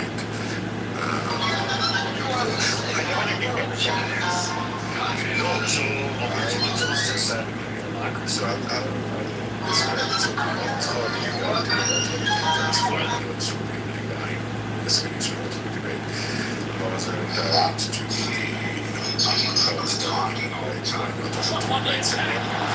just sees the legislation of election. So all this is I just spoke about if you ChatGPT can ask the model of governance of Anya, that is where you will see the So it's not practical when you have right person saying, these are all the people who govern us and blah blah blah. I mean, Narnia is not here in this world, right? It's just like Islamic theocracy version of utopia and everything is right and fair. What do we see around us? Like, where is this Islamic theocracy, Islamic governance model? It has never been implemented anywhere. It just stays in people's mind. Practically, what are we going to compare against them? I'm not saying what that's implemented. As real as the Ram Rajya of the Hindus. Everyone has their version, but it's just like. And it's like they always point out that different government systems work at different scales of populations, right? Like, so like communism, and and consensus, like communism, consensus-based anarcho-communism works great with like small groups of people that agree to live in community, but it's certainly not a way to govern the nation, right? And you can have socialistic sort of welfare ideals within a nation, but you still have to have some level of mixed economies in order to accumulate enough capital, either at the governmental scale or the private sector scale, to build big things, right? Individuals, all working, pulling at their own personal interests are never going to build big things on their own. So it's just kind of, these things people don't realize. And it's not all or nothing. Like I said, it's like if you want to live, in a commune, in a communist style, if you want to live in a kibbutz and do all that crap, go do it. Great. Yeah, Coroner's spot on this. It is really a functional scale, and that's why I gave the example earlier with referenda.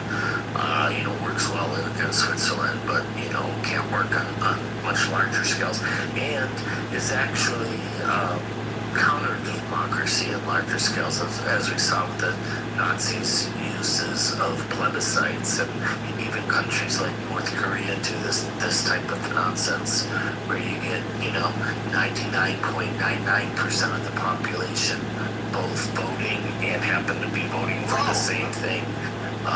But as far as benevolent dictator being like the best form of government, I mean, it's largely been acknowledged that that's a great thing because it can be very efficacious and a lot of great things can happen.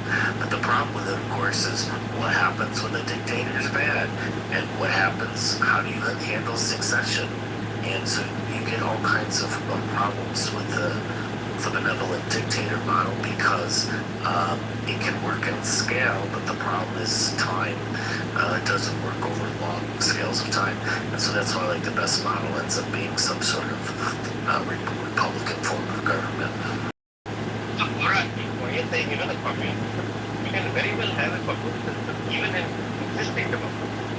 As long as you're not breaking the big laws and stuff, in your world, for example, if Mehdi wants to have multiple wives, he can have multiple wives.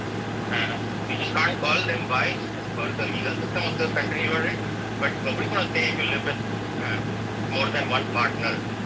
People are not going to, say anything about it.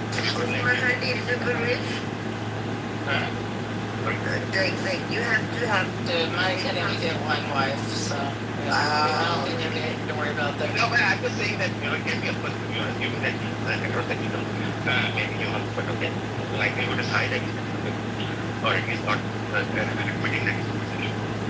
So you can have multiple partners, you can live with multiple partners, no problem, right? You can follow your... That's what I said. I'll take the Shahada if I could have all the husbands that I... Yeah, the Queen Bee would have had a lot. Yeah, the fact that people can break the law and get away with it and can find ways to camouflage it, I don't know that says anything about the laws themselves. What was that? Do you have six-pack? I sort of do, but how is that relevant? Because we forgot shit. I've been very nice body. Yeah, I don't understand that. It's very spicy. It's just spicy, but not. Chili. A lot of chili. She said, yeah, lots of chili in her boat noodles. And now you're left part up now. I found a restaurant with the best cow soy in my city. The fermented vegetables in it. It's so good. You and I could do like a food show together. So.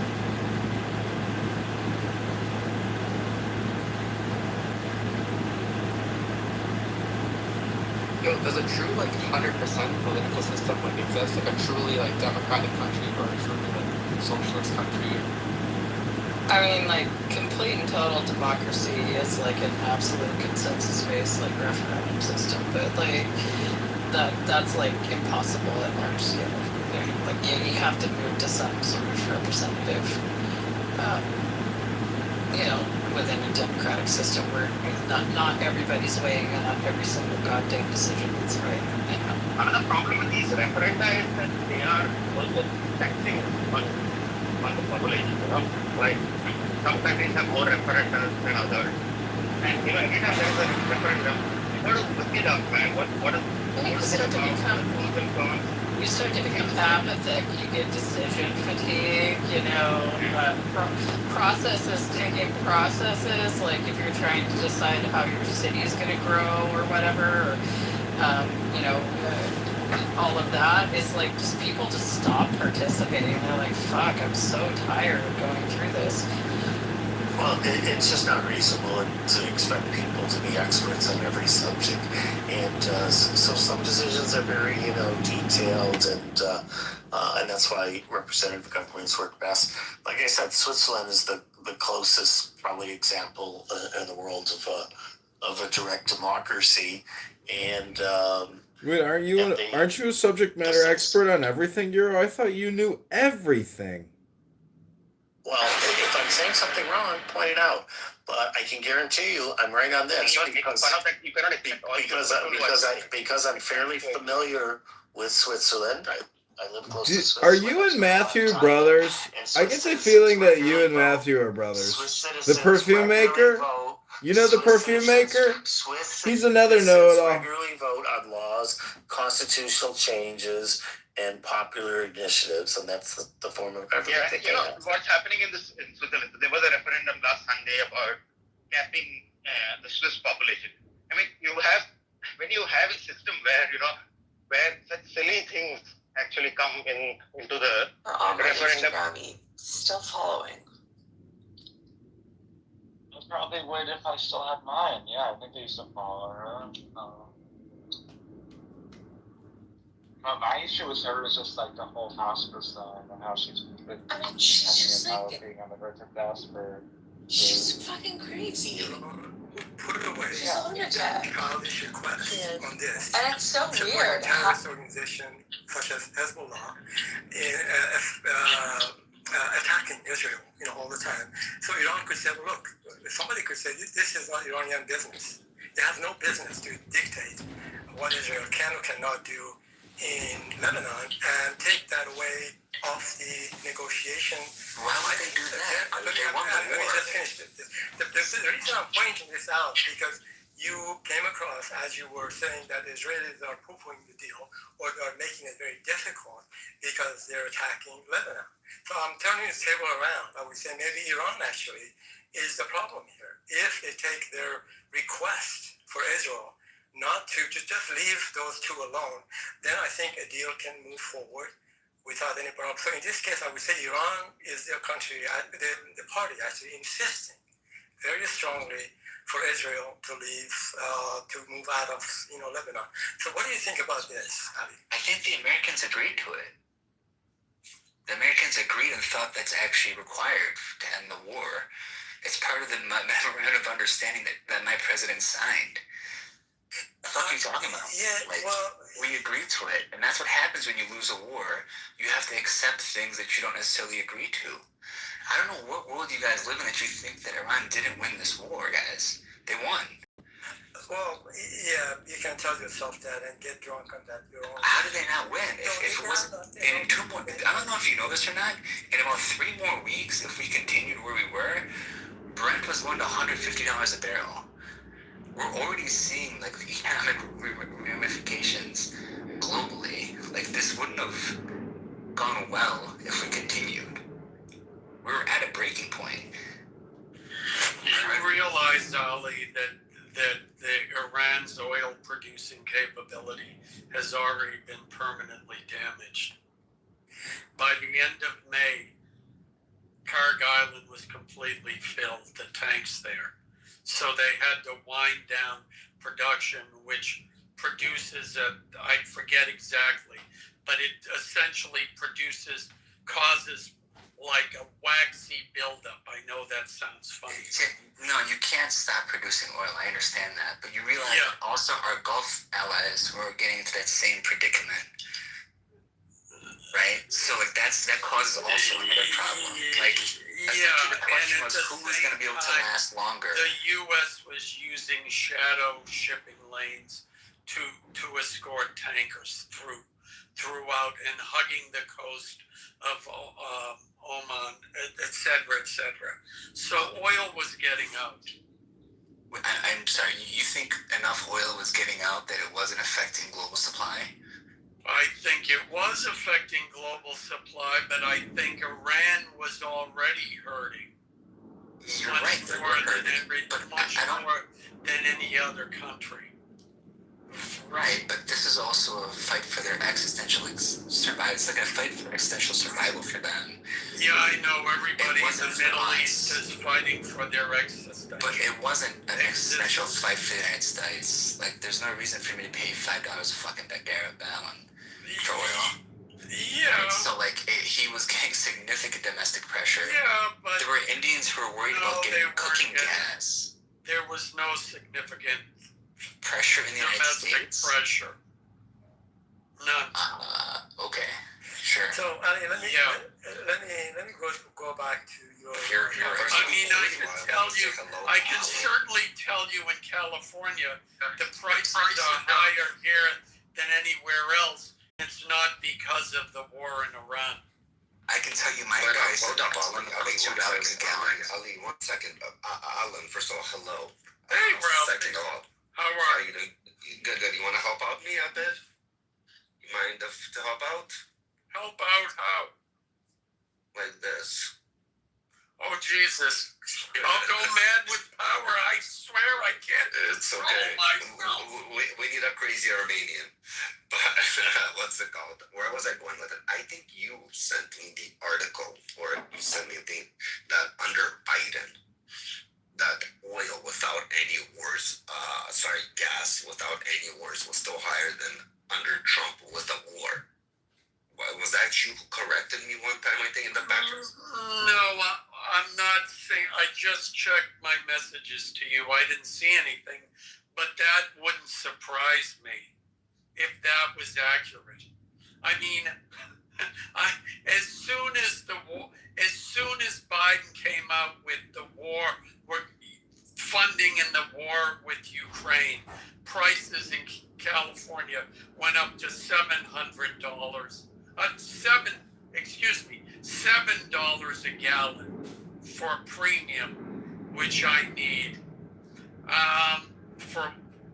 And the other thing, my 1 month's gas bill to heat my house, which was normally $230 in the winter, was $700. Oh, and I told you gotta sell that Mercedes. I know you Armenians, you love those Mercedeses. Yeah, I know. We can't look. I can't show my face to other Armenians if I'm not driving a G-Wagon. Come on, you know that. I know. It just matches your face. That square boxy look. Yeah, that's right. So, let me just finish my discussions with Ali. Ali, I just quickly looked up some elements in the MOU, and I think let me just tell you what it says about the question of Lebanon. So there are a few items in here.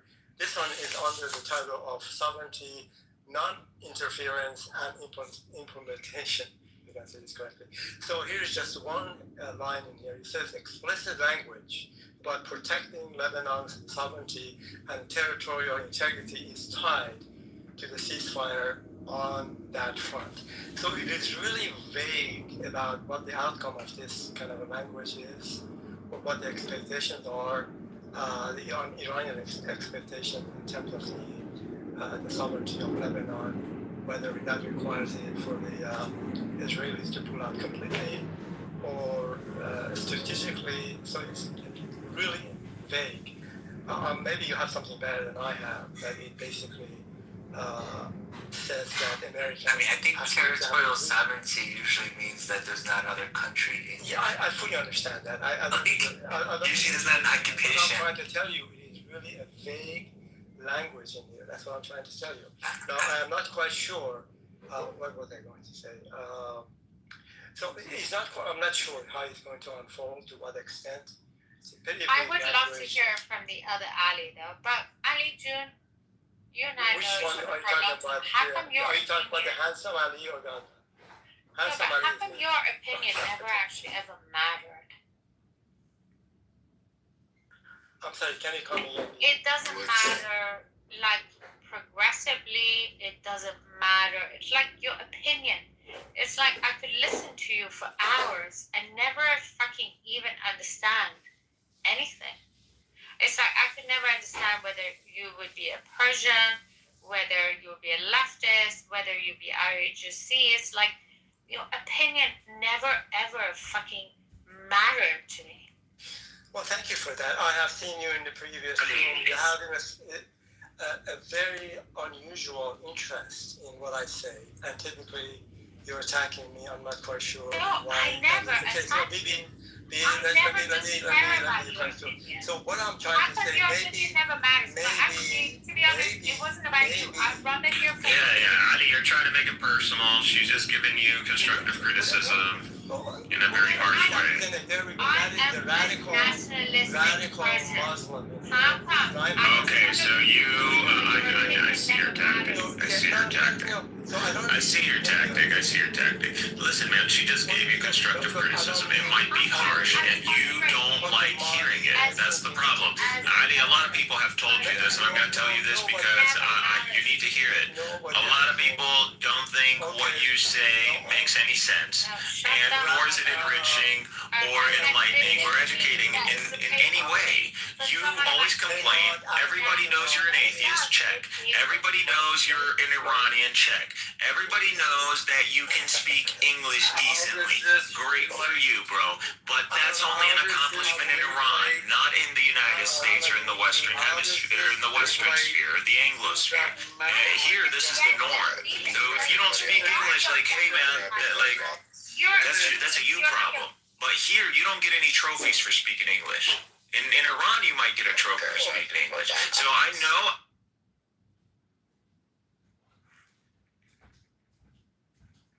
Who's muting? Who's muting, man? Alan's muting. 1 second, Alan's muting. Alan wants to say something. Yeah, how does this relate to the memorandum of understanding? Thank you. What memorandum of understanding? The one we're talking about between the United States and Iran? Yeah, correct. Well, 60 days, it's going to be negotiated. There's no memorandum of understanding other than to stop the war. Yeah, okay. So, I'm sorry, but Ali's particular effectiveness with what he does or does not say is not related to that, nor our opinion about what he says or does not say. That's true. It's up the moderators to decide and moderate the room. That's their... We already know moderators moderate the room, Alan. Can we just not why are say... you talking about what Bibi said to him? Because being allowed to say that and people entertained it, Mr. Moderator. No, because Bibi is drunk. And so if moderators entertained it, that must be the topic of conversation. And now I just stopped. Okay, so you went back to, you reset the room, Alan. You could just say, I'm going to reset the room. Well, I could have said it that way. I said it my way instead. Which is no problem with that, but I just for further clarification. I'm building with you. I'm not being an antagonist to you. I know you're not. We're all good. Now I'm going to say something. You know, I looked it up. I looked up what are the points. I read the memorandum. Then I went to Google, and there was one of the things that said was, would you like to see how this compares to Obama's deal? And I said, okay, let me see that. And then I asked the question, is it fair to compare this to Obama's deal, considering the terms haven't even been, the final terms haven't even been signed yet? And it said, well, no, it's not fair or accurate because this is a ceasefire deal. Okay, I don't see how when two countries are warring and they come to some kind of understanding, how that can be seen as a failure. Now, I expect that both sides are going to say, ha ha, we won. But we have yet to see what's going to happen in the next 60 days. The only other thing we just completed a grueling 3-day records exam process, defending nearly 20,000 of our signatures. In the end, as I've been saying all along, we're well over the required 25,000 signatures. That people are saying, oh, we're giving it to Iran. 150 billion of that is from private investors, and the rest of it comes from various sources, including other Middle Eastern So before the breakdown, Alan, what are we trying to say? So you agree with me? So I don't that this is just a ceasefire. Maybe I You're an abortionist, pro-legal, but all I've heard you say is so you agree with me that this is just a ceasefire? No, it's an MOU to get to a ceasefire. They're different. So a ceasefire is to get to the conditions of the war marshals modified conditions. Semantics. You just want to argue something they're not fucking semantics. Why the fuck am I here? The other people. Do I give him the box then? Yes. Do I give him the box or what was the code, sir? HR10. He gave me the code. I mean, that's a quick ticket out of the room, just so you know. That's fine. You know, did that ever matter to Cynic? Marshall, did that ever matter to Cynic? You could at least have a decent conversation. Marshall, but did that ever matter to me? Would I ever consider lesser intelligent line as understanding means to stifle freedom of speech? I'm an American. I believe in freedom of speech. I believe in freedom of speech applies to the government. Doesn't apply to the never will. You're just not going to be more intelligent than I am, Marshall. You don't actually understand what freedom of speech fucking take one person talking over me at a time. Now the point is, and this was the only point I was going to make, was that $300 billion is not coming from America, and it's contingent on Iran making itself investable. Meaning, if it's a war-torn terrorist inducing surveillance video inside playmakers, games, cards, and collectibles in Hudsonville shows that this is where you'll find some of the best quebaditos in Chicago. A quebadito is a sandwich made with flattened fried green plantains instead of bread. It comes with garlic and a filling consisting of meat, cheese, lettuce, tomato, and you guys want to run this, just keep this going. Just keep this going. In Chicago's Humboldt Park neighborhood, and you'll find some of the best ones. Alan, I appreciate you. I appreciate your knowledge because I believe that you have that, like, it belongs to you. You know, you grew up so, like, you could be Armenian, you could be whatever, but most in Chicago. Thank you, BB. And here's the thing. Cynic, you may think he's stupid, but you're not smart enough. No, BB, not you. I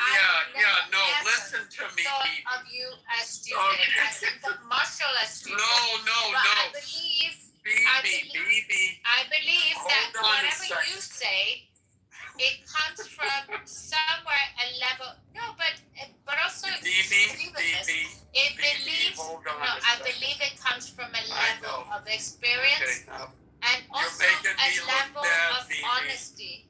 I don't think you ever are dishonest, by the way. Well, thank you, BB. And cynic, you may be smarter than me, but you're not smart enough to understand when somebody's complimenting a mod, maybe you should not say anything. Anyways, next 26-27 season is a fantastic season. Welcome. Yeah, the thing about, oh my god, the drunk woman gotta be stopped. This onslaught has to be sieged. Oh my god, she's gonna hit my Wow, shut the fuck up. Who is this Marsha guy? Who are you? What is she doing? What place are you going to? Continue to suffer this pressure like you are. Who the fuck are you guys? The driver speeds away. She comes to a fork in the road and veers right. Then jumps the center median and crashes into a hell clinic. An officer opens the door and then gets out. The car door smashes him into the truck. The car crashes again into the health center. She takes off. This time with the passenger side door wide open. Hits a tree. Israel can't keep southern Lebanon. Everyone knows that. Occupation long term is not going to happen. It already happened before. The definition of insanity is to repeat the same thing expecting a different result. If Israel occupies the southern Levant, this is what's going to happen. Within the next few years, they are going to coordinate the attacks against the permanent positioning of the IDF over there, and you're going to see high casualty events among the IDF, and then they're gonna post that online, and that's gonna be a psychological angle, and that's gonna be enforcing their base, and the Israelis are gonna continue asking, why are we there? Why are we losing troops? And even though we have no valid claim to occupy the land, and the international community isn't going to recognize this territory as part of Israel. We're gonna keep it as a buffer zone. You're just going to lose troops. You're in this high-tech loitering warfare battlefield that we have today. A bunch of drones from Hezbollah will cost millions, yet alone the human life, which is what we're already seeing. You might not be seeing the combat footage, but I keep up with this stuff. I promise you, the game warfare, but the Israelis from opposing them. Like they're just not going to stop. Hezbollah's an existential threat to Israel. So Hezbollah's an existential threat to Israel. Why? Because they oppose its territorial integrity, which would make them an explicit. They oppose territorial integrity. They literally are within their border. They're funded by the Iranians who want the Iranians. So what? Israel's funded by the United States. Is the United States violating the sovereignty or the integrity of the Arab world? Their budget accounts for No one asked you for an explanation of the economics. I'm just going based on what you said. You're saying, Hezbollah's an existential threat. People can comment too. If you don't want to have your shit criticized. No, then why do you run to conclusions so fast as what you're saying is literally truth, common truth, like everyone should get this? No, it's not. You are fringe. You are fringe, Marshall. You're in goddamn Texas. You're Baptist. What are you talking about? Your views are nowhere normal. They're not normative. No, they're not. You are fringe. You are on the extreme right side of the aisle. You're an evangelical. You're an evangelical. You are not mainstream. You are not mainstream. Just say I'm not mainstream. Marshall, just accept that you are not mainstream. Holy shit, this white guy can't accept that he ain't mainstream. You a redneck. You a redneck. and you are at the actual subject of the room, which again means you've lost the discussion. No, I'm not lost. Look at him setting himself up as judge, arbiter, and execution. You are talking about me, Sylvester Stallone. You are not talking about ideas. We're talking about Marshall Lincoln personally. You're nothing, bro. Like, pull your head out of your ass and actually be polite. It's not that difficult. I'm not gonna be polite to someone who continues to run towards the shit I'm saying the entire time we're talking. Who's muting? Can we have our back and forth or what? Your motherfucking taught you. It's not that difficult. You don't have to try hard.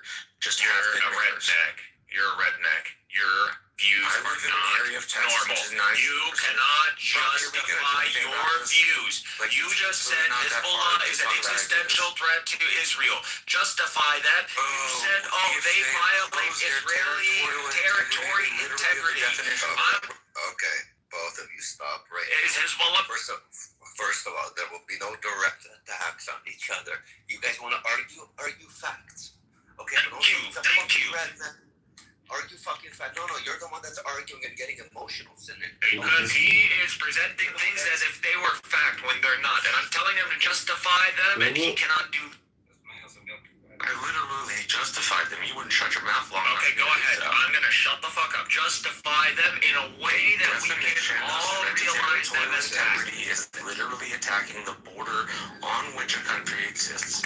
If you don't like that, take it up with the international relations. Okay, that doesn't mean an existential threat, you goddamn moron. Exactly what it means. Okay, so go ahead. There you go. You just made a claim. I want you to back that up. I want a source, Marshall, where it says violating another nation's territory integrity means you are an existential threat to them. I'm not giving you a source of common knowledge. I don't have to. You're such a moron. There you go. Take the yell. Put it up your ass. It's academically not required because it's a commonly agreed upon thing. Just eat the yell. No. But you just got held. How are you not getting? You just got held. I just got somebody who got emotional. How can you? You can't justify it. Violating another thing. Okay, so the United States. Epic fury, violation of Iranian territory. That does not mean the United States is an existential threat to the Persian people or Iran. That's crazy. You're crazy. Are you Muslim? Say it right, woman. Say it right first. You know, you're not a white person. Masha, you're from goddamn Iran. You live closer to India than I do. If you don't believe you're brown, take it up with the international relations community. I can't fucking help you.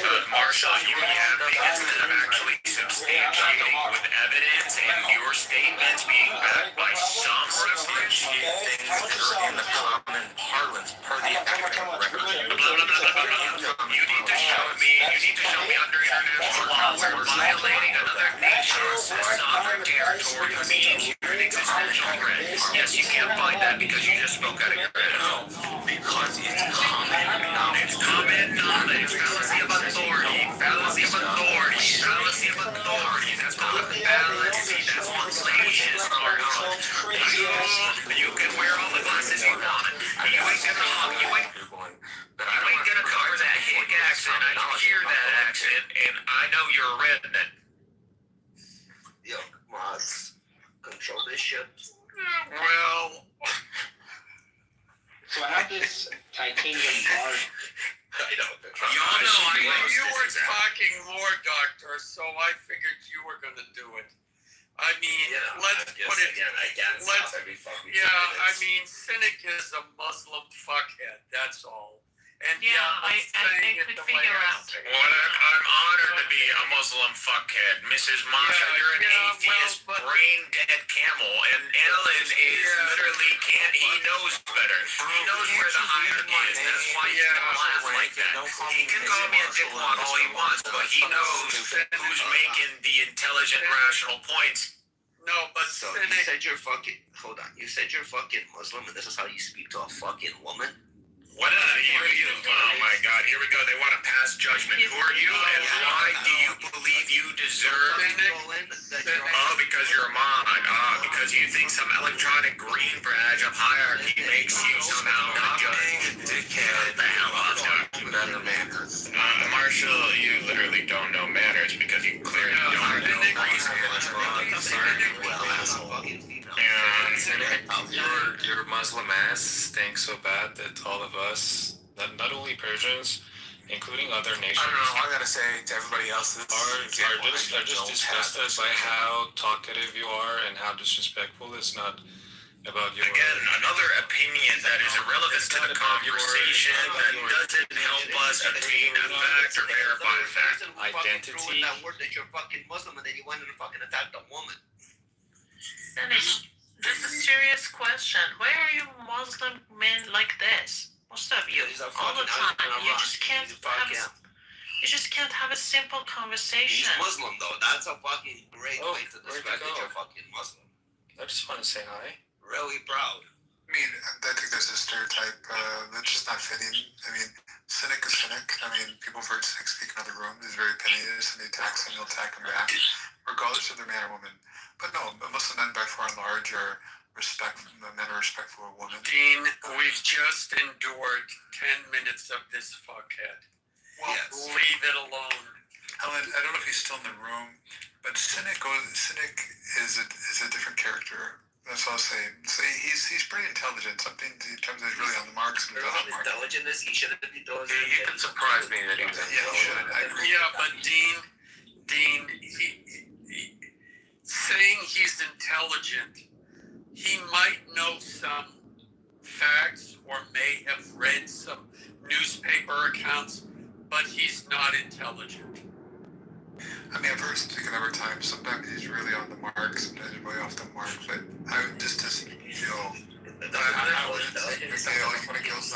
I understand what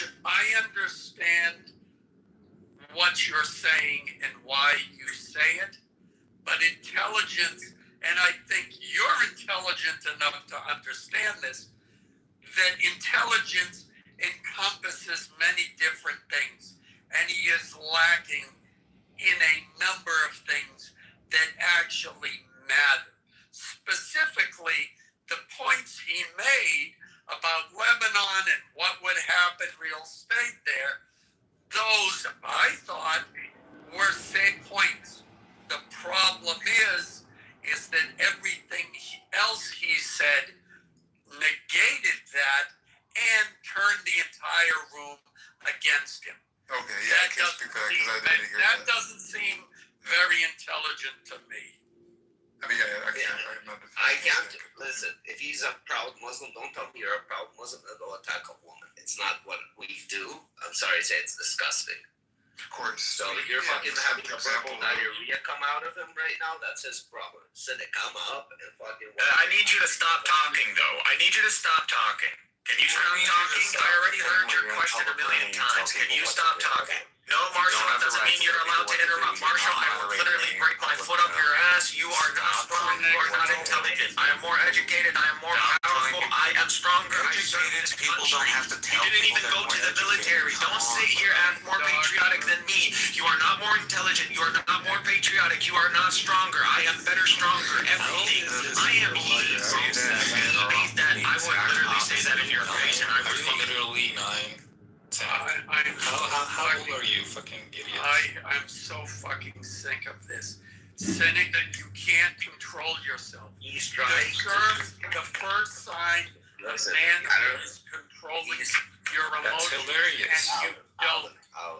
He's trying to manhandle this, whatever he's trying to do. He's trying to fucking intimidate. Yo, he thinks he's a bad guy. Come, fucking talk to me. Come. You think I'm scared of you, Cynic? You're bigger than me. Come. Never had a fucking bottle broken over your head. Come, speak to me. We can't keep doing this, man. We really can't keep doing this. I mean, the only way... No, you want to hear from me. You want to try to prove that you can get me by getting me on some wrong point or a misrepresentation of fact. That's what you want to do. But all you can do is my character, even though you know that requires judgment. Anything requires judgment is subjective.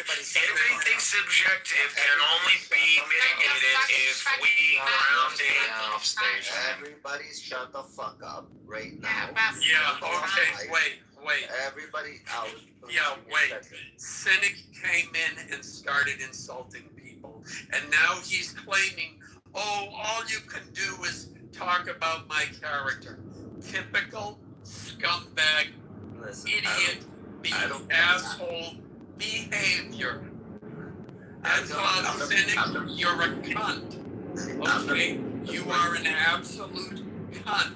Now come up if you want. Hold on. Shut up, Phoebe. Please. Don't be like this to Alan. Hold on. Cynic, It's okay. I'm bringing you back up. But stop fucking attacking people. Nobody gives a fuck how big you are, how strong you are. This is not a fucking pissing competition. Go straight to your fucking point. Everybody mute the fuck up, mic up, start speaking straight to your point, and then when somebody else speaks, you mic up and you let them speak and don't fucking interrupt them until they're fucking done. Guys, I can't bring him up. Somebody else tried to bring him up. Straight to your fucking point. Everybody mic the fuck up. But before he coming up, I want to ask a question so that he could answer. Okay, we can't bring him back up. Can somebody turn off hand raising? Not up on his own. Guys, turn off hand raising. There we go. Yeah, bro, so I'm just gonna read what I wrote in the chat, because, again, I don't waste time, man. Even though they are by no means even close to deserving the merit to be a judge over the matters that require the mitigation of men.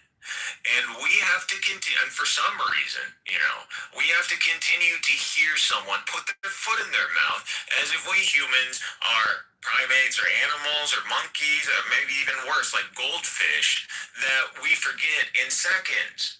No, man, I'm not going to continue to hear you gaslight me, attempting to make a mockery out of this discussion and to somehow force me to leave the room to seek fertile grounds. I mean, if you're continuously welcoming on me here, that means that you want me here for some reason, or you see me as a dragon that you want to conquer. I don't mind fantasy, like I like fantasy too, but fantasy, everything has to come to a climax and a conclusion, Doctor. Every director has to have a climax and a conclude.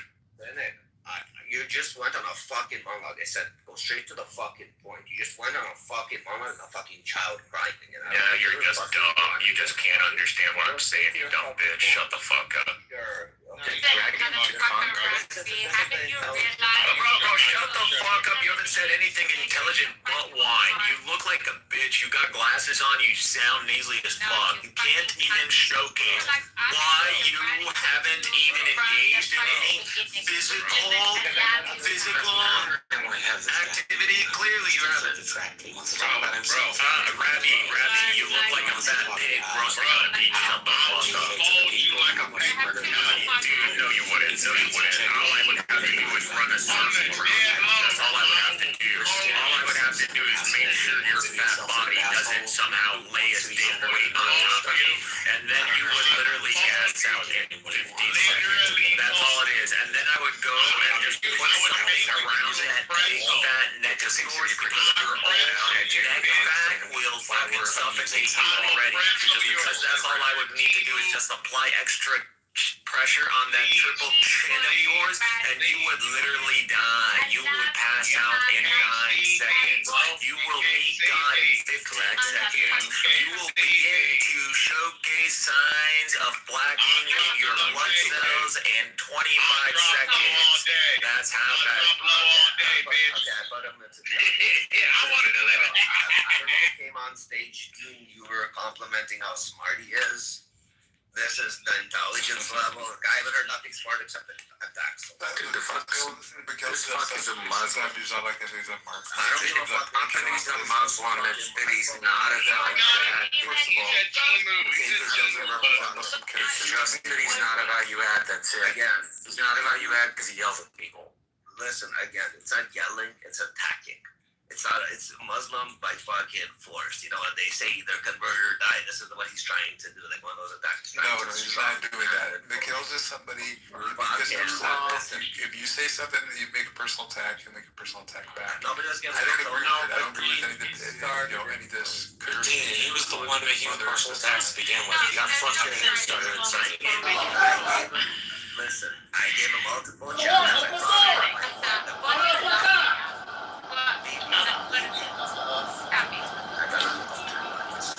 I told him, come on stage. Everybody to get the fuck up. Everybody get the fuck up. I'm gonna give a fucking monologue. And you should need to try to get fucking yell if you do birds. Act out loud.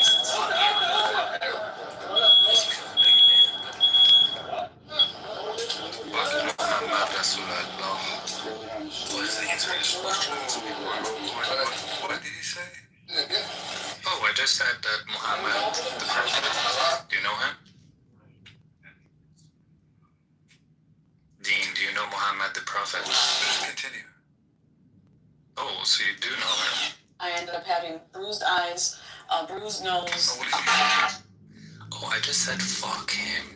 That's what I said. Alright, look, this is ridiculous. Okay. If you guys allow this type of, I wouldn't say that about Jesus, Moses, Abraham. I'm not taking any religion. I would say that to any religion that would be stopping human beings from being. It just shows your character, right? It just shows your character.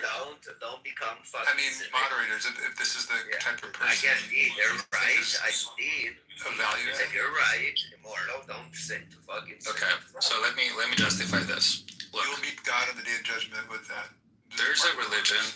Dean, now you have to just close your mic. There's a religion. I mean, you're the one. Now, if I'm speaking that thing, you're gonna be like your friend now. No, I won't be your friend. You're not a mod. Just a second. Dean, you know, I know that you think it's not full, but the thing is that there are some people who are traumatized by Islam. So you cannot tell them that they're Islamophobes. Remember that face They when are you go home and see your traumatized husband. by Islam. And immediately I was they came over there and said, you gotta go. And I was like, well, I'm not doing anything. And they was like, well, you're being disruptive. The U.S. Secret Service says it began planning 6 months ago for this opening ceremony, which the agency says will be attended by white people or black people or Jews. Does that give them a right to just say things of that similar? We are not traumatized by the skin color. But there many are. I'm saying that many people are traumatized by Jews. By their beliefs. Yeah, okay. But their religion. Right. Their religion. Many people are traumatized by the Jewish religion. No. And Jews. Does that give them a right, though, Masa?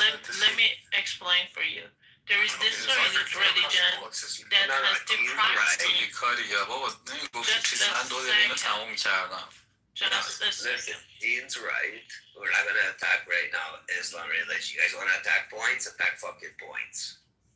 Okay, I wanna say my point now. I just have Masa, I'm sorry, Mortal. I don't know, apologies to you. Masa, by that rationale, if they take that approach, can some people are traumatized by Jews, killed by Jews, and have family members killed by Jews, can they say similar things? Is that acceptable to you?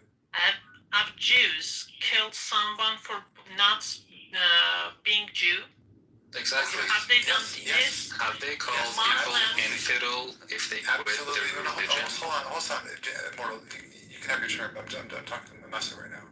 Yes, of course they have. They've killed non-Jews. They've justified killing non-Jews. They've called them animals and trash and so forth. Of course they have. They killed them because they are not Is it something that they have as a rule? Like calling infidel? Do you know what is infidel? Not with you. If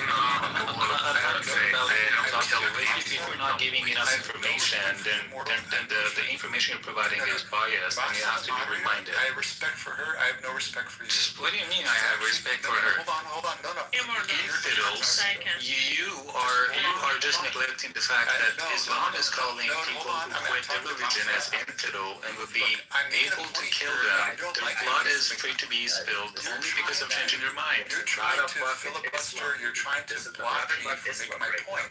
I'm not going to let that happen. All right? I'm going to speak to Masa and just hold your horses. It changes how elections are funded, so clean candidates can win without selling. In the name of religion, and you have special interest. Non-Jews. No, I didn't say if they have killed non-Jews. I asked this: have they killed someone for not wanting to be a Jew? Have they done it? Because Muslims are just let me finish. Muslims have been killing us for not wanting to be Muslims. That's it. Yeah, the Christians have done the same, but Muslims have been killing Iranian When in women recent history has a for not Christian wanting. executed anybody for that? Christians Please, have I'll fucking wait. killed millions upon millions. That's not what I asked, Dean. I asked where in recent history has a Christian fucking done this? No, I was really specific. Where recently has this happened? People have put in bomb code Jesus on the name of bomb. Okay, that's not an answer. That's you making up an answer. The name of Christianity. That's not an answer. That's you making up an answer. Answer the question I asked you, not the one you wish I asked. Is that what you're doing, Marshall? I'm speaking. I want a consistent answer from a person for a question I asked, not a question I didn't ask. Okay. You are not sorry. Give me a consistent answer. Where in recent history has this happened? Goodness. Marshall. Then answer the question, Dean. Marshall, no, I'm talking myself. I can't answer. There's no answer for You that. don't get to be in the middle of a public where I say something incredibly stupid and expect nobody to respond. About Like, that's Trump getting nonsense. shot. The assassination attempt. The Western access. This is one of the largest scandals in America. Where in recent history has this Probably happened? even the same as JFK. By the way, Christians have Where in recent history has this happened? they're really fed up. Yeah, Otherwise, you're pulling shit out of your ass and you're not being honest. Oh my, look, no. Give me an answer. Give me some activities. Still act like that, and they still try to justify that. That's hilarious. Somebody's been traumatized by another faith who are killing other people. No, I'm not traumatized. I expect you to give me an answer that matches the question I asked, not the one you wish I'd asked, because you can't answer the question I actually I asked. continue speaking with you because I mind that you answer the question I asked you. Where in recent history have Christians done I will address this? that after I address myself. Where in recent history have Christians done this? Where in recent history have Christians done this? Where in recent history have Christians done this? Where in recent history have Christians done this? Marshall, Dean, Immortal. Helen. Yeah. As a mind. No, yes, I'm going to speak now. All right, I'll make it very simple. In 2020, in the war with Azerbaijan, Muslims killed Armenians, and Jews helped them. And yet here I am on a stage with both Jews and Muslims and Christians talking to all of you. If I can find it in my heart to listen to all the stupid shit you guys are saying and not be triggered and offended, I think everyone else can too. So let's leave the, I'm deeply offended by what people said, because as far as I'm concerned, you're all a bunch of fuckheads. Okay, so, but yet somehow I have the emotional maturity to continue this conversation. So let's discuss some actual points, because Marshall, Dean is not going to answer your question. Dean, Marshall is not going to stop asking, and Immortal is not going to change his mind either. So I'm going to go on mute. It's up to the other mods. I am done. You guys can do whatever the hell you want. No, if he wants to obfuscate in front of everybody else, that says all he needs to say. No, I don't Marshall, have to that's say not anything the else. case. I simply ask because people have been traumatized by people of other faith because they've been killed by that. No, you obfuscated. I answered that question. You didn't clear your answer. Maybe an Now, people have been No, you obfuscated, bro. By the way, the fact that I'm Islamophobic is not because of being traumatized. I actually have never been traumatized by this fucking religion. It never hurt me, but the fact that it has, and it continued, you just shut the fuck up when I'm speaking. The fact that it has done this over the history and still doing the same, that is one thing that makes us all Persians hate this fucking religion, and that's exactly what's happening to Iran. And this is exactly why you are opposing the revolution in Iran, because in Iran, Iranians are against this fucking religion. And you, as Muslims, hate the fact that Iranians, as a Muslim country, as a former Muslim country, are now against this. No, it's still by far tens of millions of Muslims. Your parents, or at least your grandparents and great grandparents, were probably practicing Muslims, praying and so forth. They love Allah and Muhammad. This is what that has been changing. That's your family. That's your family. I know.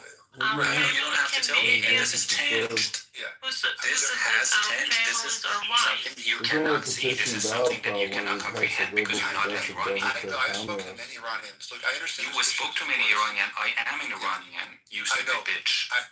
Look, you need to stop that. First of all, you would never hit my face twice your size. He's an idiot. I'm absolutely not twice your size. What I will say, Dean, what I will say is, okay, Dean, what I will... Clubhouse warriors here. Yeah, you know, Dean, I deal with it all the time. You just gotta, you know, it is what it is. But Dean, what I do think you are missing is a significant amount of Shia Muslims that are jailed inside Iran, as well as left and have had multiple generations of assets in England, France, Switzerland. I mean, all over Western Central, and even Eastern Europe. So there's a big population of Shia that don't like these motherfuckers either. A big population. And I understand. I've talked to many Iranians from both sides of the fence. Yeah, Dean. Iranians within Iran. You are talking to many Iranians from both sides of the country, and at the same time, you cannot even comprehend a person as an Iranian identifying themselves as an Iranian with here with about 4 decades of experience, and not only him, but a lot of friends in Iran still, and their family members, telling you the fact that Iranians are past from this stupid religion, and at the same time you're saying that, oh no, there's a lot of Iranians who still are practicing that. I am not saying that they're not practicing. What I'm telling you is that the difference between the new generation and the previous generation is something that you cannot comprehend only because you've not lived in Iran, only because you are not an Iranian. Let me make some examples for you. I'm an Iranian woman, okay? I'm an Iranian woman. In my whole life, I was forced to get dressed the way Muslims wanted me to do. I never believed in Islam. I never wanted to cover my hair. I never wanted to dress that way, but I had to because Muslims forced me. My whole life. Let Dean tell us about his friends that are doing that hijab. Come on, Dean. Yeah. Let her finish. Let her finish. In my whole life, I was the second gender because some Muslim men were ruling that country, and I was seen as the second gender. I was more capable of many other men, but I was the second gender because of Islam. I faced a lot of difficulties just because of Islam, and I had to leave my family, go to the other continent to have a normal life as a woman. And now you're here telling me why do you have Islamophobia? Fuck that. Jefferson ordinance that prevents Obama from having unstreet inconsistent because people have been traumatized by Jews because Zionist Jews should be consistent because they have the right to feel that way about Jews and Judaism. No, people don't have to be consistent. This is the fact. There were 75,000 mosques in Iran. 50,000 of them have closed. Iran was always, while Persians were Muslim, it was also a secular country. And after the revolution, it became the crap fest it is today. And you may have spoken to a lot of people, Dean, who are pro IRGC. And there were people like Massa, and maybe you haven't spoken to them, but I think that if the religion is thriving in a country, and that's all anecdotal additional evidence. Yeah, I think the fact that if a religion is flourishing in a country, 50,000 out of 75,000 of those places of worship do not close. I think the number's supposed to go up, not down.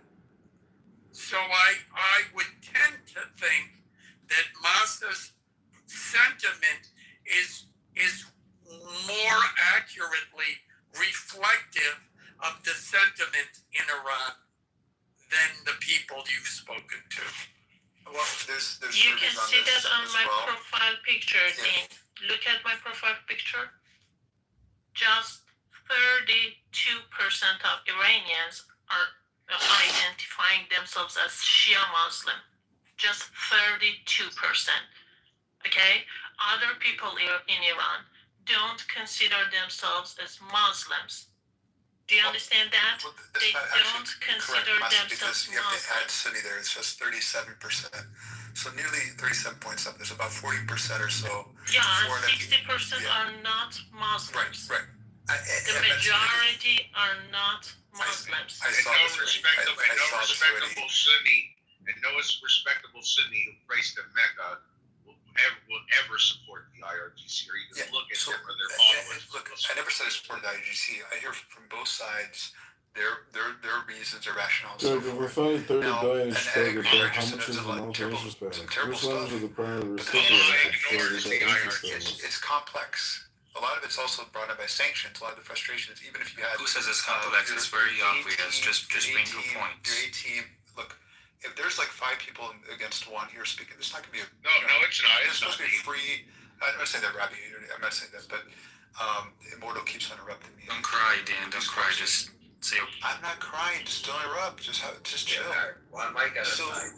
yeah, I've seen the survey results, and I know that if you had the best, I said 18 government, Masa, if you had your top 10 people you run in the government or whatever your administration, they would still have a lot of the same difficulties if they did not kowtow and bow down to Israel and the U.S. You would still face sanctions. You would still have crippling effects. Instead of producing 2.1 million barrels per day, you'd be producing 700,000. Your oil production would be cut by 2/3. People would be starving. What's it have to do with the fact that Islam is calling Muslims infidels, like Persian souls? The sanctions I don't know. Iran society. You know that before Islamic Revolution, Iran was a pretty normal country. We had a good life there. It was a good place to live in. Under the Islamic Revolution. Under the dictator, though, it was a good life. Under the guy that was oppressing the people. Oh my God! You know the one that you're calling a dictator. Were you even there? Were you even there during that time? No, you were there. Were you there? No, you were there. She wasn't. But the funny thing is, she has so much to say about Iran, but yet she ran away from Iran. The propaganda became fed into in the past half century. Do you know why I ran from that country? Because they were slaughtering our own people. Do you understand that? Do you understand that? They were killing us people. It's not a made up story, Harvey. Al Jazeera even wrote about it. Come on, dude.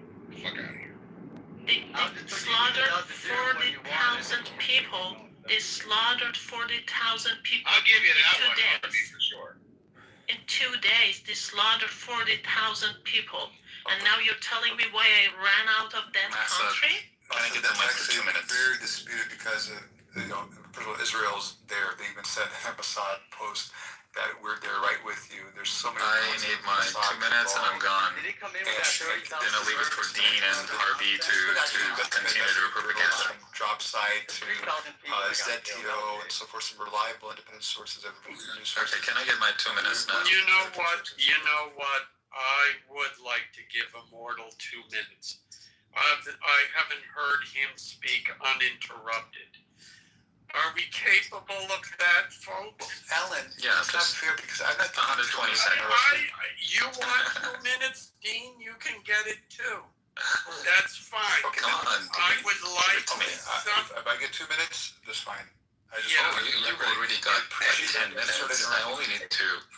So here's a point. I understand that people like Dean as Muslims, or Cynic, or other people who are wise Muslims, democratic ones. Those are not killing people because of their beliefs. Actually, they might have in the past, but right now they're a little bit more educated, so it's not happening in the 21st century for people like Dean. But unfortunately, in Iran, it's still happening. Again, people say that, we have our own contacts. We call people from Iran. I have Iranian friends. I call them, and I hear from both sides. This corn can sell for up to $1,000, and in China some people even wear it as jewelry. At first glance it looks like it's made from colorful gemstones, but it's actually real corn. This special variety is called glass gem corn. Its incredible colors come from years of selective crossbreeding. The point is that because of the past half century and the power of Islam being practiced in the whole country, actually the 16th biggest country of the world, the oldest country of the world, holding the oldest language, an ancient language, which is still being spoken. And these are all facts, right?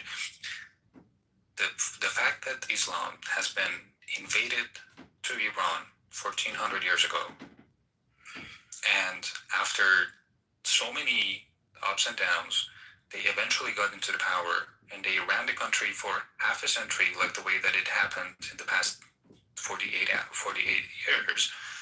Iranians, they have changed. The generation Z has 100% changed. Other generations, Gen X, and then baby boomers are now changing. And this is not something that you would see. You would say that, I still have friends in Iran who are, saying their practices, practice their religious, things, and they do their prayers and stuff. But the fact is that they are a minority. I still have my parents as practicers, but they are a minority. The next generation is not gonna even throw a dime into this religion belief of killing people because of their beliefs, calling people infidel because of changing their opinions, or making women wear scarf because of trying to make the society less toxic with the men and women relationship.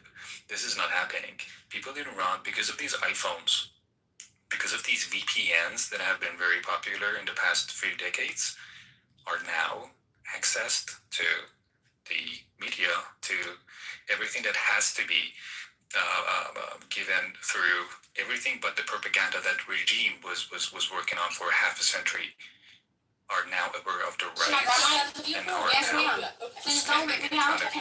Yes, we are only 100 million. We want 2 billion. But guess what?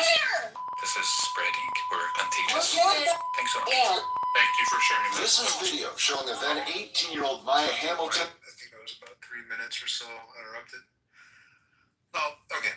Well, During the rest about the past 40 years, Islam eventually got in power the past 40 years. Muslim dynasties. Iran has been ruled by Muslims since the 7th century. You have the Mayas, the Abbasid dynasty, the Safavid, Zand dynasty, Qajar, and so forth. You have all these dynasties, the Turkomans and so forth. So Iran, for about 1,400 years, have been ruled by Muslims. We're talking about the Shia ideology. Guys, it's not going to work. You're interrupting me. Please. Mortal, hold on a second. Mortal, to be fair, he didn't interrupt you. Let him speak uninterrupted as well. Yeah, if somebody has a poor memory, or just write down notes and respond, right? So the thing is that, there was a nice try by saying, I understand Muslim democratic ones are more educated, and therefore they're not murdering or killing people. No, the Muslims actually were more educated for the past, about 800 some years, where they were essentially the superpower of the world. There were, Europeans were sending their kids, their young men, to learn from in Muslim universities in Iran, and it was now Iran, in Cairo, and Baghdad, and so forth. In Morocco, you have Fez, you have Timbuktu.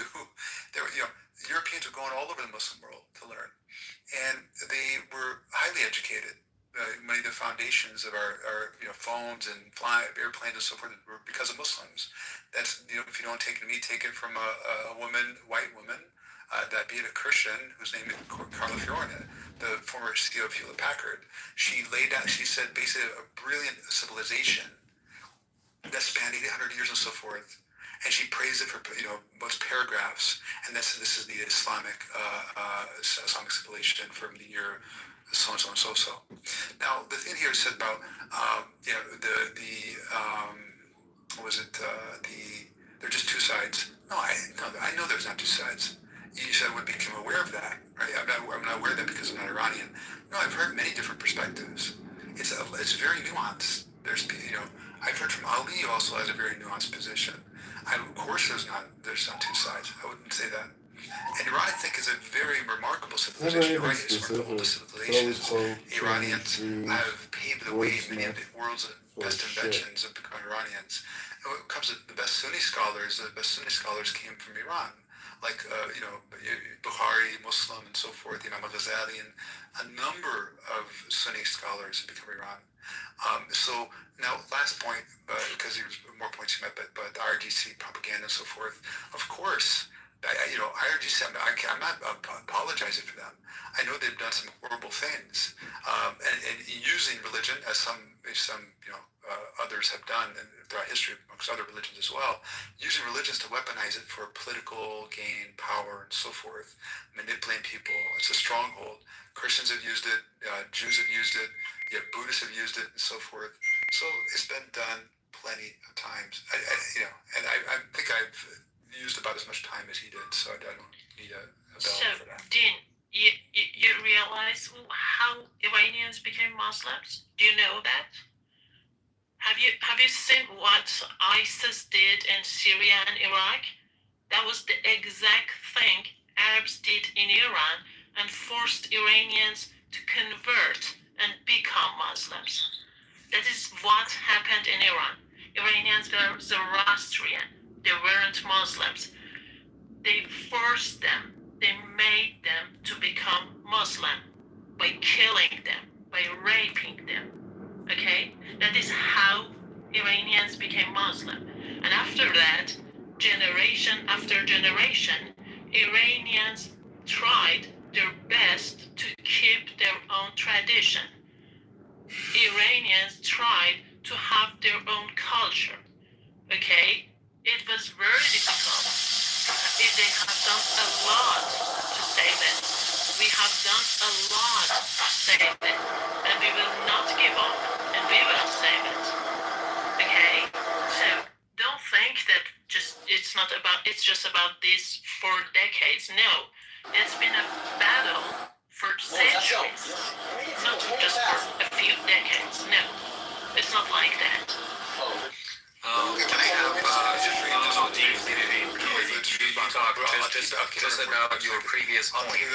No, your uninterrupted speech is over now. 2 points you mentioned about the day that Islam came into the country and still ruling. The fact that I said in the past half century, Shia ideology has been in the works. One by one. I promise you, 45 seconds, I'll be done. Okay. If you look up ChatGPT or Google, how did Iran become a Muslim country? Iran became a Muslim country through two defining historical phases. The Arab Muslim conquest of the Sasanian Empire in the 7th century, which led to centuries of gradual conversion, and the 16th century Safavid era, which established Shia Islam as a state religion and permanently shaped the nation's cultural and religious identity. The Arab Muslim conquest of the 7th century. In the mid-7th century, the Rashid Caliphate invaded the Sasanian Empire, Persian. By 651 AD, the Sasanian state collapsed, bringing Muslim Arab rule to the region. However, conversion was not immediate. Hold on. I'm almost done. The Iranian population retained their Zoroastrian faith, distinct language, and cultural traditions for centuries, gradually converting to Islam over a long period. By the 11th century, the vast majority of Persians had become Muslim, and it goes on. So this is actually this is actually all right. Okay. that's still like the fact that they invaded Iran is the actual Forced their reason of the presence of Islam in the country. And just for your information, for 200 years, okay, Iranians were banned from speaking Persian in Iran. So the fact that Iranians saved their language, it shows that how much effort they dedicated for this. You know, this is the oldest nation of this fucking planet. It is historical fact that Arabs forced Iranians to speak Arabic for 200 years. Okay, just one last thing. I mean, the point that he said that it's, I said that Islam is only 47 years old in Iran. I was meant to say this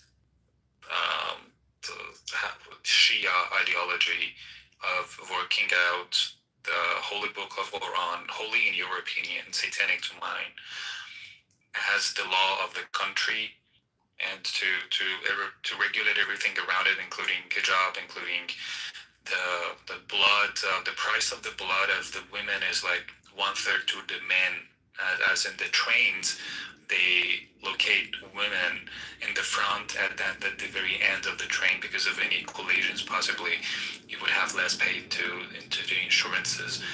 And not only that, but there are so many other rules that are against the identity of not only women but also those people that are not identifying themselves as men or women, because Islam didn't have it at that time, probably. Oblivious. Okay, but Immortal, when did women get to vote in the U.S.? I believe 21, 18, 19, something like that. Yeah, like the first state was like 1896. So it takes whiles for these changes to happen. But as you mentioned, the change of the iPhone, letting people see what exists in the West has caused massive and quick changes throughout the world. And now we have the counter change in the U.S. where we're trying to pretend like science doesn't exist anymore, trying to take us back to pre-1920. That was also just a metaphor of telling you how the propaganda of the regime, how the science doesn't exist. How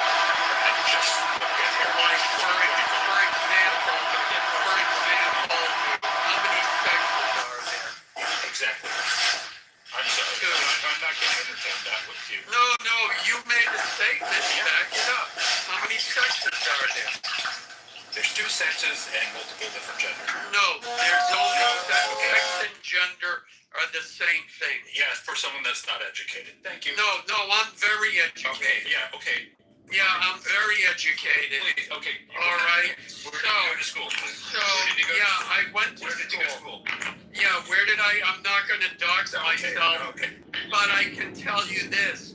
When I took my graduate record exams, at that time, it was out of 800. I got 800 on one test and 799 on the other, and I didn't even bother to study. So that's how intelligent I am. And I could have graduated high school a year early, but I didn't bother with that either. That's how intelligent I am. So to claim, and this is a typical, we're done with this, by the way, this is a typical leftist bullshit argument. Yeah, right.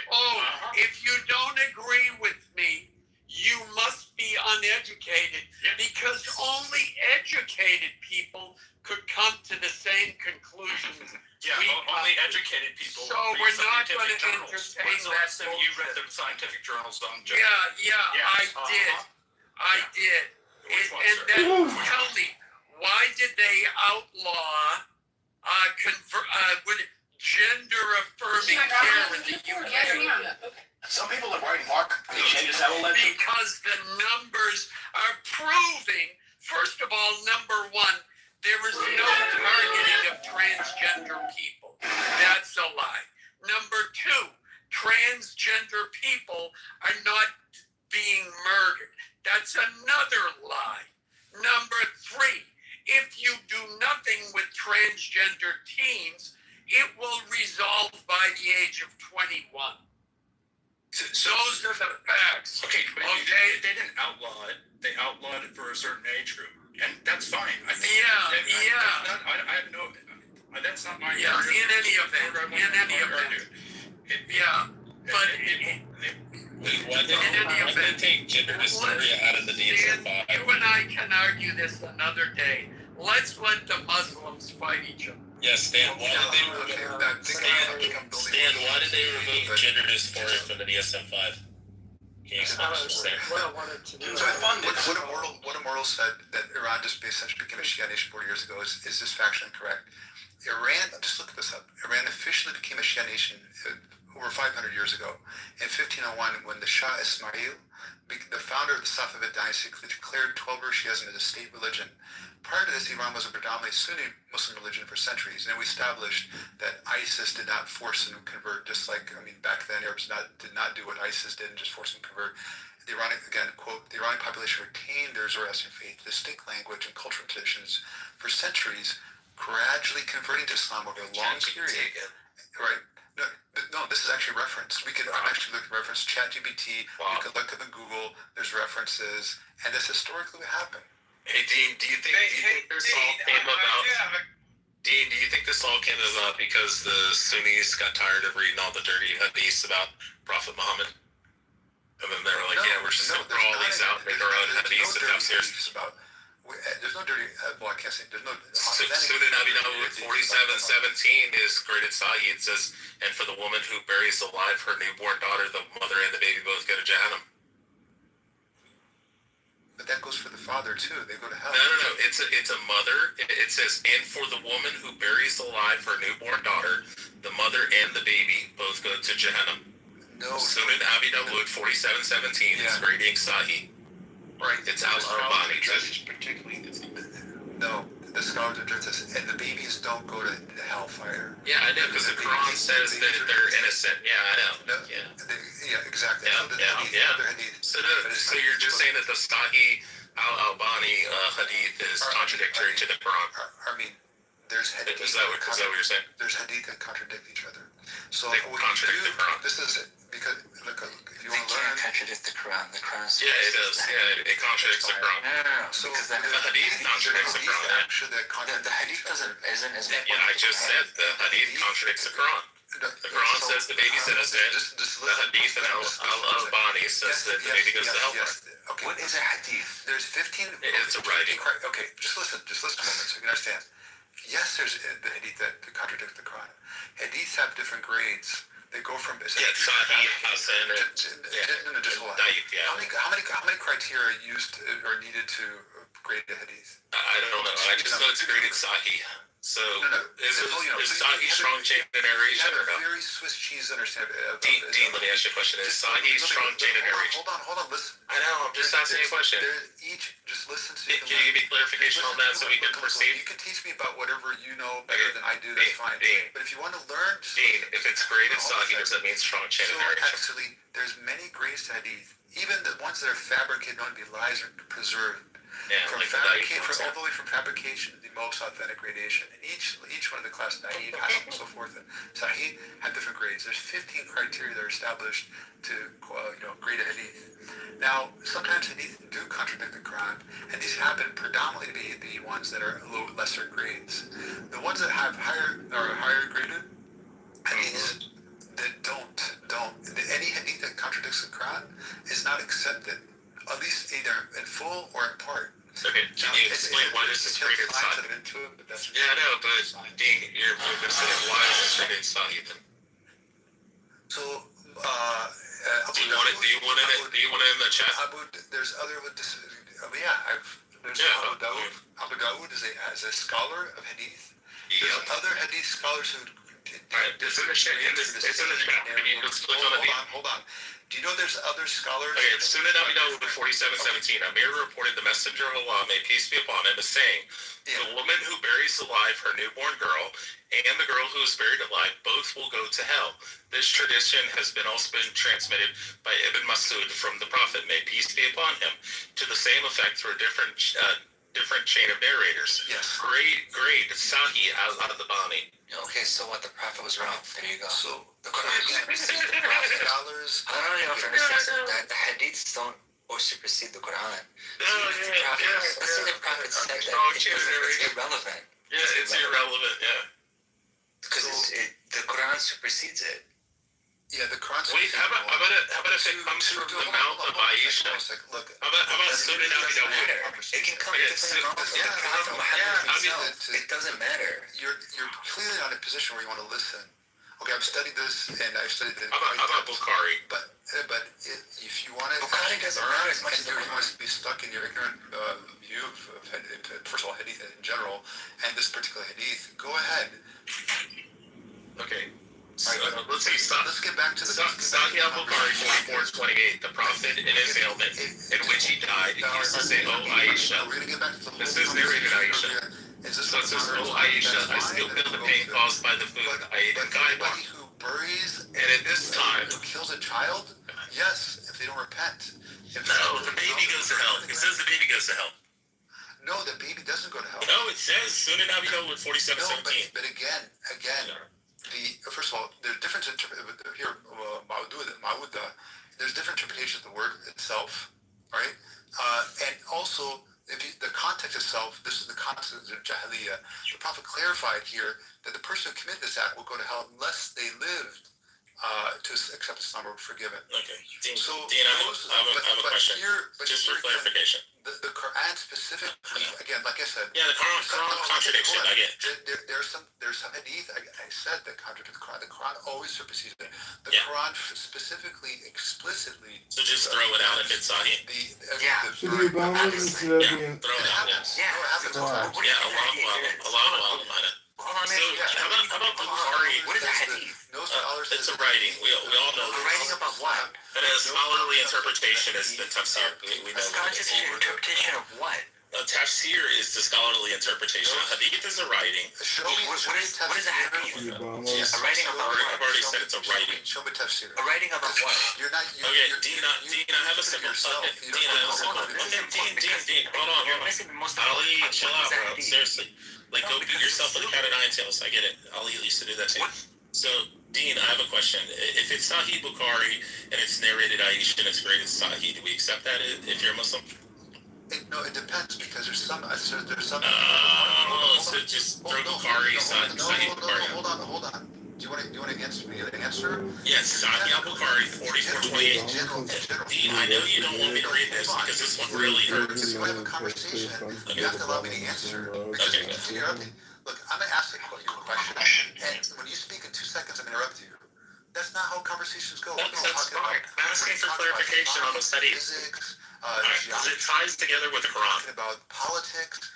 You have to let the person answer. I get that. It's just the art of dialogue. I mean, I don't know. Okay, do you want to make dawah or no? Do you want to make dawah or no? People like professors. Have you been in a job where you speak like this as well? Dean, do you want to make dawah to me or no? In a group of people, allow the person, especially I get that, Dean. I get we're both super autistic. I get that. So let me answer. So do you want to make? I'll ask you the question. Can I answer your question? And Sir 69 44 46. 3 minutes, and then I'm going to speak. That's fine. Okay, so Surah 69, 44 through 46. Allah says, if I were to find one false word in my prophet, I would seize him by his right hand and I would cut off his aorta. In Sahih al-Bukhari 44:28, narrated Aisha, it says, in his ailment in which he died. She's asked me a question. No, I'm not asking you a question. You can just wait till I'm done. Sahih al-Bukhari 44:28, narrated Aisha, the prophet in his ailment in which he died. Just a second, one by one. Dean, just wait. And also, guys, you have hijacked the room. Like, let the other people speak as well. Be fairly, I feel like being, not afforded the opportunity. He asked me as a question, jumps another one. No, I'm asking the question by reading this. Planting a grenade and jumped another question. You don't want me to read this. I get it. It's really detrimental to Muhammad. I promise you, I'll address your next question. I promise you. But can you let me answer your first question, the second question you asked? I already answered your first. We'll move on to that one. Okay, cool. Okay. So it says... I'll answer your second question. I'll promise you I'll answer your third Had the messenger made up something in our name? Okay, you're just. It says had, and it's Sir 69. Sir 69, I 44 through 46. Because Dean, I get it, bro. I know you don't want me to read this one aloud. It's really hurtful read out loud. to Prophet Muhammad. Your second question. No, I'm showing how Prophet Muhammad's a fake prophet. I'll Bro, answer that. literally, You can read out I'm literally going to show you how Prophet Muhammad is a fake prophet. Conversation with you. I get that, Dean. How about you just stop being, like, chill it? No, he's not. Jesus is. Jesus is sinless, blameless. You were turned to God. Dean, is Jesus sinless? And no, I'm not even talking about the Trinity. I'm saying that Jesus is sinless. Muhammad has sinned. Muhammad is sinless as well. Yeah, Muhammad raped the woman. He raped the little child. He raped an 9-year-old. Yeah, he did. Aisha was 9. She didn't have her menstruation until after the Battle of Kitover.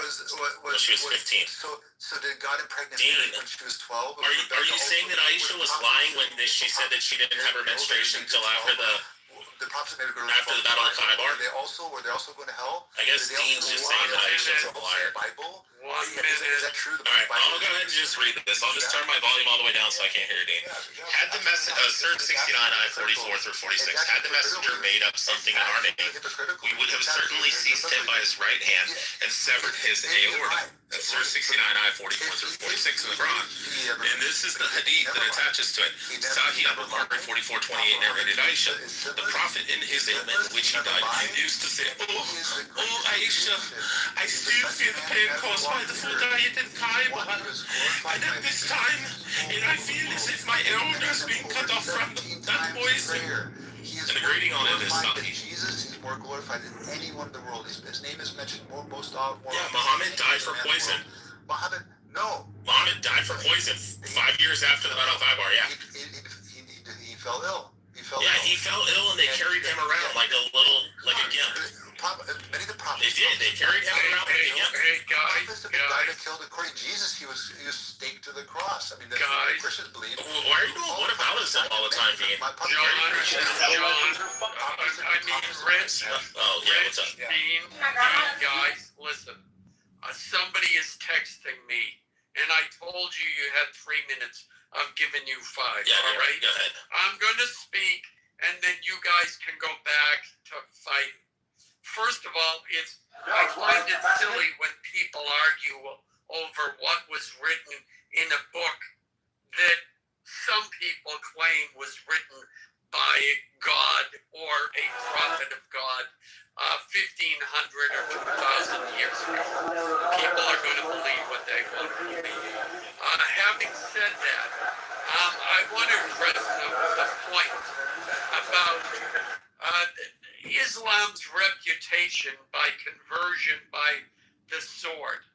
Certainly that took place, but the more effective practice was that, I don't know how to pronounce it, I call it the jizz tax. Yeah, jizzy. Which, first of all, anyone who was poor, who could not afford to pay it, they converted to Islam. Second of all, when you look it up in Google, it said, well, it wasn't conversion by the sword. Islam swept throughout the Middle East because of military conquest. Well, we know once one army conquers a region, then who's ever left over has to do what the fuck that army says. And while Islam certainly didn't say, well, you belong to us, you gotta become Muslims now. They certainly did make it. They made it.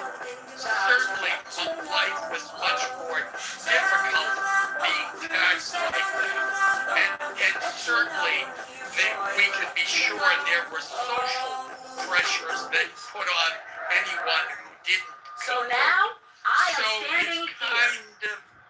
It's kind of accurate to say they weren't all forced conversion, literal forced, convert or die. But then on the other hand, no. But then, on the other hand, there's about, I forget the number, there's about 350,000, maybe more, depending on the estimates, of former Armenians who literally were given the choice: convert to Islam or we will kill you. And some of them said, okay. And then there are others, they were just teenage girls who they killed their parents and they were forced to marry and became Muslim brides and were raped. So, yeah, that's kind of where I stand on that. Now, the rest of you... respond to that. No, Dean, there's no response. That's actually not true. It isn't true. Go fuck yourself. Literally, Dean, shut the fuck up. Go back to arguing with Fridge. Shut the fuck up. It's not going to happen. Alan, you share half my name. It's not true. What do you mean I share half your DNA?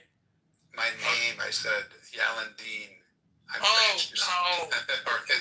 thought you said DNA. Go back to arguing with Fridge. I could be part of me and you don't know that.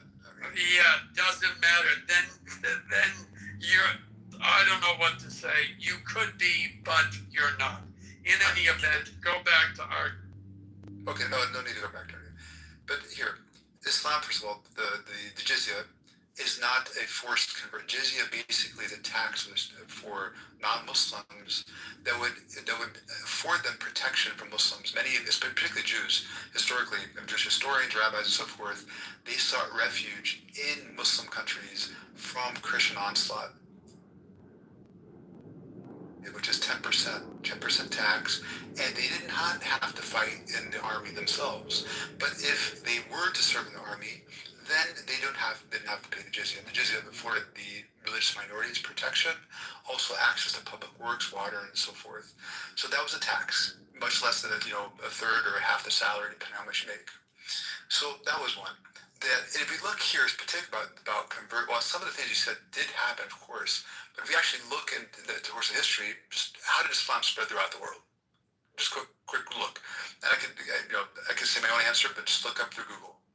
Islam spread rapidly across the globe through a combination of early military conquests, expanding trade routes, peaceful missionary activity, and Sufi orders.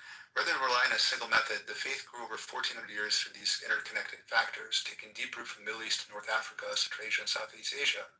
The expansion of the religion occurred in several major stages and through different prominent mechanisms. Military campaigns.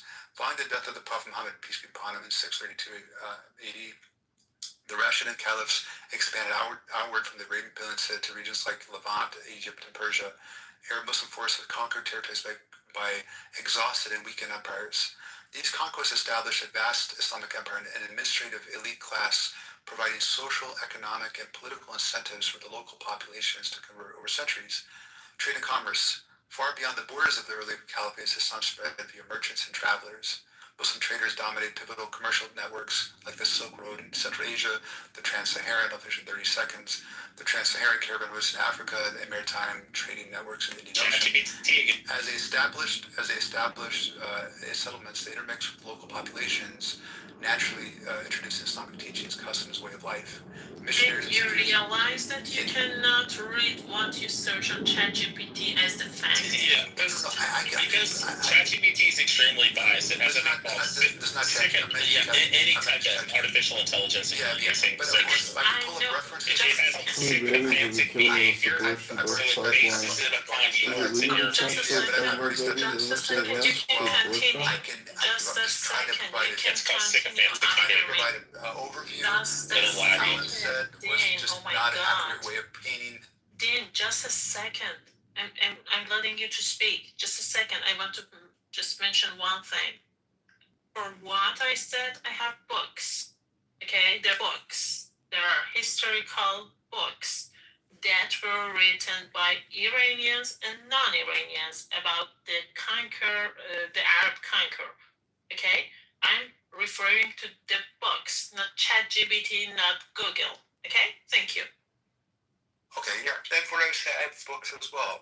I have books on this topic of Islamic history.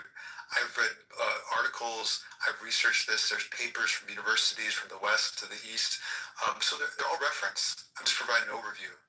Dean, what was the highest percentage of jizya combined with property taxes? Oh, there's certain places they charge higher. They charge like 80%. 40%. Yeah, the Mughal India was 80%.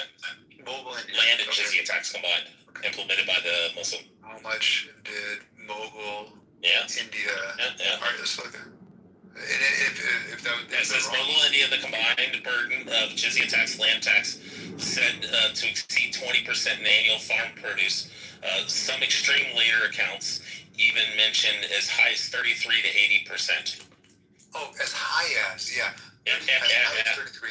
So it seemed like it was below 30, but they mentioned as high as 33 to 80%. No, the jizya was a flat 20%, and then the land tax was between an additional 13 and 60%. Hey, there's people again. It's a tiered system, is why. Yeah. So there's governments. So the bigger your property, the more tax. There's governments like. So do you think those people decided to? My question for so there's governments that actually go against religion. There's Christian governments, for example, they went against Christian teaching. But do you think that would influence a person to convert? So that way they only have to pay a zakat, which is a flat rate. So that if they're charging, do you think that would influence a person? Going against, I can't. There's Muslim governments that actually went against the Quranic teachings. They actually went against Islam. They regressed. Can you show me the Quran where it says what the jizya tax is? Incorrect. I'm answering the question. Dean, show us in the Quran where it says the flat rate jizya tax. I'm addressing that. So there is. The jizya is 10%. So if a government charges more than that, they could be going against Islamic teachings. It depends on what else is being offered for that tax. For example, we pay in America, we pay a third of our taxes.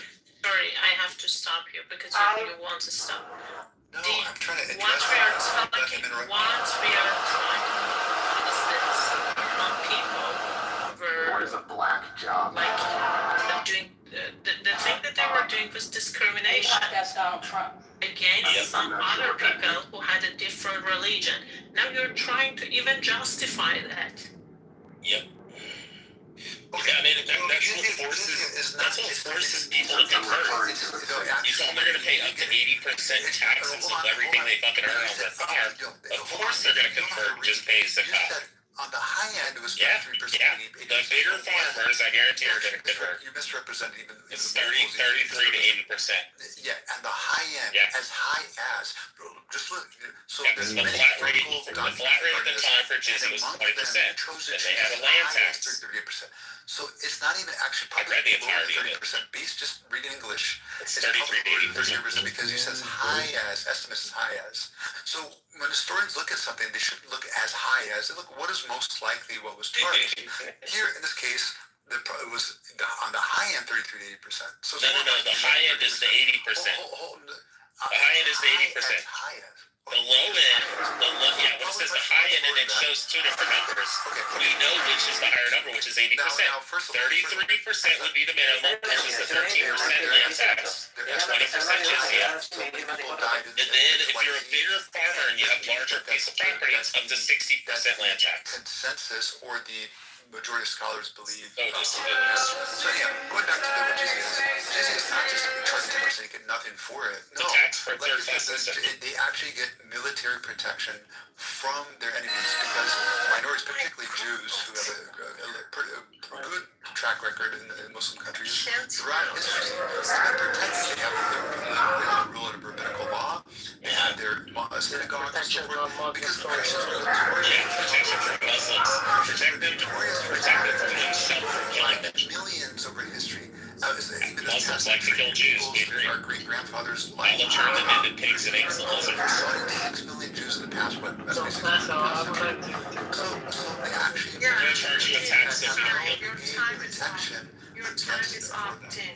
Right, I got your time is up. Yeah, this isn't a marriage. You're a Dimmy in this room, dude. No, I can't have a conversation. No, you're an autistic Dimmy in this fucking room. This isn't a marriage. Essentially here on the stage. Dean, what you're doing is not conversation, it's a monologue. Yep. No, Masa. Okay, it is not a conversation. You're reading right from your This Alan has a green bean. Because you know Alan would put put you in the goo. That's why, Dean. Unless they interrupted me. Because you know Alan would put you in the fucking goo, Dean. That's why.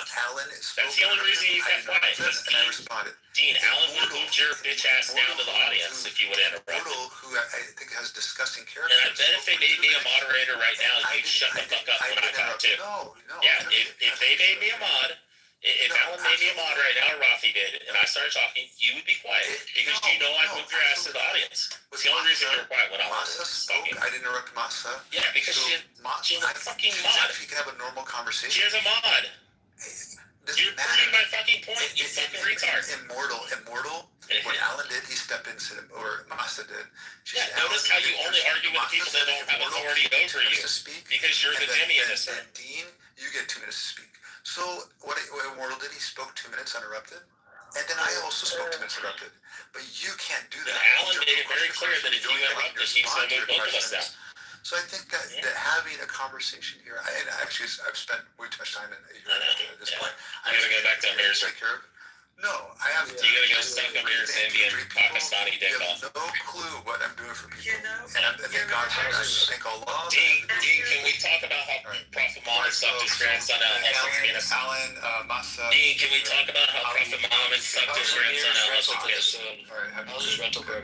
Dean, can we talk about how Prophet Muhammad sucked his grandson? Or when he... Oh, right. I really wanted to talk about when Prophet Muhammad went down to the river with a bunch of little boys to do wudu and prayers. And when he came back up, it says that Aisha had to clean the cum stains off his clothes. Jesus Christ, really? Yep. What the fuck? Yeah, it says that Prophet Muhammad went down to the river with a bunch of boys to do wudu, his washing, to cleanse himself and then do prayers. And then it says that when he came back up, Aisha was frustrated because she had to clean the semen stains off his clothes. Why is he going down the river with a bunch of little boys coming back with semen stains? And that's in the Quran? No, it's in the Hadith. These are the writings of like people like Aisha. This is why all the Shias reject all the Sunni shit, because they open it up and they read about like the book of Suckling. They read like the book of Suckling that says that if a man and a woman aren't related or they're not married, that the man and woman should be put to death if they're alone together. So Aisha goes and she's on a caravan and she goes behind a rock to go pee, and when she comes back out, the caravan's gone, and this young strapping like 18-19-year-old dude rides up on a horse and he picks her up and he brings her back to her hometown. When she gets there, everybody starts screaming, "Crucify! Kill them! Kill them! We have to stun them to death." Well, Muhammad shows up the next day, and he's like, "What's going on?" And they're like, "Oh, we're gonna have a trial. We're gonna put these two to death because they were alone together, and he's not her husband." And then Muhammad magically wakes up the next morning and says, "Allah says that if a woman breastfeeds a man 9 times, he becomes like her child, and then they're allowed to be together." And then they abrogate it to 6 times. And the book of Suckling was actually destroyed after Prophet Muhammad died, and it says that a baby goat went into Aisha's bed and went underneath the bed and ate the book of Suckling. You want to know what really happened? When Muhammad died, he was actually begging for a pen and paper, even though he was illiterate, and he wanted to write shit down. They told him no.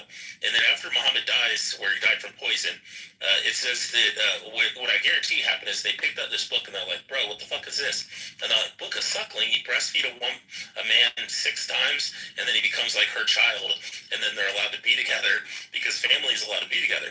And then I guarantee they just threw the shit in the fucking fire. They're like, "Bro, we gotta fucking destroy this shit." So there's also another example of another guy named Zayn who was his adopted son, and he had this beautiful wife named Zainab.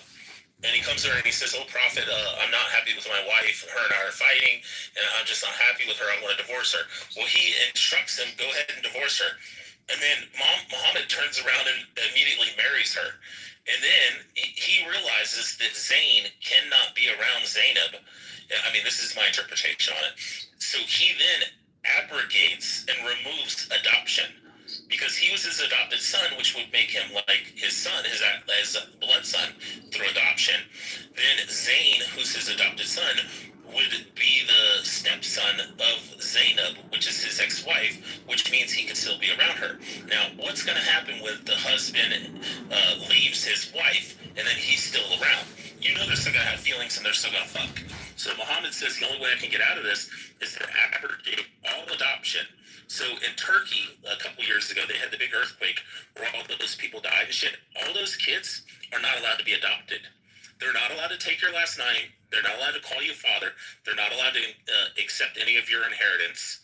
They're just pretty much like fucking people who live in your house. So imagine, Lucien, you're a kid. You're 10 years old. Your mom and dad die in an earthquake in Turkey. And a family comes along and they say, hey, we're going to take you out of our house. We're going to raise you as our child. And you say, you're 10 years old and you're longing for your mom and dad. And you want to call this person, you want to call me your father. I would tell you and instruct you, hey, Lucien, you're not allowed to call me your father because I'm not actually adopting you. And you can't have my last name, nor can you have any of my fucking inheritance. And it all happened because Muhammad stole his fucking adopted son's wife away. He's a total piece of shit. He just literally made shit up as he was fucking going along. He would just wake up the next day and be like, oh shit, I need to like change these laws and shit. And on the top of that, actually, he forgets his own verses that actually he learned in the cave, and he cannot remember them. Now, note that actually these are the words of God being given to him by Archangel Gabriel, and was not a fly on the wall to tell you exactly what happened in that cave. The man was really sick. And also he claims at times he's spoken to Satan. So satanic verses, and I can go into more detail with this. So the point is this, yes, he's just, let me just wrap this Islamic.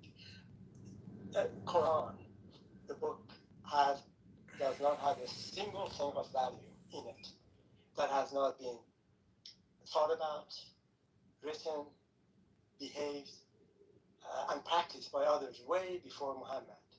But it is full of menacing ideas, fatwas, Sharia laws, honor killings, and killing the apostates and the rest of it. And the litany of horribly, horribly bad ideas is in there. So it's and then on the top of that, shamelessly steals the stories in the Old Testament and New Testament, and changes the some of the ending, beginning, or the middle of the stories, and to fit the narratives of the tribes and the culture around Muhammad.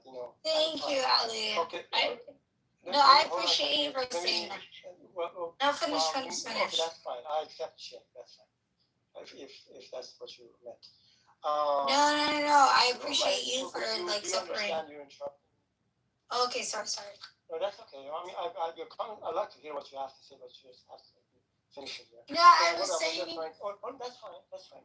So what I'm saying is, in order to bring credibility to this nonsensical, barbaric, horribly badly written book, Muhammad and his friends around him, they kind of shamelessly copy the stories from the Old Testament and New Testament to bring credibility to the book itself. Without that, there's nothing in it of value. That's kind of one point that I wanted to make. And second, I wanted to talk, groups are being left.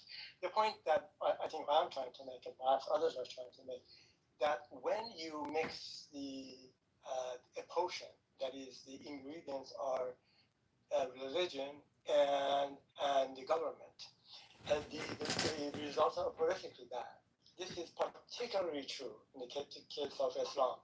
If you look at the 6 theocratic Islamic Republic of X and Y and Z in the world, which the government is, Islamic Republic of Iran, for example, the plight of the citizens in the country, Iran, Afghanistan, Yemen, and the rest of it, is horrifically bad. And particularly the women and the children, they get the brunt of this, barbaric religion. The problem is, I think somebody mentioned it. For example, Quran, actually the beginning of it starts with a verse from the Quran, the Constitution of Iran, and then immediately pretty much incorporates most of the Sharia laws into the Constitution of Iran. So it is not a good thing, and there's really nothing degrades the kind of destroys the country and the culture when religion, in this case Islam, and the government is mixed. And you can see the result. Just see what's going on in Afghanistan, in Iran, in Yemen. I don't have to tell anyone here what's happening to the people under the Islamic Republic different countries. The last point that I wanted to make is I forgot. So I just let it go. So please go ahead. Lucien, last thing I was going to mention to you, Lucien, there's a hadith about this where Muhammad's men went into a neighboring village, and there's two separate hadiths. One says that the men went in there, they defeated the neighboring city, and then they captured the women who were married, and their husbands were still alive.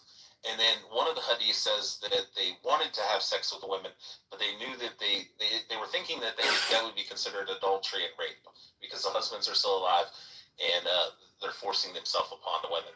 And then the other hadith says that they did already have sex with the women, and they thought that, oh my God, we just committed adultery and rape.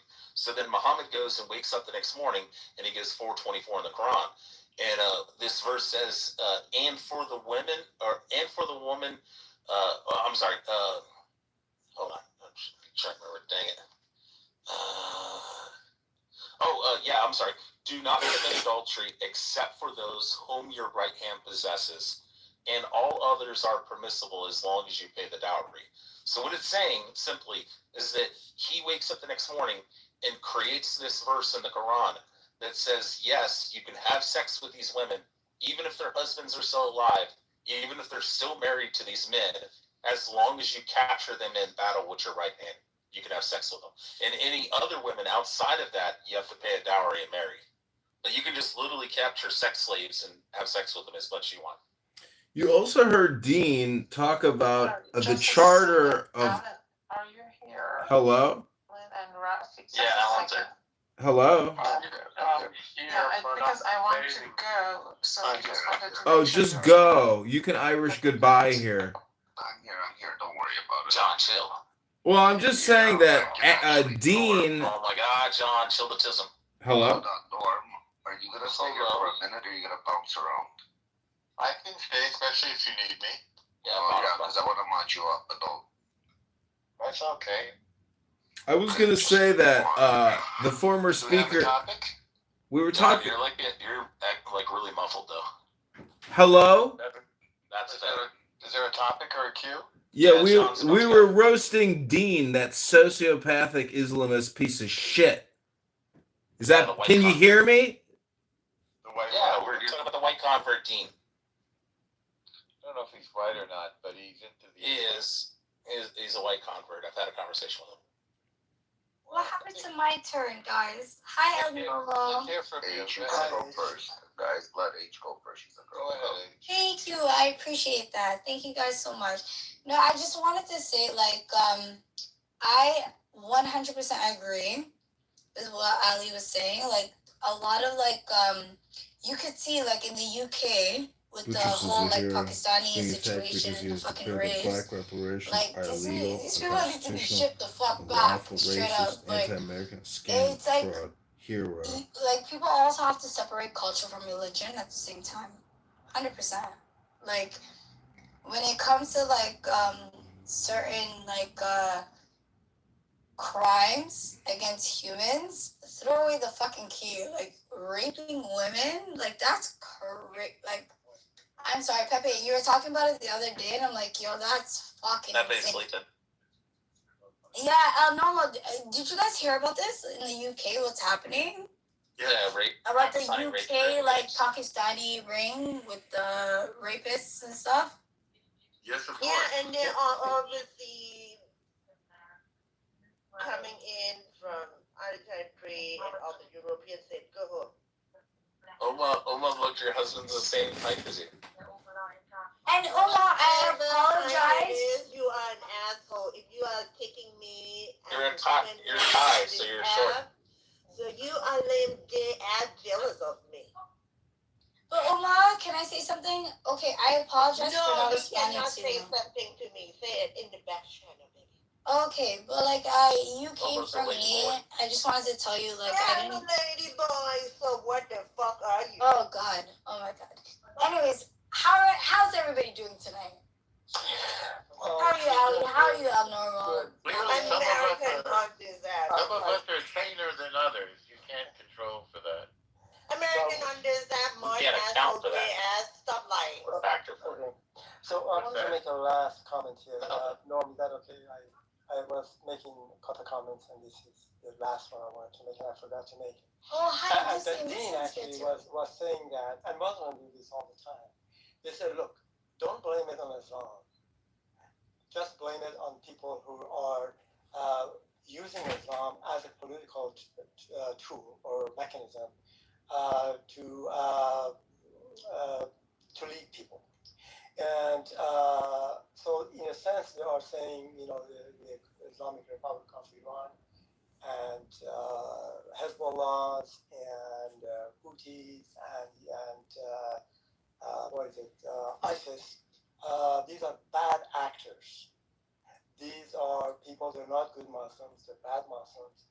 And then the point is that I've always asked them, as a matter of fact, if you talk to, for example, a Hezbollah leader, if you talk to an ISIS leader, if you talk to a Houthi Yemeni, they will tell you actually tell the Muslim that their interpretation of Islam is not correct. So we're always left with the silly answer that the bad actors, they had a wrong interpretation of Islam, and so they can never answer this. This is the first kind of point that they go to in terms of defending the question that I just made. And actually, Dean made the same comment. Anyway, it just never works, because every one of these groups that I've mentioned, they think they have the correct interpretation of Islam, and they blame others for either being too soft, well, typically all the time being too soft, and not being a good, strong Muslim as they should be. That's my third comment. But Ali, if you look on the basis of the Quran, the Hadith, and Tafsirs, the ISIS terrorists and the Hamas fighters are actually fulfilling what the Quran and the Hadith and Tafsirs instructed. No, they make their own religion. Brother, no, I am a Muslim. They make their own religion. There's like 99 sectors of Islam. They're like fucking psychopaths. I'm gonna be honest with you. Yo, like, how you telling me I'm Muslim? The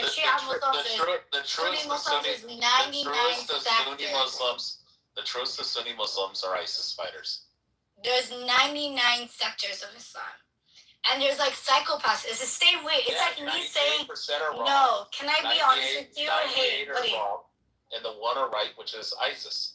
ISIS are actually fulfilling. And a bitch ain't one. Yeah. Thank you, Abnormal. Ain't a bitch ain't one. Facts. No, there's like a lot of like psychopaths that think like they have to separate culture from religion, right? Like I came like from where I come from, they fucking circumcise women, and I'm like, oh shit, and they try to tie that shit to religion, and it was a cultural, it's a cultural thing, and I'm looking at these motherfuckers like they try to tie that shit to religion. I'm like, yo, you guys are fucking retarded, 100%. Like these people are barbaric. You know who Waris Geary is? Yes, of course. Wait, H, can you show me what ISIS does that goes against the Quran? How do you think that's it? 100%. Like, they're extremists. They're like... No, I'm saying, can you show me, like, an example of what ISIS does that goes against the teaching? Yeah. Oh, wow. Like, first of all, from what I know, what I was taught, the Islam that I know, is respect thy religion. We believe in the Old Testament. That's not true. Yes, we do. You believe that Jesus was God? Wait, you believe Jesus was God? No, I believe Jesus is prophet. Do you believe that the Old Testament prophets and everything like that? Yeah, we believe the same story. Alright, you know what? I'm not a strong believer, but like to me, it's all different stories. But they're all Abrahamic like religions, right? But for me, like in Islam, this is factual. I'm sorry, but like Islam believes in the Old Testament. I can swear on the Bible. Bet you didn't know that, buddy. See, there's a lot. You can swear on the New Testament? I can't swear on the New Testament. And see, the New Testament is equivalent to these extremists making their own fucking religion. Sorry, buddy. Wait, H, I thought you respected other people's religions. Shut the fuck up, you fucking overweight piece of shit. Nah, like, you know what's crazy? You want me to swear to the New Testament. It's equivalent to me swearing to these fucking retards that are like making their own religion. That's all I'm saying. Like, to me, I'll swear by the Old Testament. PPR, that's me with Warwick Geary. Thank you, Al Normal knows. Al Normal, you're a fucking goof. Remember? How's that? But Al Normal's not a goof. He's actually very educated. He's a very... Projection alert detection system has been activated. You left out the part how I dated hot models. Do you agree in the Quran that it's acceptable to have sex with women that you capture during war? And she's the Chevalier of the Legion of Honor. Thank you, Al Normal. Well, like, listen. Do you agree with the Quranic? Do you agree with the Quranic verse where it says that you can have sex with women? Like I said, there's 99 sectors. You know, in Islam, they tell you there's 99.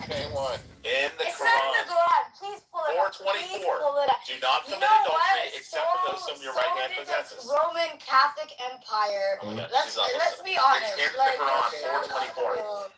Let's move on. We're not going anywhere with this. Actually, when Dean was... Yeah, I'm Somali. Yeah, you're so mad. Retarded people, right? Born and raised in Canada.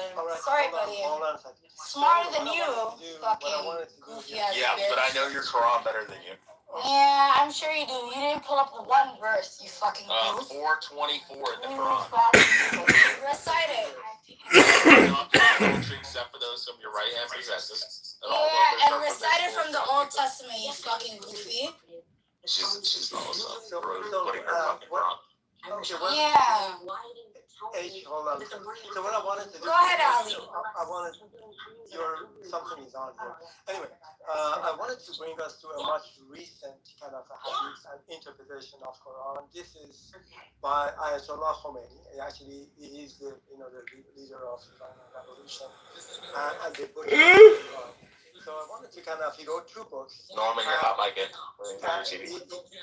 wrote two books, and actually interpretation of the Islamic Sharia laws and the rest of it. So I'm going to read. I can put actually the. Norman, you're hot mic and we can hear your TV. Yeah, no. Intentionally not listening. It is. Also, I'm not full Somali, you fucking Arabic bitch. I'm half Arabic too, you fucking goof. Who's Arabic? Sure, you have Arabic in your fucking bio. Yeah, it's a burner right now. Yeah, shut up, you goof. Also forbidden are married women, except for captives in your possession. This is Allah's commandment to you. Lawful to you all I mixed up around shit, you idiot. I'm not just supposed to. I'm actually just half Somali, you fucking goof. In your possession. I'm mixed of white. You're white then. Like, I'm a quarter white, but you're white, you fucking goof. God literally says that you can capture women. Yeah, and like my mom was Christian, and you know what? You're a fucking goof. You're a goofy ass bitch. You're retarded Somali. Yeah, I'm half Somali, but you know what? I'm so proud to be Somali. One drop rule. More proud to be Somali than a drop. Oh, a drop? My mom's white. Yeah, but one drop's all that matters. Yeah, you're a fucking goof. It makes you functionally retarded. You're functioning retarded. Sorry, Ali. Sorry, Ali. Let me just do this. What I was, as I mentioned before, I'm not quite sure. Ayatollah Khomeini wrote two books very recently. He doesn't get laid. He gets no bitches. Rafi, mute Norman. Norm, something going on. Maybe he just left his room. But anyway, so he wrote two books. Did you ask something? Yeah, you're hot mic and you got your TV playing. We can't hear you. I'm watching soccer. Yeah, you can mute. We're all watching soccer. I love it. Who's your team, Al Norman? Norman's only leaving the mic open because he doesn't want to hear H talk. Oh, Colombia won. So Norm, can I wanted to just. Yeah, it's so funny. All right, thank you, Norm.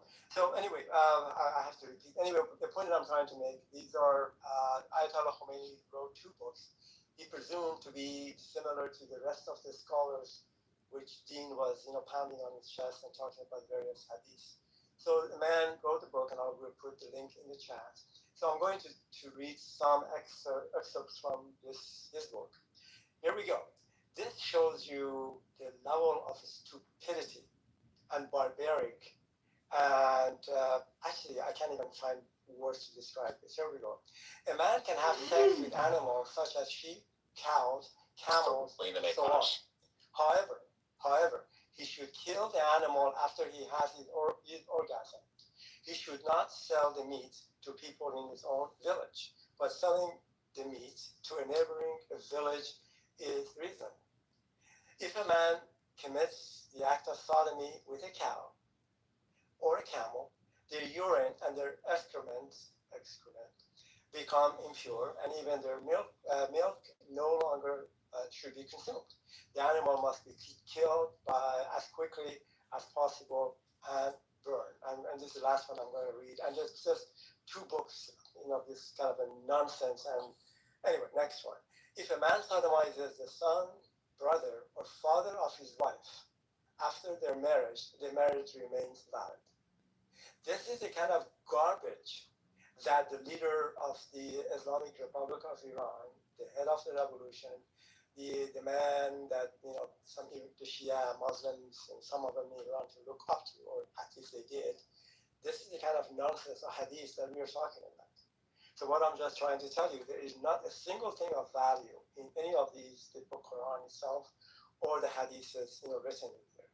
And I'm going to land with this. And would you believe a man that he cannot read, he cannot write, literally a lunatic, and he goes to a cave periodically for 23 years, and then he comes out and he says that he had a conversation with Archangel Gabriel, which gave him the verses from the original book, which is actually in heaven.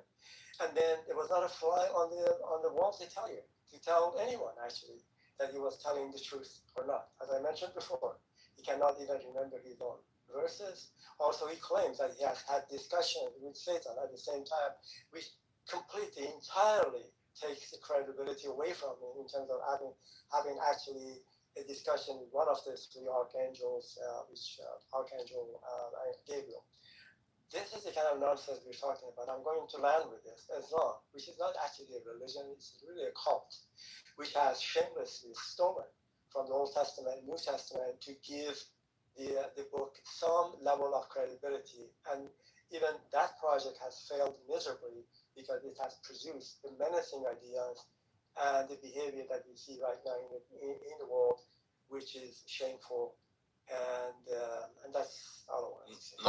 Norman, can you bring BB up, please? Thank you. And I'm complete.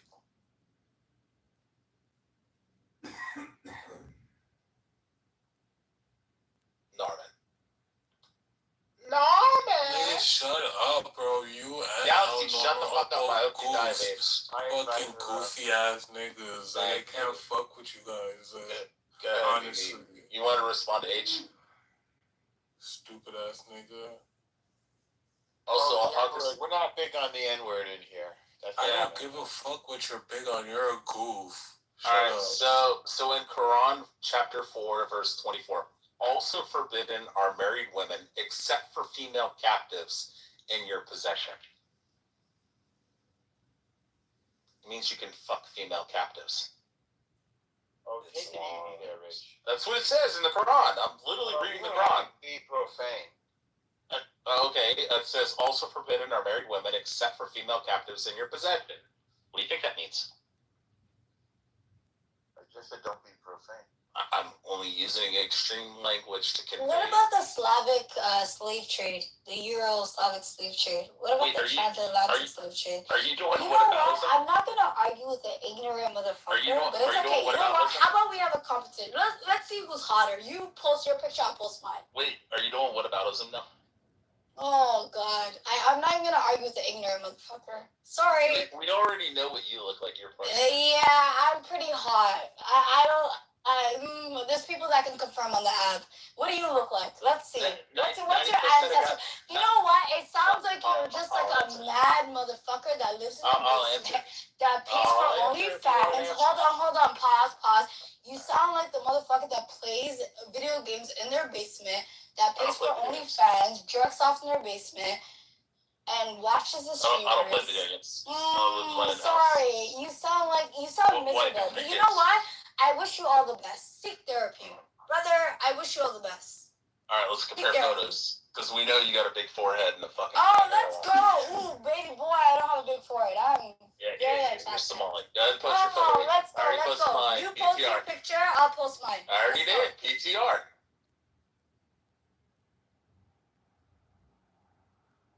Go ahead. Alright, let's go. I'm gonna post my real picture. Is that your real picture? Photo. Yeah, that's good. Alright, so swear to your mom. Swear on my mother's wife, yeah. No, you swear on your mother's life? That's you? I swear on my grandmother's grave. I swear on my mom's life. I swear on my kid's life. I swear on my wife's life. I swear on my... Okay, awesome. So I'm gonna post mine. Let's see who looks better. Why is it everybody thinks... Is my picture attractive enough that everybody thinks that it's not me? They're like, that's not you. It's not attractive at all, but it's... Yeah, right. I don't know. You look like a school shooter. You do look like a school shooter. A little bit. But you're like cute. I'm not a hater. I'm not a hater. Put your Somali You're like a cute school shooter. Put up your I am the captain photo. Alright, say less. I'm gonna post my picture. Did you say less? She did. Yeah, I did. Okay, that's funny. You know the real MVP is Al Normal. Like that's my friend. Like I like Al Normal because he has like a good sense of humor. You need to learn from him. DJ Music. Yeah, I'll follow you back. Norman's a Jew though. I love Jews. My daughter's best friend's a Jew. Gross. Like my best friend's a Jew. I love my Jewish community. I grew up in Kosher City. Gross. Oh, jeez, yuck. Oh wow! What do you mean yuck? That's fucked up. See, you're gonna live a very. You know what? You're gonna live a very like. The Jews love to argue. See, he's gonna live a very boring life. Yes, you know when you're racist, you're gonna live a very. Jews are the nicest people. Norman said no, they don't. No, they don't. They're so kind. Yo, you're gonna live a very boring life, bro. Thank you. We are very kind people. I agree. Oh, so you're Jewish too? Yeah. Okay, so why didn't you lead with that, you fucking idiot? Yeah, that was the whole point. Wow, you have a lot to learn, buddy. I'm still waiting for a picture. Ali, you've seen what I look like. But now that he added me, I'm gonna back channel him. Well, I'm waiting to see your picture, actually. You seen my picture, Ali. No, I couldn't.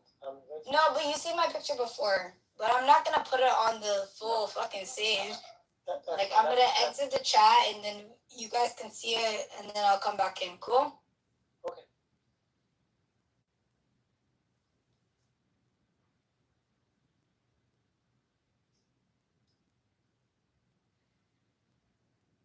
Everybody always says that. Listen, that's not you.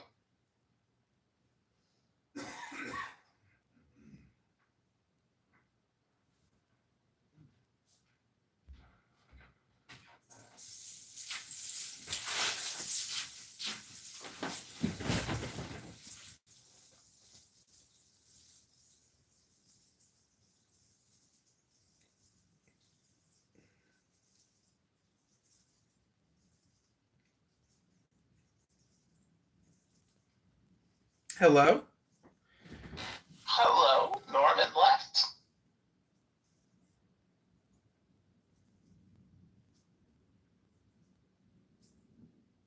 Rafi, are you there? Yeah, I'm not. Fuck! I lost my... I was gonna have... Thank you. Oh, damn it. Since Norman left, I thought Rafi was... Hey, what forehead? What fucking forehead, you fucking goofy ass bitch. Yeah, look at the forehead. Look at the big ass forehead. There's no forehead. Sorry, buddy. I have a giant forehead. I swear to God, I have a forehead, you dumbass. You can play a fucking movie on that thing. I'm sorry. You sound like a hater. But anyways, I'm going for a smoke. Are you guys gonna keep me company? Yes, I'd like to discuss the... Rafi will, because Rafi's smoking right now. Whether this is your picture or not, I like the curves. I would like to discuss... Don't worry. Hello? I'm gonna have John read the Dalvation on. Hello? He's such a hater. See? Hello? Go have your smoke, sweetheart. Go on mute. Go on mute and go have your smoke. No, I'm here to discuss the 10 most commonly cited controversial aspects of Sharia based on global debates, human rights reports, and scholarly discussion. Number 1, hudud, corporal punishments, amputations for theft, flogging for adultery or fornication, and stoning to death for adultery. Traditional interpretations prescribe these for certain crimes against God. High proof thresholds, you have to have multiple eyewitnesses, make them rare, but they are seen as cruel and unusual by modern standards. Number 2, death penalty for apostasy. Leaving Islam. If you leave Islam, you will be killed. Classical jurisprudence in major schools often prescribes death for adult male apostates, with variations for females or repentance. This directly conflicts with freedom of religion. Enforcement varies. Some countries apply it, others do not. Number 3, blasphemy laws. Insulting Islam, Muhammad, or the Quran can carry severe penalties, including death.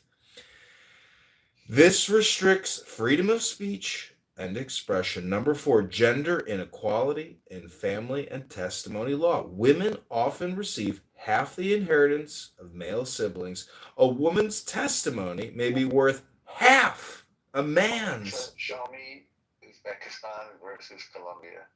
FIFA. Critics see symmetric subordination. Supporters cite contemporary roles in financial protections.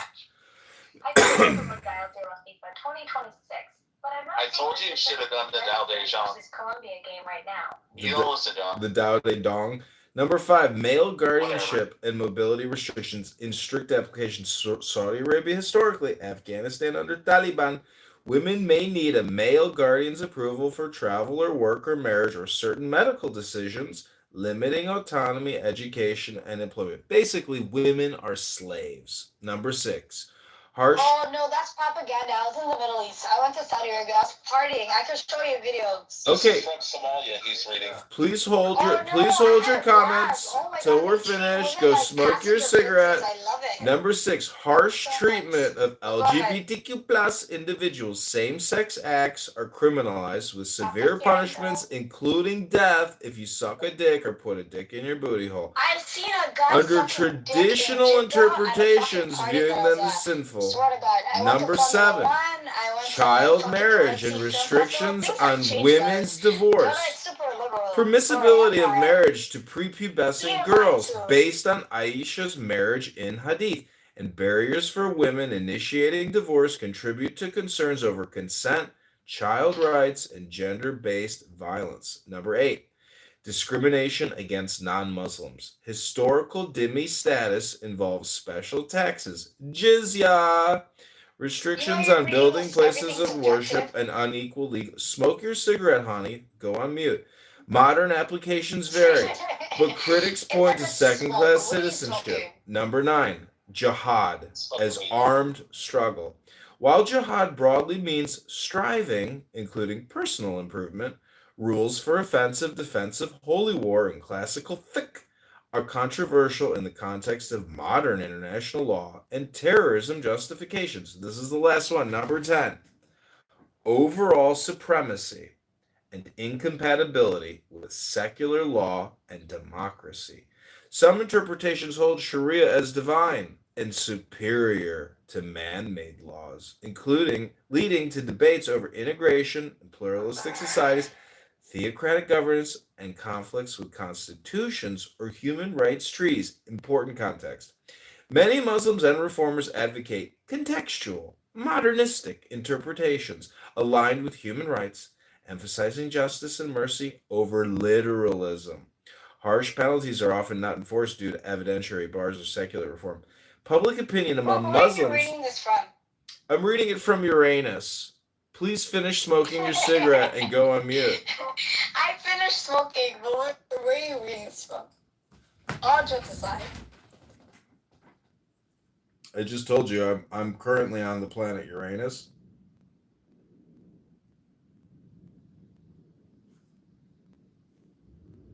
And I'm on Pluto. Some girls really like the anus jokes, John. Yeah, tell him abnormal. Like, the anus jokes doesn't scare me. Are you gay? Do you like to put it up the ass or like what?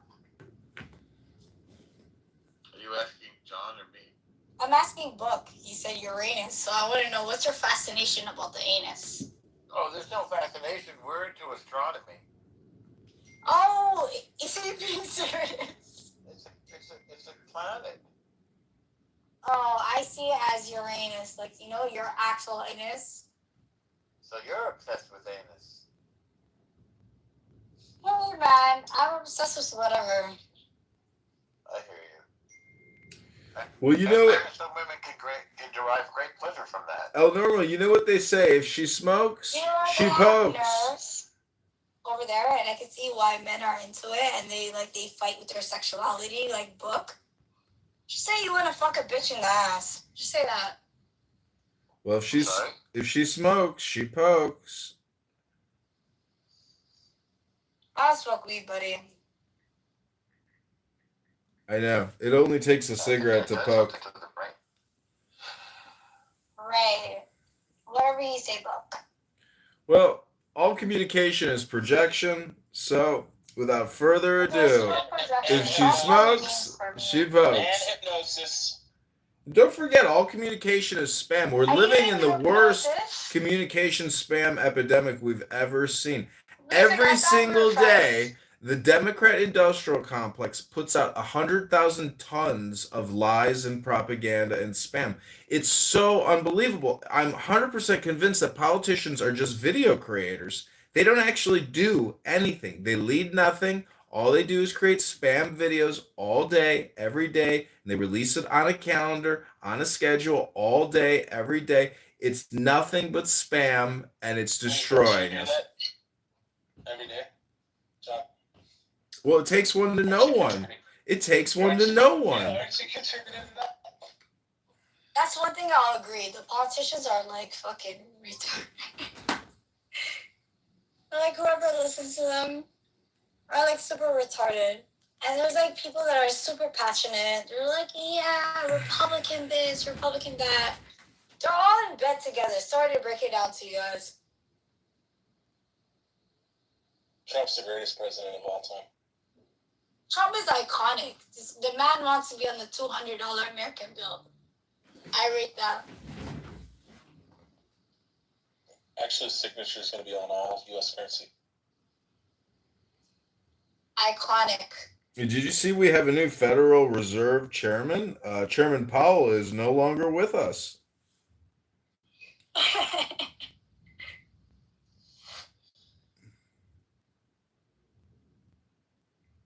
BB, why are you staying on mute? Yeah, BB, why are you staying on mute? BB's being a coward. Super cowardly. It's because she's the IRGC. Talk your shit. No, it's not cowardly. I'm fucking sleeping. I just hit my vape pen. I got a migraine. Leave me alone. You're just stupid. What's the point of so much without a You have to say wow. You have to say wow. Can I hear a wow? Yeah, but how is it going to make a difference whether I'm writing or I'm talking? Oh, I thought this wasn't. Never mind. BB, how do you feel about Somalia? I did not give a fuck about Somalia. Honey, can you get me another glass of gin?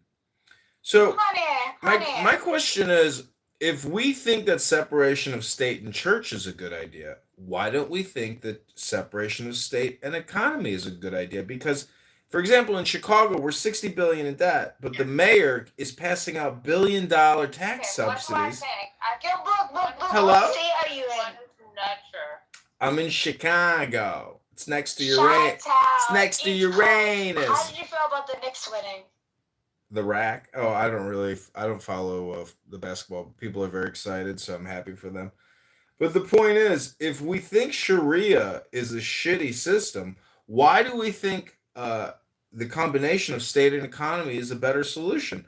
It's all just a fucking scam. The federal government is creating these multi-billion-dollar frauds and giving the money to fraudsters. If the government wasn't in charge of creating the money and passing around, there wouldn't be any problems. Player I agree. Sharia. Don't hit the player, hit the game. And suddenly I feel I don't I'm know gonna if have to kneel but I have to come across a lot of Jewish people in my life, and it's like, no. I mean, I don't even know about you. No, Bibi, don't let him put you on the spot. Bibi, don't let him put you on the spot. I have not met more graceful, more honest, and more generous tribal people, by the way. How do you feel about the RTC? And I have actually met people who came from with tattoos, and so whenever you doubt whatever, not tattoos, whatever, not the tattoos. BB, how do you feel about the IRGC, BB? Where were the tattoos, baby? IRGC is like your Mossad. It's like, so IRGC. I want to know, where are the tattoos? They're so brave, BB. No, with the tattoos on the biceps or the abs, like what sexy part of the body? I cannot say. You know what? BB's a little drunk right now. From a strategic point of view, because I am very sort of like what's it called, nationalistic. It's like, why the fuck wouldn't you want to have people? They're fucking very capable, but the problem is they were brainwashed. So whenever John, do you agree that BB is almost as pretty as Issa? Where they I think she is. Persons, I don't know what happened to my compliment. it is not about the Jews. It's about imagine all that talent, all that brilliance. It's like could have actually been utilized. BB, I think you're almost as pretty as I just want to say you're welcome to everybody that I got BB started. No, BB sounds like she's pretty cool. Pretty drunk. She's almost as pretty as Issa, isn't she? Oh, where is Issa? You guys, I haven't talked to Issa in like forever. It just means everybody is talking about everybody Issa. are not like degenerates.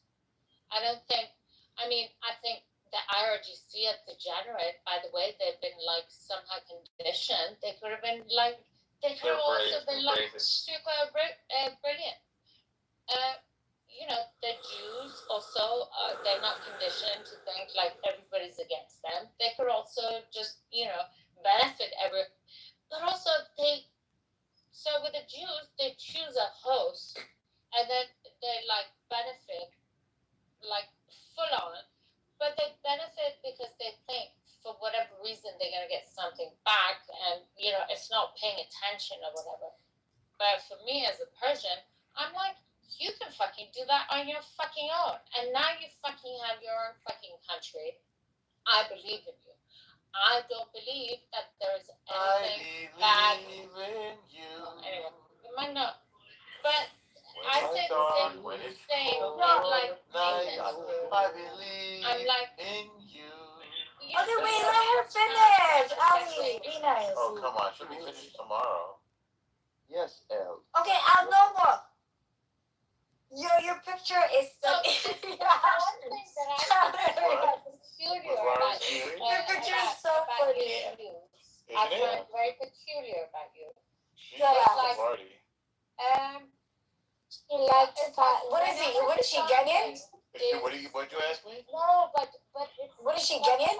She's Somali. It's kind of like your dichotomy, but she's a famous Somali model and chevalier of the Legion of Honneur en France. But whenever you do, which mostly. Yeah, look at her forehead. If we do go through. Oh God, like she is. Like how much she fucking benefited. It's they like pick whatever people from the village from. Somehow lies within. Ali, nice try. You did it. I don't have a forehead. Your forehead is probably bigger than mine. But you were always bigger than smarter yours? than everybody else. No, I was telling Ali his forehead's probably bigger than mine. No, it's I thought you were talking about I something just else. wish that liberation. And I think you could be as smart as you deserve ever to be within that liberation. And whoever is going to get that to Drunk you, and incoherent. obviously. You could go for a 5-mile run and come back. And But hopefully, like. No, you guys let her finish. Let her finish. She won't be finished until 2027.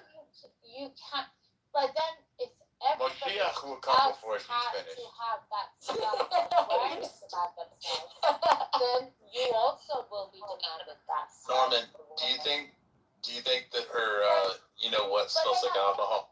It's almost like that. You don't want me to be vulgar, so I'm not. He said, does her pussy smell like alcohol? Yeah, Just it say does. it. I guarantee it Will does. you now behave? She sweats it out. Music, be nice. Be nice. Smells like vodka and gin. No, you're the one who said it, H. I heard you. You fucking don't drag me into this shit. And I'm not You're a messy pussy dog. I bet it smells like vodka. I bet it smells like vodka and martinis. I know music, be cool, be cool. Like, we be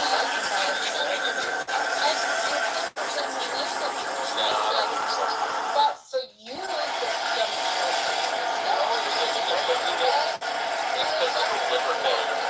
It just bypasses the liver and goes straight to it. only be nice.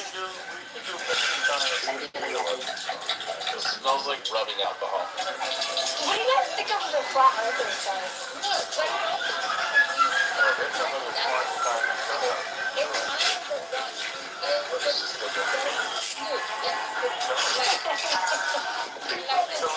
It kind of means that you will never ever trust anybody else other than you. Yeah, that was enthralling. Now everything that I said throughout this month Except this motherfucker. Yeah.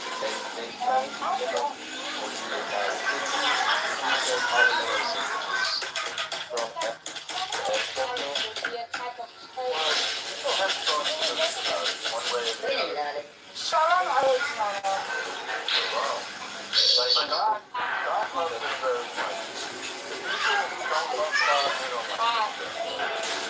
Yeah, God loves anybody who loves God.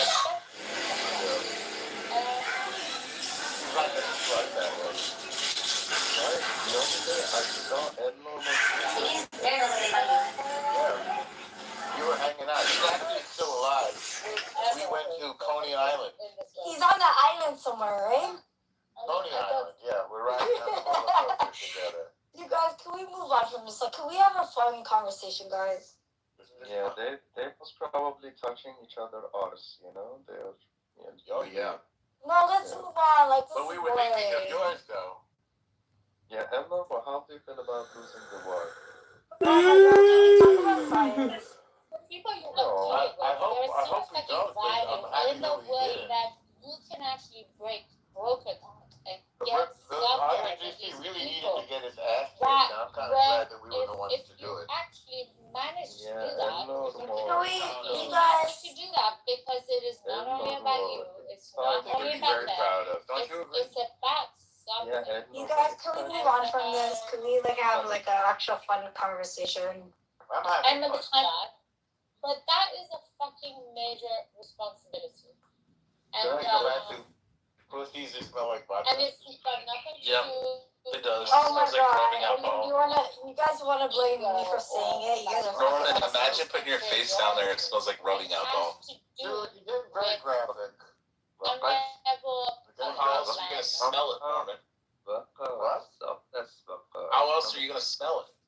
Oh my God! Can we have a fun conversation? Like, in all honesty. We're having fun in case you didn't know it. This is how we have fun. I don't know. This is not fun. I feel like you guys are like, like making BB feel like. You want to have fun? All right. BB, can you tell us about when the IRGC beat the bottom of your feet?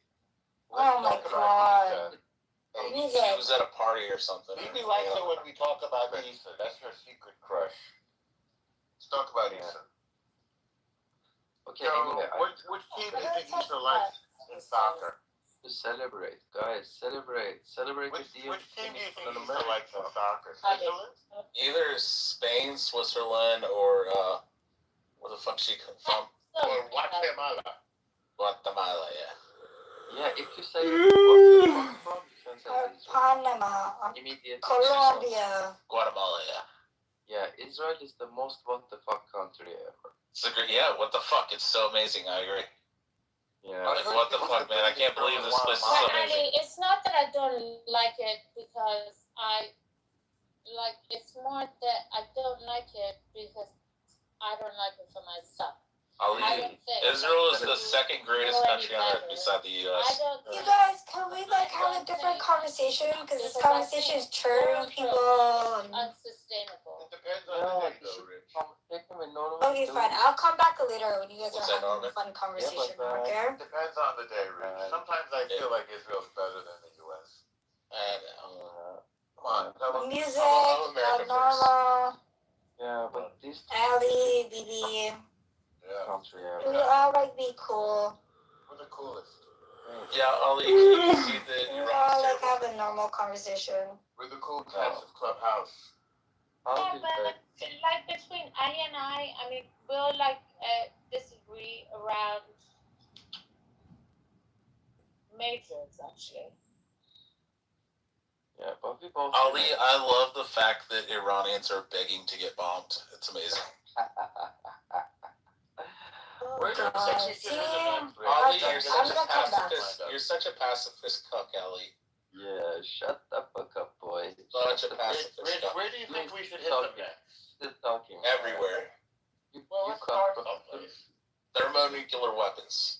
But it doesn't mean that I don't know. Your shit is all the. But like his, like this is. Okay, guys, what happened to peace? As far as like. What happened to music? What happened to peace? Oh no, what happened to peace? Ali, what happened to peace? I want to carpet bomb Gaza with thermonuclear weapons anyway. Oh my God. In every other Muslim country in the But world. then maybe I can convince him that maybe I I want to wipe 1.8 billion people off you the face take of it the earth. so far. That's and then like, the other that is that terrible. takes a And little bit okay, further. so I do not believe that's your real picture. It is my real picture. You shouldn't be like talking like racist and shit like that. Come on, brother. It's not racist. Islam's not racist. Okay, whatever. It's like direct. Okay, let's make this conversation fun. Let's move on to Lebanon and Israel and the demands of the Memorandum of Understanding. Hatred. It's not an irrational fear. It's obvious that Israel will never stop attacking the terrorists in Lebanon. They like start freaking out. Hello? Hello? Hello? Hello? Hello? Hello? Hello? I don't get mad. Look, you guys. Hello? Hello? Stuff like that. Hello? Hello? Hold on, BB. Hello? Look, music. Hello? I wish I Hello? had Hello? and I would snap my fingers. Hello? Hello? Hello? Hello? For me, I Hello? don't get upset. I don't Hello? get angry. Hello? For me, how I see Hello? a lot of people. H, I have a question. What if I didn't harm any of the Muslims? You just What if I had? But hold on. Hello? What if I had No, Thanos? music, let me Bibi, hold on. What if I had Thanos' gauntlet and I could snap my fingers and With Muhammad the never existed? you want to collect all the infinity rings? Okay. No, we I got just, you. yeah, that's fine. I Let me snap my know. fingers and Prophet Muhammad never existed. Okay, Imagine how what great the world you know what's crazy? all Everything the you're Christians saying, would you know still what's be in crazy, Iraq and Syria and Lebanon and Egypt. music. Can I tell you something? No. You know, No. like, Go on mute. for me, Go on mute. I Go smoke actually, another like, cigarette. feel Hello? bad for you. You do? Hello? And What? why is Why would you because feel like, bad for me that I hate because I Muhammad? want you to be seasoned. I want you to understand the world. I want you to travel. Ah. I want you to no, music. It's not even that. Music. I want you to meet people. I want you to understand. No. You're not understanding. I want you to meet people. I want you to travel. I want you to I've been to understand. 11 countries and lived in 4. You see, then maybe you didn't have a good experience. Hello? Maybe No, I you had go an amazing around the experience. locals. I lived in Hong Kong, Singapore, and the Philippines for 3.5 years. Hello? See, but you didn't go to the Muslim countries. No, I went to Colombia, I went to Japan, I stayed away from Malaysia Singapore. and Indonesia because I hate Muslims. Hello? See, but that's the thing. Like, you're like I hate isolating Islam. yourself. Music, you know what I call it? I don't get mad because I call it like just ignorance. Hello? You know? How is it ignorance? I know the entire religion You inside out. just said you you avoided all the Muslim countries. No, because you did not expose yourself enough. I hate Islam. Around, but that's the thing. Like, you didn't expose yourself around. I'm not saying I hate the people who are Muslims. I'm saying I hate Islam. Hello? No, but that's the thing. You haven't exposed yourself around. Hello? I have plenty of Muslim friends. Music, but if you did, out of respect for them, you wouldn't Hello? like, out of respect for your friends, you would have been like, yo, you know? I'm like closed-minded and shit. Music, you are close-minded. No, I'm not closed-minded. Hello? Because you know why? If you had friends, you guys, all jokes aside, if you have friends, right? Out of respect for them, you would have been like, alright, you know what? No, because like, here's the reality. There's a couple of retards. Here's the reality. When the Mahdi comes to the earth, every Muslim, including your entire family, is going to want to kill us all. Oh my God! See, like propaganda. Can I tell you a story? The Quran says it. Okay, The Quran says. I'll tell you a story. The Quran says that when the sacred months have ended, it says lay in wait and besiege and kill all the ones who disbelieve in Allah. It says kill all the polytheists. The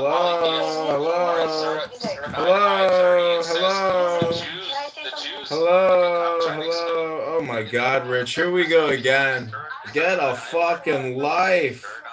Get a fucking life. Get a fucking life. Get a fucking life. Do something with your life. This is not fun. This is a waste of time. Oh my God. Hello? Hello? Hello? Between the points of the pentagram, starting at upper right, the words below